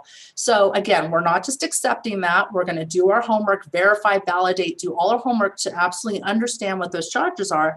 But again, it probably makes sense until we get the new juvenile hall done, is that we're going to hold on to that funding.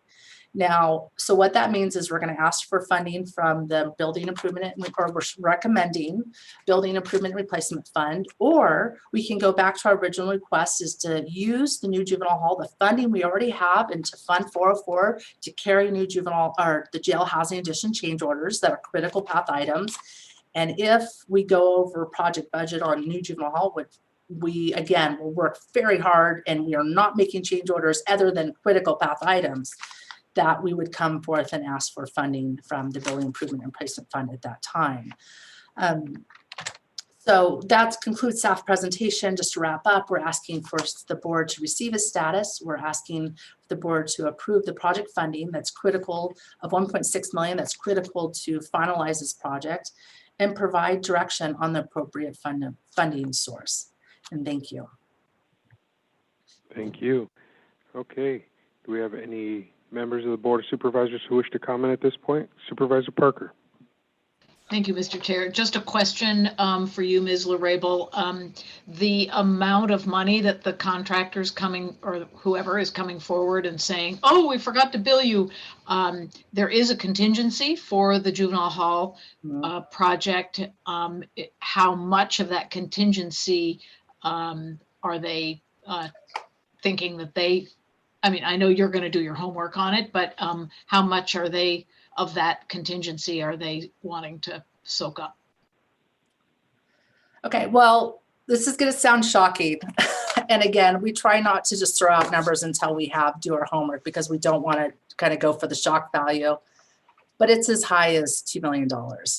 Now, we're not just taking that. We're doing a lot of homework. The project team, I mean, as soon as we got this, we're working over the weekend. I mean, we're trying to get resolution on this as quickly as possible. So that will eat up the project contingency, and that will eat up part of that extra funding that's in 404, that unassigned balance. So again, we will work hard. We'll continue to bring that information in, to the committee, so you guys are up to date on the information as we get that. Great. So I'm curious what my colleagues think.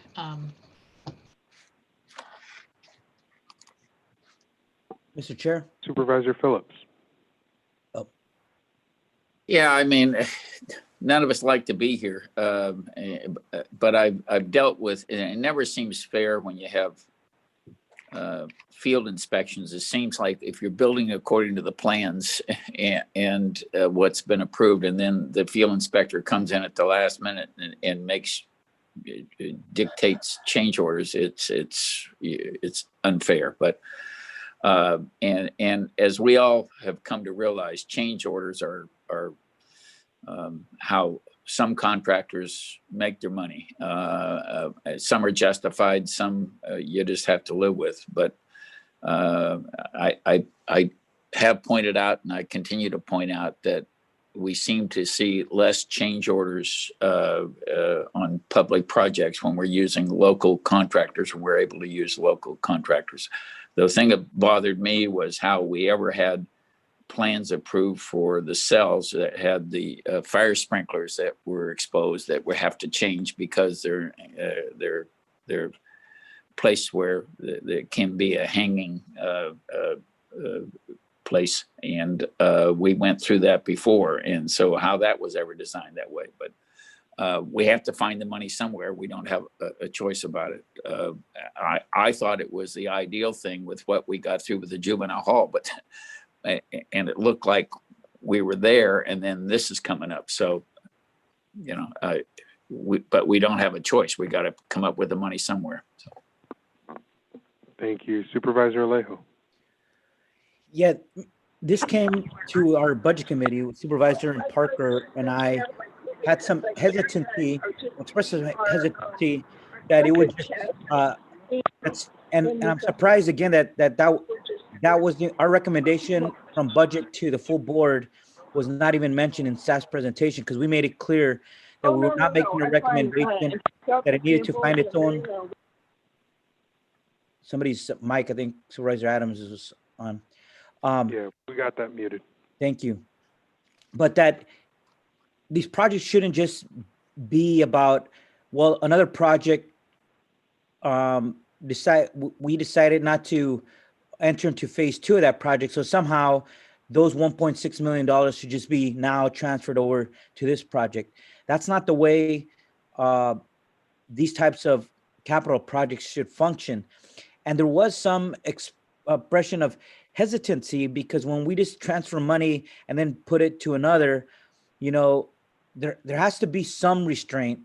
Otherwise, when the money that contractors know the money's out there, they simply put these change orders in. When they know the money's there, they try to go after it.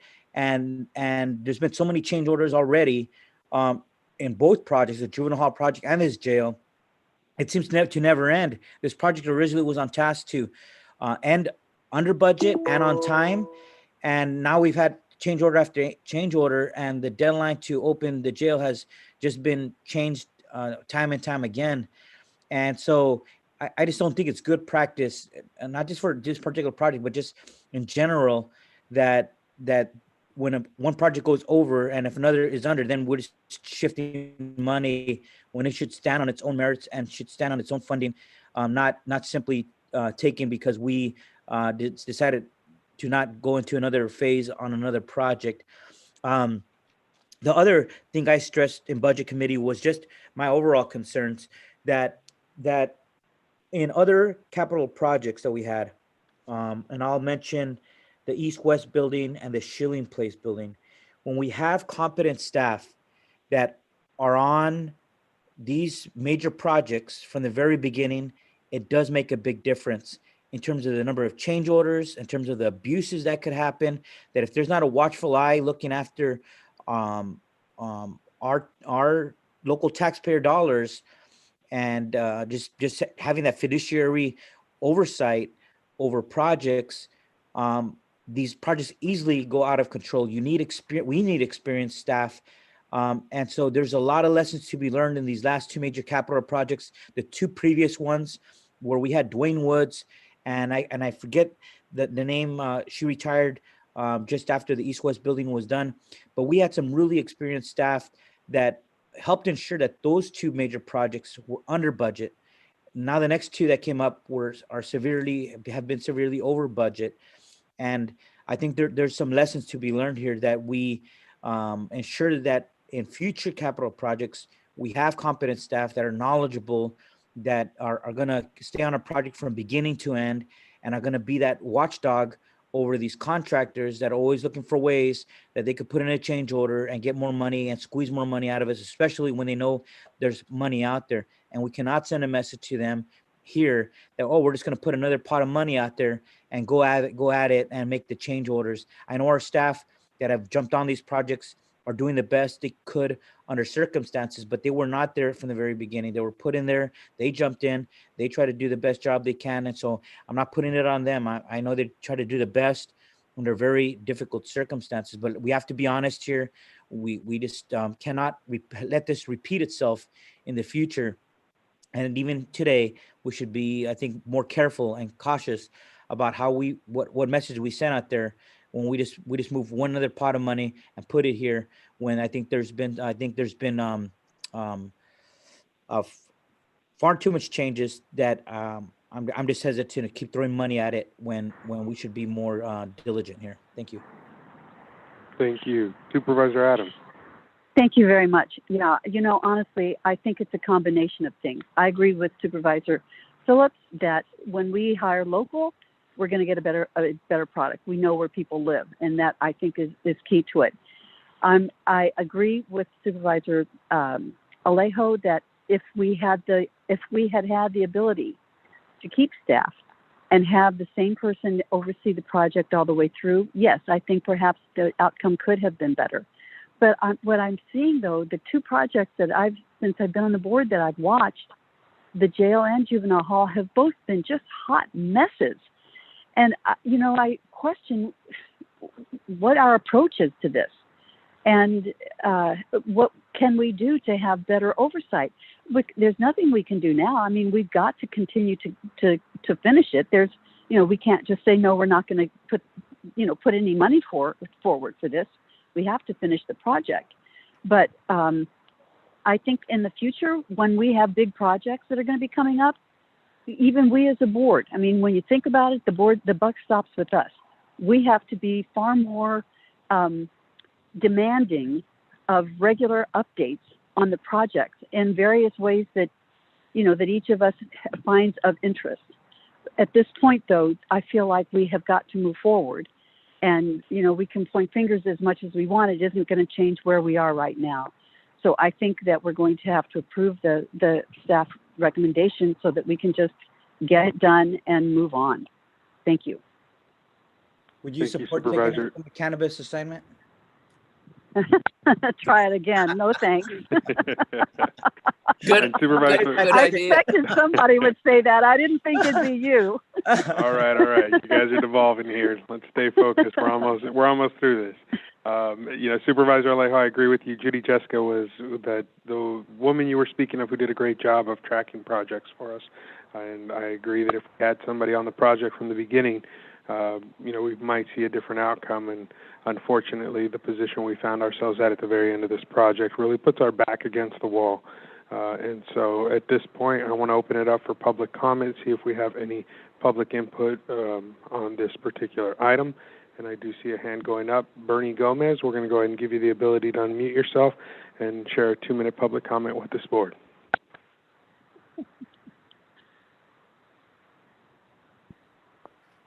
Yes, my name is Bernie Gomez. I'm with the MIPA Collective. Gracias for this time to the chair and the board. I just want to say, it is evident that these projects that have to do with warehousing our children, our brothers and sisters, have been a disaster, a waste of money. It's been problem after problems, large amounts of money being spent, on a cycle that continues to perpetuate harm. While we have families fighting to survive, to eat, to maintain their sanity, to keep their kids engaged in school, the COVID-19, everything that's going on in the country, it's like, the funding left over from the, de-scoping or from the juvenile hall should not be used for further incarceration development projects or whatnot. No, if anything, we need to reinvest those funds into our community who is hurting.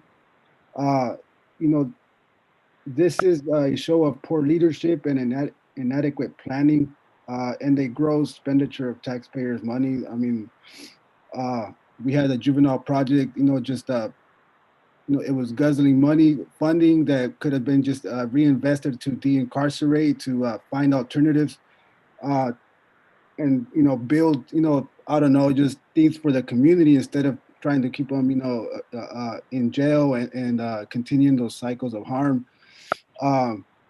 We need to just, protect our community from these types of large, expenditure of their money. This is our money that's going into it, and I don't see how this is even helping our community at all in any way, shape, or form. I'll say that much. Thank you for your time. Thank you, Mr. Gomez. We're going to go to Edgar Ibarra next. Edgar, you're up. We'll give you 2 minutes to share a public comment with this board. Hola, buenas tardes. My name is Edgar Ibarra, and I'm also with MIPA Collective, and I want to share the same sentiments as Bernie Gomez just shared. Really looking back at the adopted budget by the county, Monterey County, there's a few things that stood out just in reading over it. One was that the sheriff's department said that once COVID has passed, that they would try to recalibrate and reinsure that the bed spaces at the new county jail that is open, they should be filled up. That language is very problematic, knowing that, again, that we're looking, once this is over, to reincarcerate hundreds of people. Also, the second thing is that there is a big component in the probations department statement in the adopted budget was that Monterey County still lacks services. There's $1.6 million left over. We need to build infrastructure in our county to have better services to serve our people and our community at large throughout. We're talking about from all the way in San Lucas and the sidewalks that are missing all the way to Pájaro and the forgotten North County, right? We need to continue to build that service hand from Monterey County to best serve everybody there. So really thinking about that. So I would strongly urge y'all not to use that $1.6 million to fund the completion of or the expansion of the county jail. We're seeing trends that are going downwards in incarceration. So please, I urge y'all to reinvest that money into the community. There's folks who are still struggling. It's COVID. It's not getting better. There's a lot of data coming out that most people who are unemployed are young people. We need to keep our young people active. We need to be able to have services to best support everybody, the elderly, the most vulnerable, and to continue to rely on incarceration is to continue to do the same thing over and over and expect different results. That's called insanity. So at this time, I do trust in y'all's leadership to figure this one out, and hopefully y'all can include the community to help out as well. Palabra. Thank you, Mr. Ibarra. With that, we'll close public comment and bring it back to the board. Mr. Chair, I would, I do think we do need to do what the state fire marshal is telling us to do. So I would propose that we not take the 1.6 million from the fund related to the juvenile hall, but rather find that funding in the, if it's there, in the building replacement fund as the staff was proposing.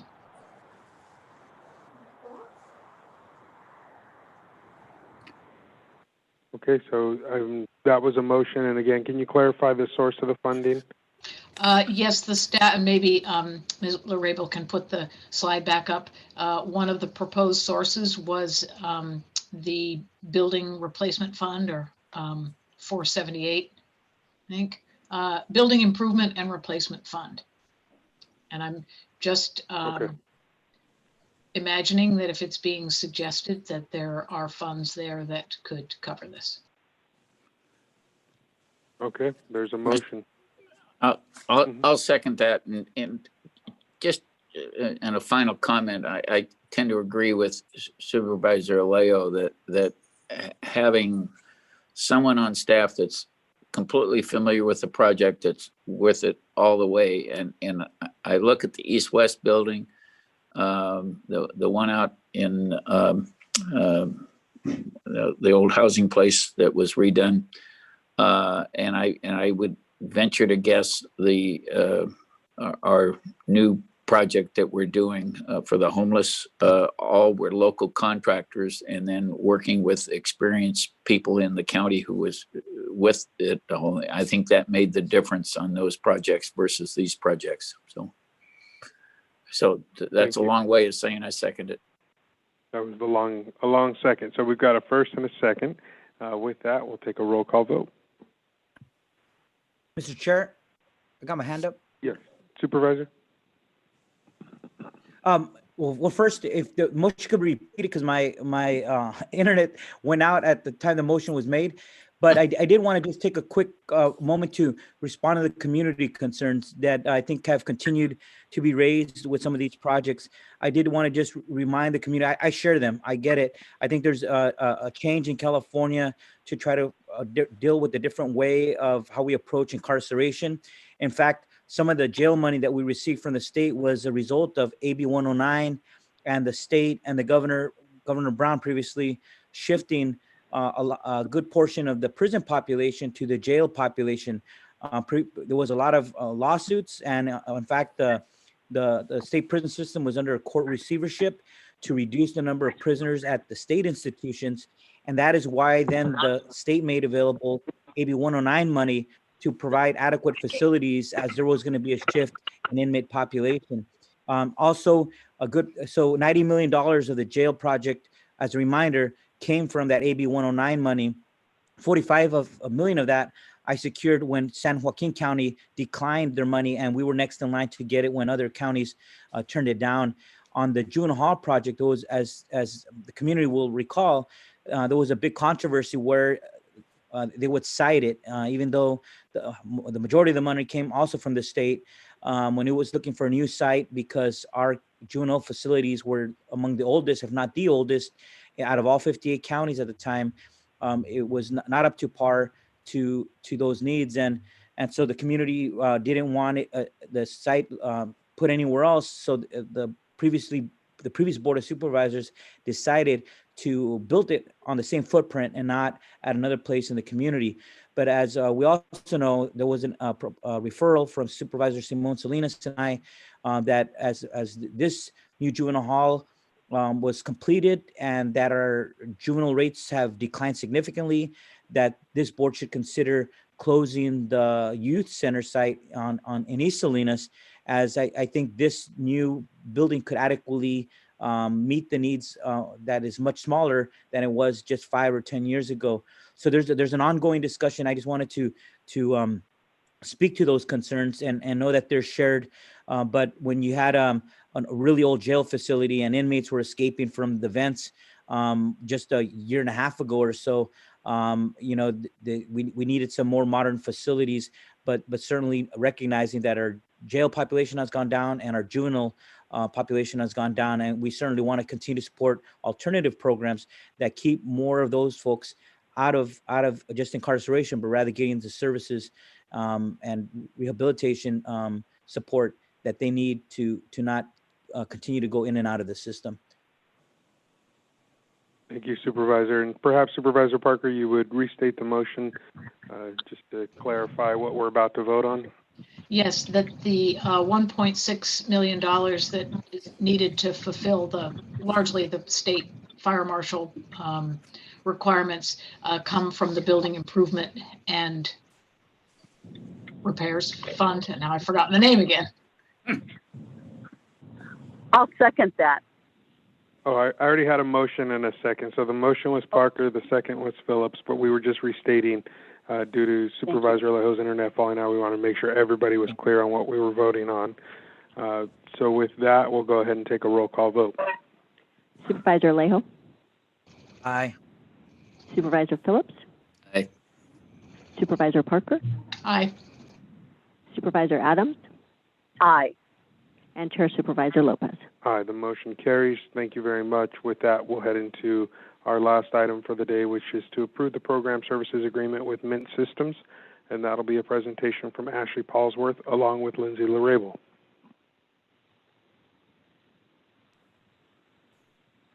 All right. Good afternoon, everybody.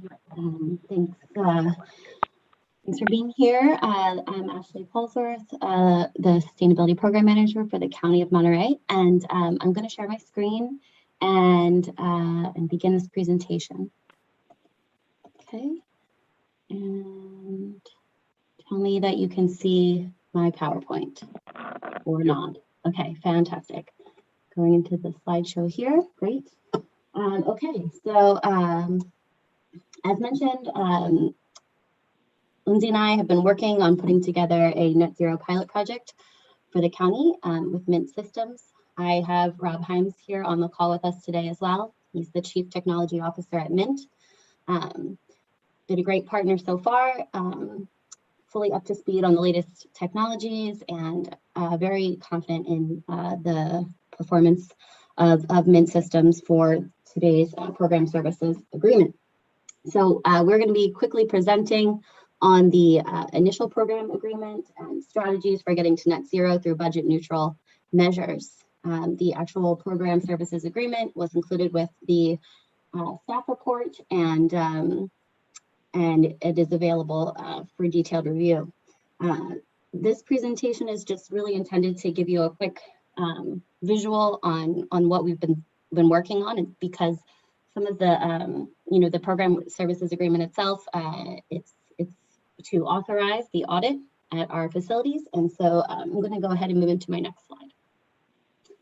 All right, the recommendation before you is to consider the approval of the program services agreement with Mint System Services and authorize the county administrative officer or his designee to sign the program services agreement with Mint to undertake an energy assessment of both the Natividad Jail Complex and Schilling Place and provide other direction to staff as appropriate. So you might remember back in April, there was a referral from Supervisor Alejo that the Chief of Facilities and I co-presented on April 21st, where we made some recommendations to the board to improve the energy efficiency in our buildings. And one of those was this net zero pilot project. That's the history. During that presentation, we also discussed the timeline of energy efficiency improvements that have taken place at the county in recent memory. And that really got kicked off in 2011 with a big energy audit of our facilities. And this audit was conducted by Honeywell, and the subsequent energy conservation measures were implemented over about 10 years. And in total, we had about $7 million invested, and that resulted in an annual savings of about $500,000 per year. And so in any case, you can see kind of a stepwise process, but really does start with an energy audit. So, you know, what we're doing here is we are proposing to kind of change the strategy a bit from sort of like this self-install and self county driven implementation of the measures to moving into using an energy services company, which can act as a single point of contact for the county and undertake all aspects of the project, including the assessment, design, engineering, finance, and application for incentives, as well as kind of integrating low interest loans and other funds. We're also working with K&N Public Finance to evaluate a couple of different options for the financing side of this project. Okay, so these concepts that I'm discussing here have been used by other municipalities and have really kind of grown in popularity over time.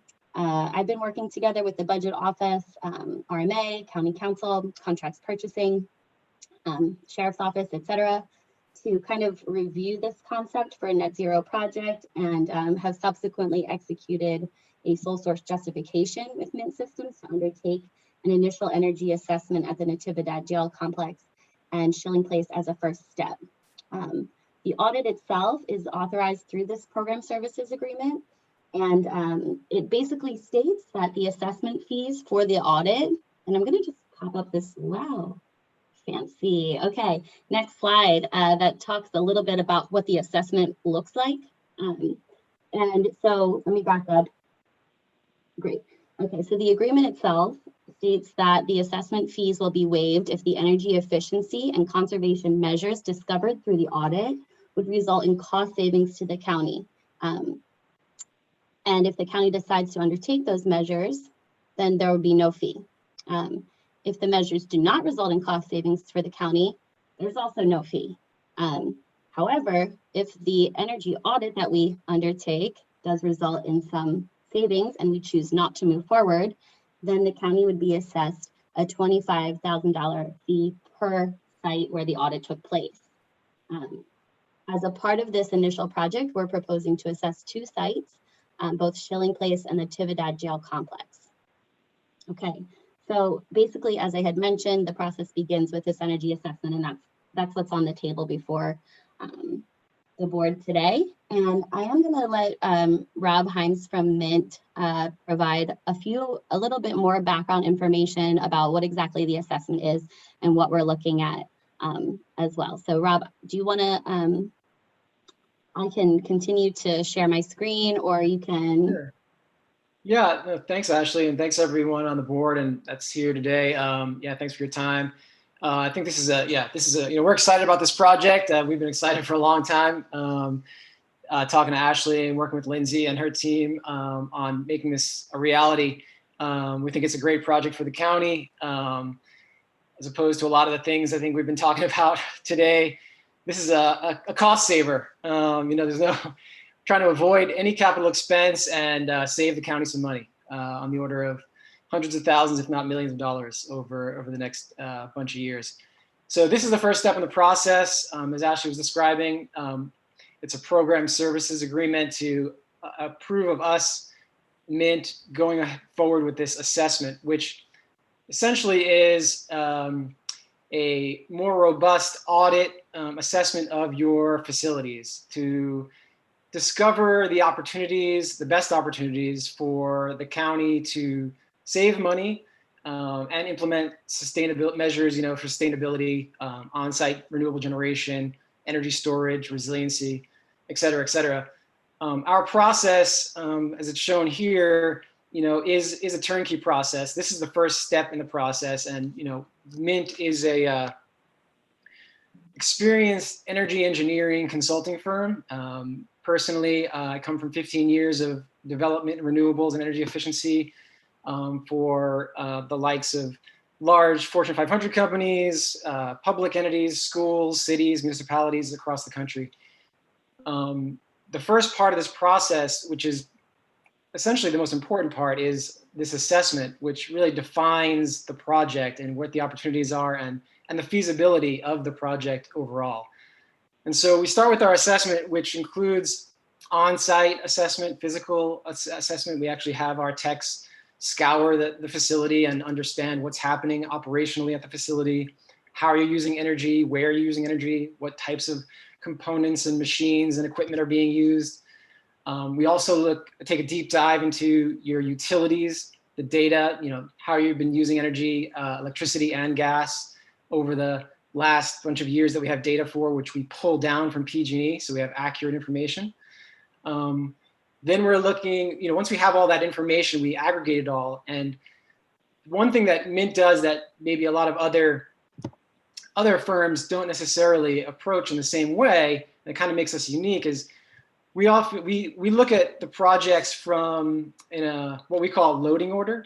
We make sure that we're finding opportunities to save money, reduce energy first, before we're looking at opportunities to produce power on site. And that's an important part of the process. Make sure that we are looking at, and efficiencies, which at the end of the day, efficiencies are going to get you better bang for the buck. They're going to save you more for dollars spent than PV, than solar PV or energy storage will. And so we look at all those opportunities first, whether it's LED lighting upgrades, HVAC optimization, building envelope. There's all kinds of what we would call low-hanging fruit, some of these efficiencies that will produce a greater amount of savings, cost savings and energy savings than, let's say, as far as dollars spent for those savings as would solar.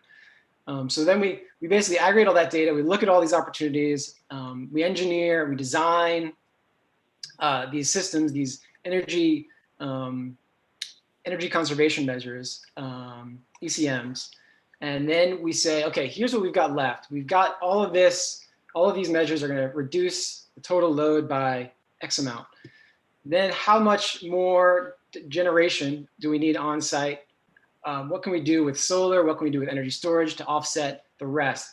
And in this case, what can we even further? Maybe there's other technologies that we might bring to bear, code generation, combined heat and power systems.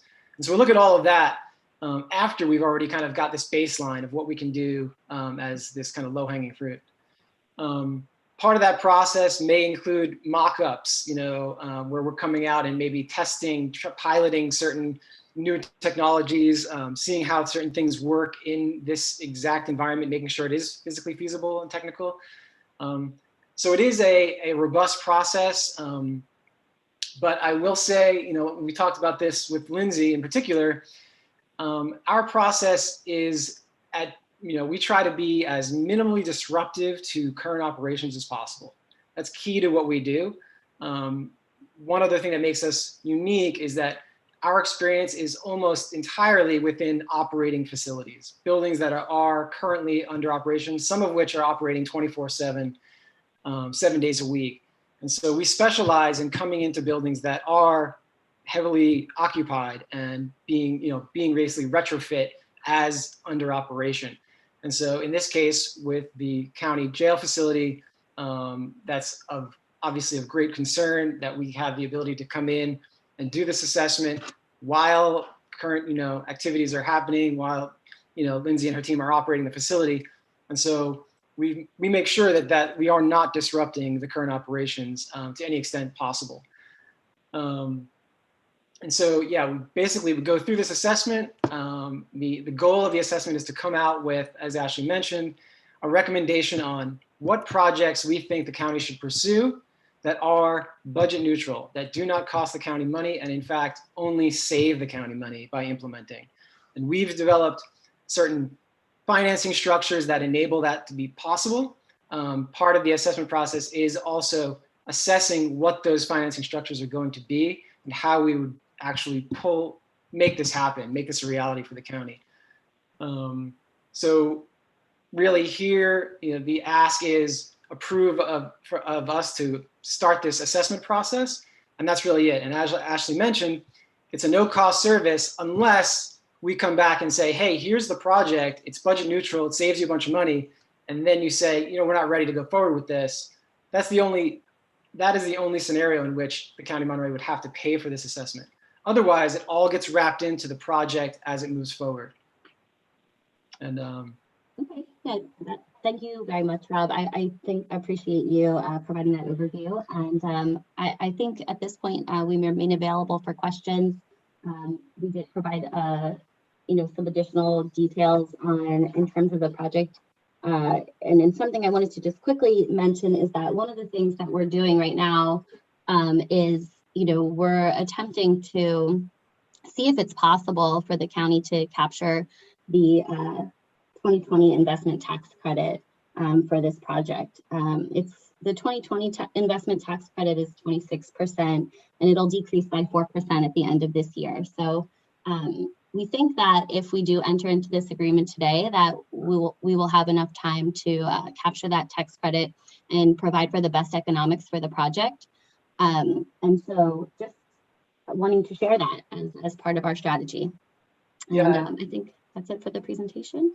Just a quick dovetail with what Ashley's saying, the timing urgency around the tax credit is important. There's also one other element that you may all be aware of as far as timing is this this battery rebate that's available. We were previously approved to apply for this battery rebate on behalf of the county.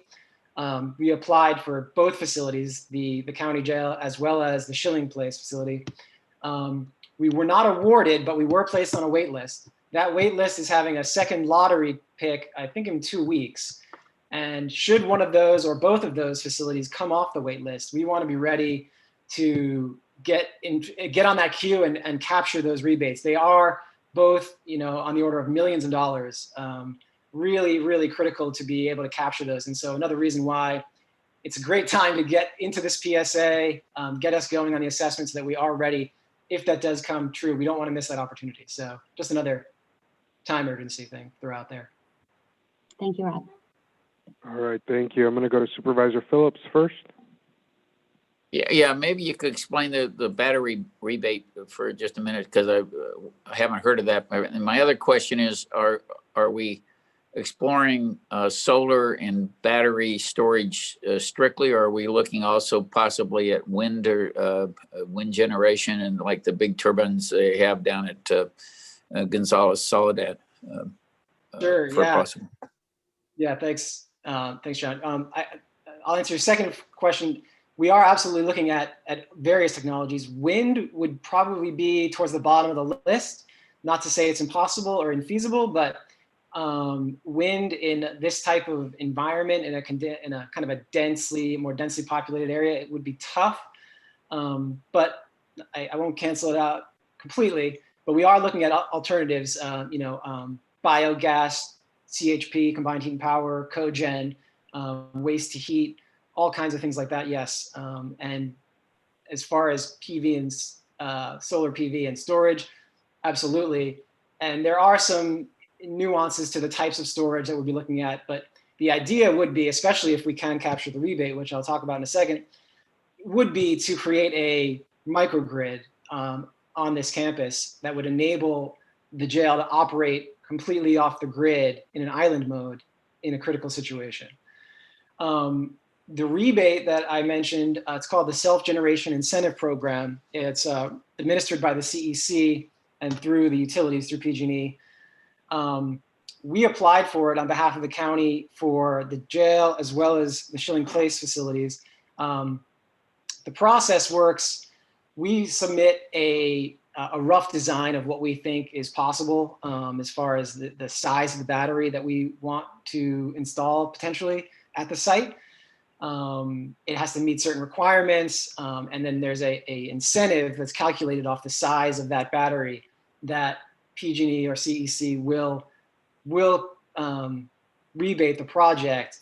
It's pretty substantial. This particular SGIP and self-generation incentive was specifically for zones that are considered equity zones, disadvantaged zones. They're located in certain regions in California that have been qualified as eligible by the state. So happens that the jail and the county facility at Schilling are both located within these zones. And so they qualified for the maximum available rebate, which is almost triple what is available to the commercial market today. That rebate pays for on the order of 75% of the entire project, which is substantial. That's why I said it's on the order of millions of dollars. One of the keys to getting that rebate is you have to be able to put down a deposit that's about, I think it's 5% of the total incentive within 2 or 3 weeks of capturing that incentive. And so there's the time urgency in us being able to fund that deposit and not have the county need to fund it, but actually our investors and our team be able to fund that deposit to keep us on the queue and keep that incentive reserved.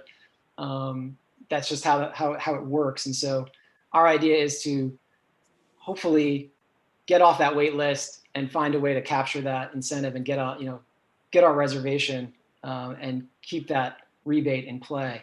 It was unfortunate we didn't get it on the first round, but actually turns out that may have actually created some artificial time urgency around all this, and it might have been difficult to move that fast. So it's actually nice that we've had some time to process all of this and go about it in a less rushed way.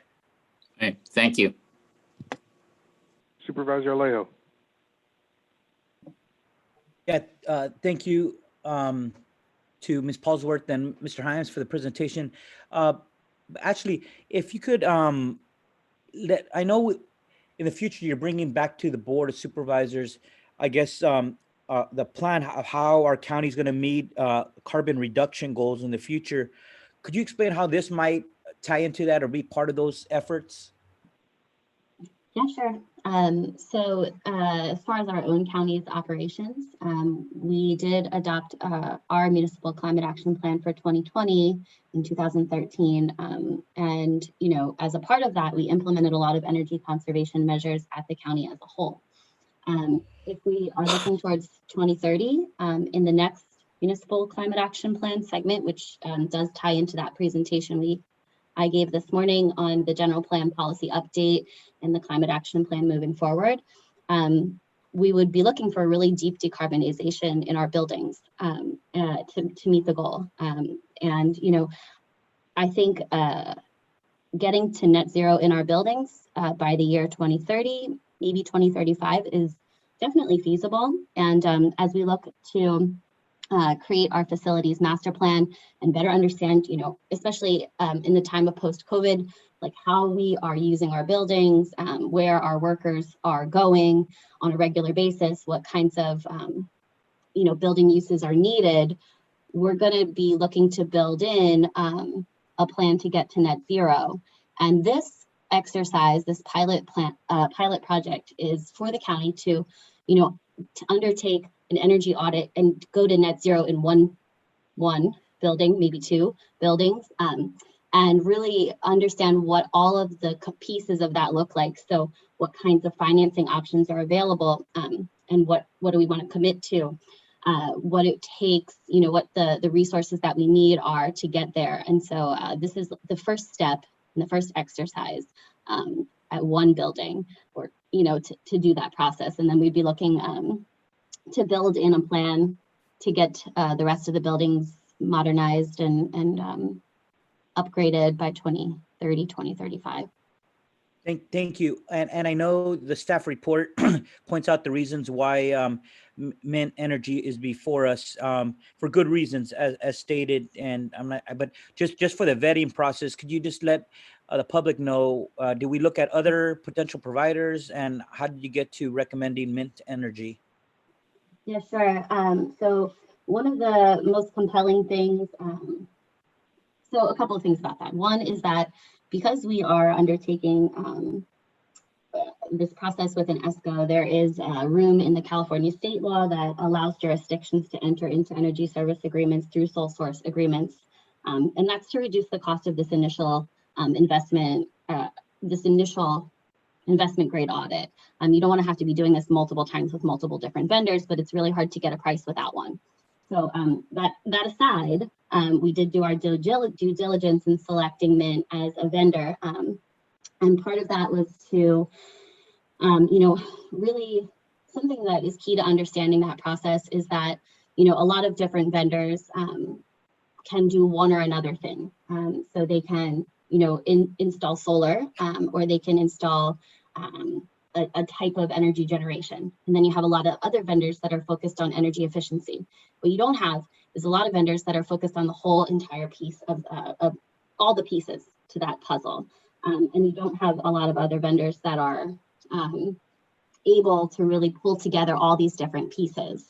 So what we sort of did was an analysis around all the vendors that are registered with PG&E and put in a couple different criteria to see, who can help us apply for this SCHIP grant, who has experience,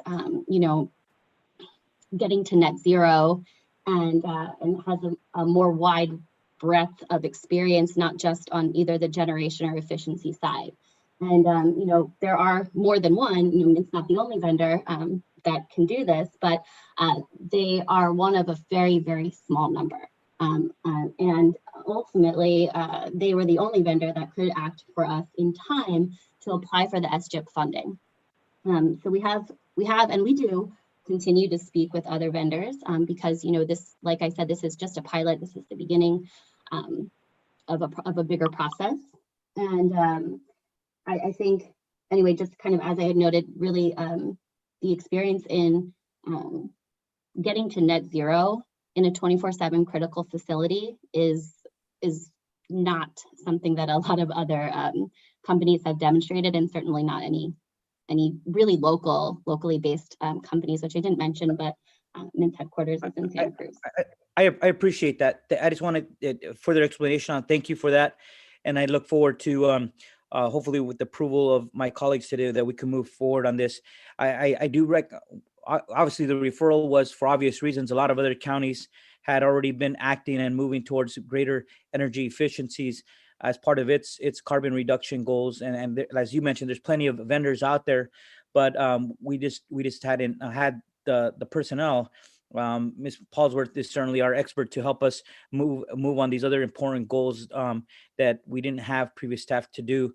But here we are, and again, another example of why the position was needed. But we are one of the largest employers in the county. We have multiple facilities. We can't do them all at once, but starting with one or two sites really makes a lot of sense. And then I think once we're done with these projects, we can move on doing others. And there's no sense in spending more money on energy when we could be reducing it, but also investing those savings on other infrastructure needs in our county. So I would be supportive of this, and I would certainly like to make the motion at the right time. Thank you. Thank you, Supervisor Alejo. We'll go to Supervisor Parker next. Thank you, Mr. Chair. Thank you for this presentation. Nice to have this coming back for action. Could you remind me and I didn't see it in the materials, but I might have missed it.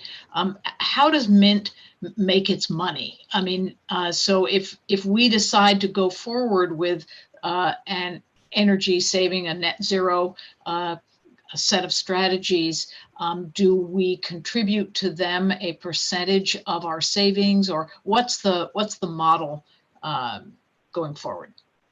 That's a great question. Thanks, Jane. We make our money from our investors. This project, as it's being described and proposed, ultimately would be something that would be likely owned, at least the generation and storage pieces for sure, would be owned by a third-party investor and set up as in an energy service agreement where someone would be owning and operating the project in order to take advantage of all the tax credits and incentives that are available to, that are not available to tax exempt entities like the county.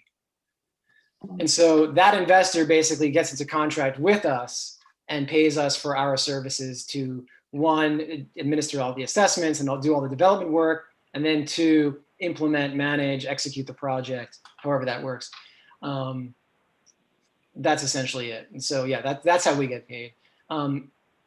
In a scenario where the county was to do some other type of financing, this is a scenario where, maybe where the county was to take on some type of debt financing, some kind of municipal debt financing, then the county would pay us out of that financing, but that payment to us would be, the cost of that would be less than the county was saving, less than the payments on that loan. If that makes sense, if that's clear. Thank you. Yeah, and I would also just add that there's a couple of different finance opportunities. Another one that fits kind of into this conversation is the on-bill financing, where the vendor then gets paid through PG&E. So even a third. Yeah, there are multiple ways, but in all scenarios, the idea is that it's budget neutral for the county, that the savings being generated by the project are more than the cost in any case. In a PPA situation, that there is zero out-of-pocket capital coming from the county. There's no transaction there. You just pay for energy. In a debt situation, you'd be paying, you'd be making payments on that debt, but those payments would be less than the savings. And then in Ashley's scenario on bill, the utility would actually pay us.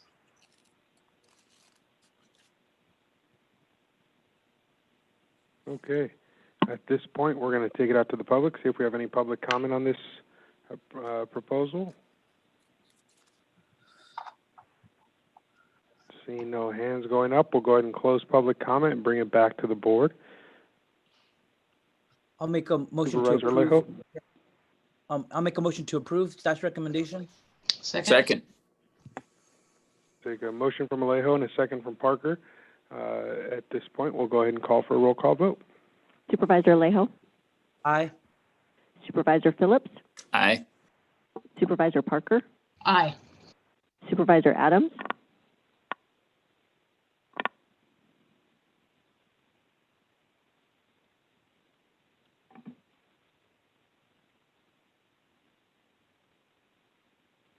And Chair Supervisor Lopez. Aye. The motion carries with 4 votes and 1 abstention.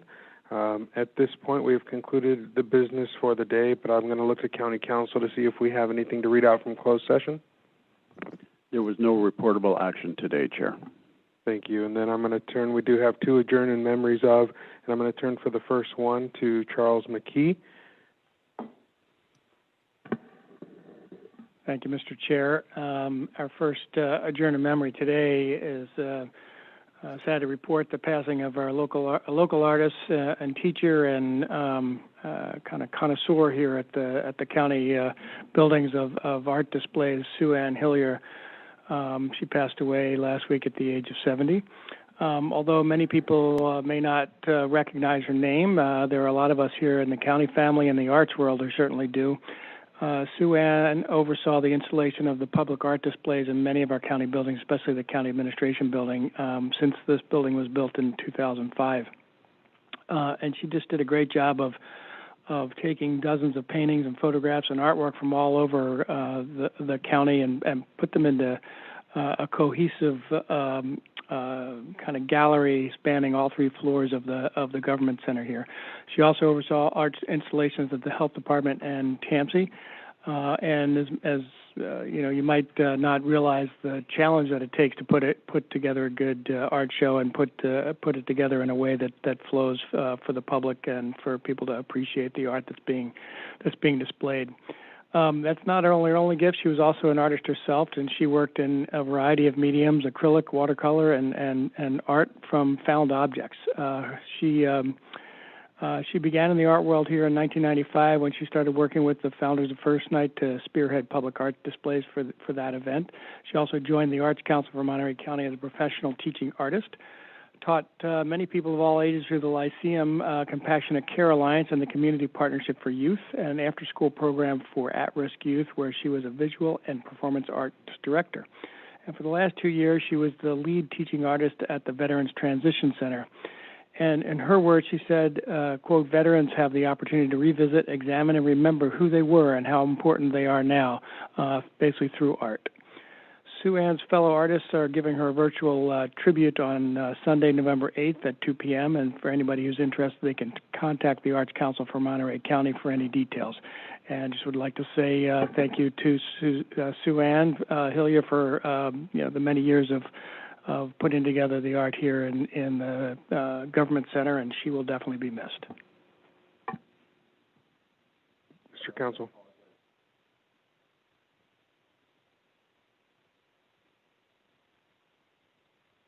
To join in a reverse validation action regarding the City of Marina Groundwater Sustainability Agency. Thank you.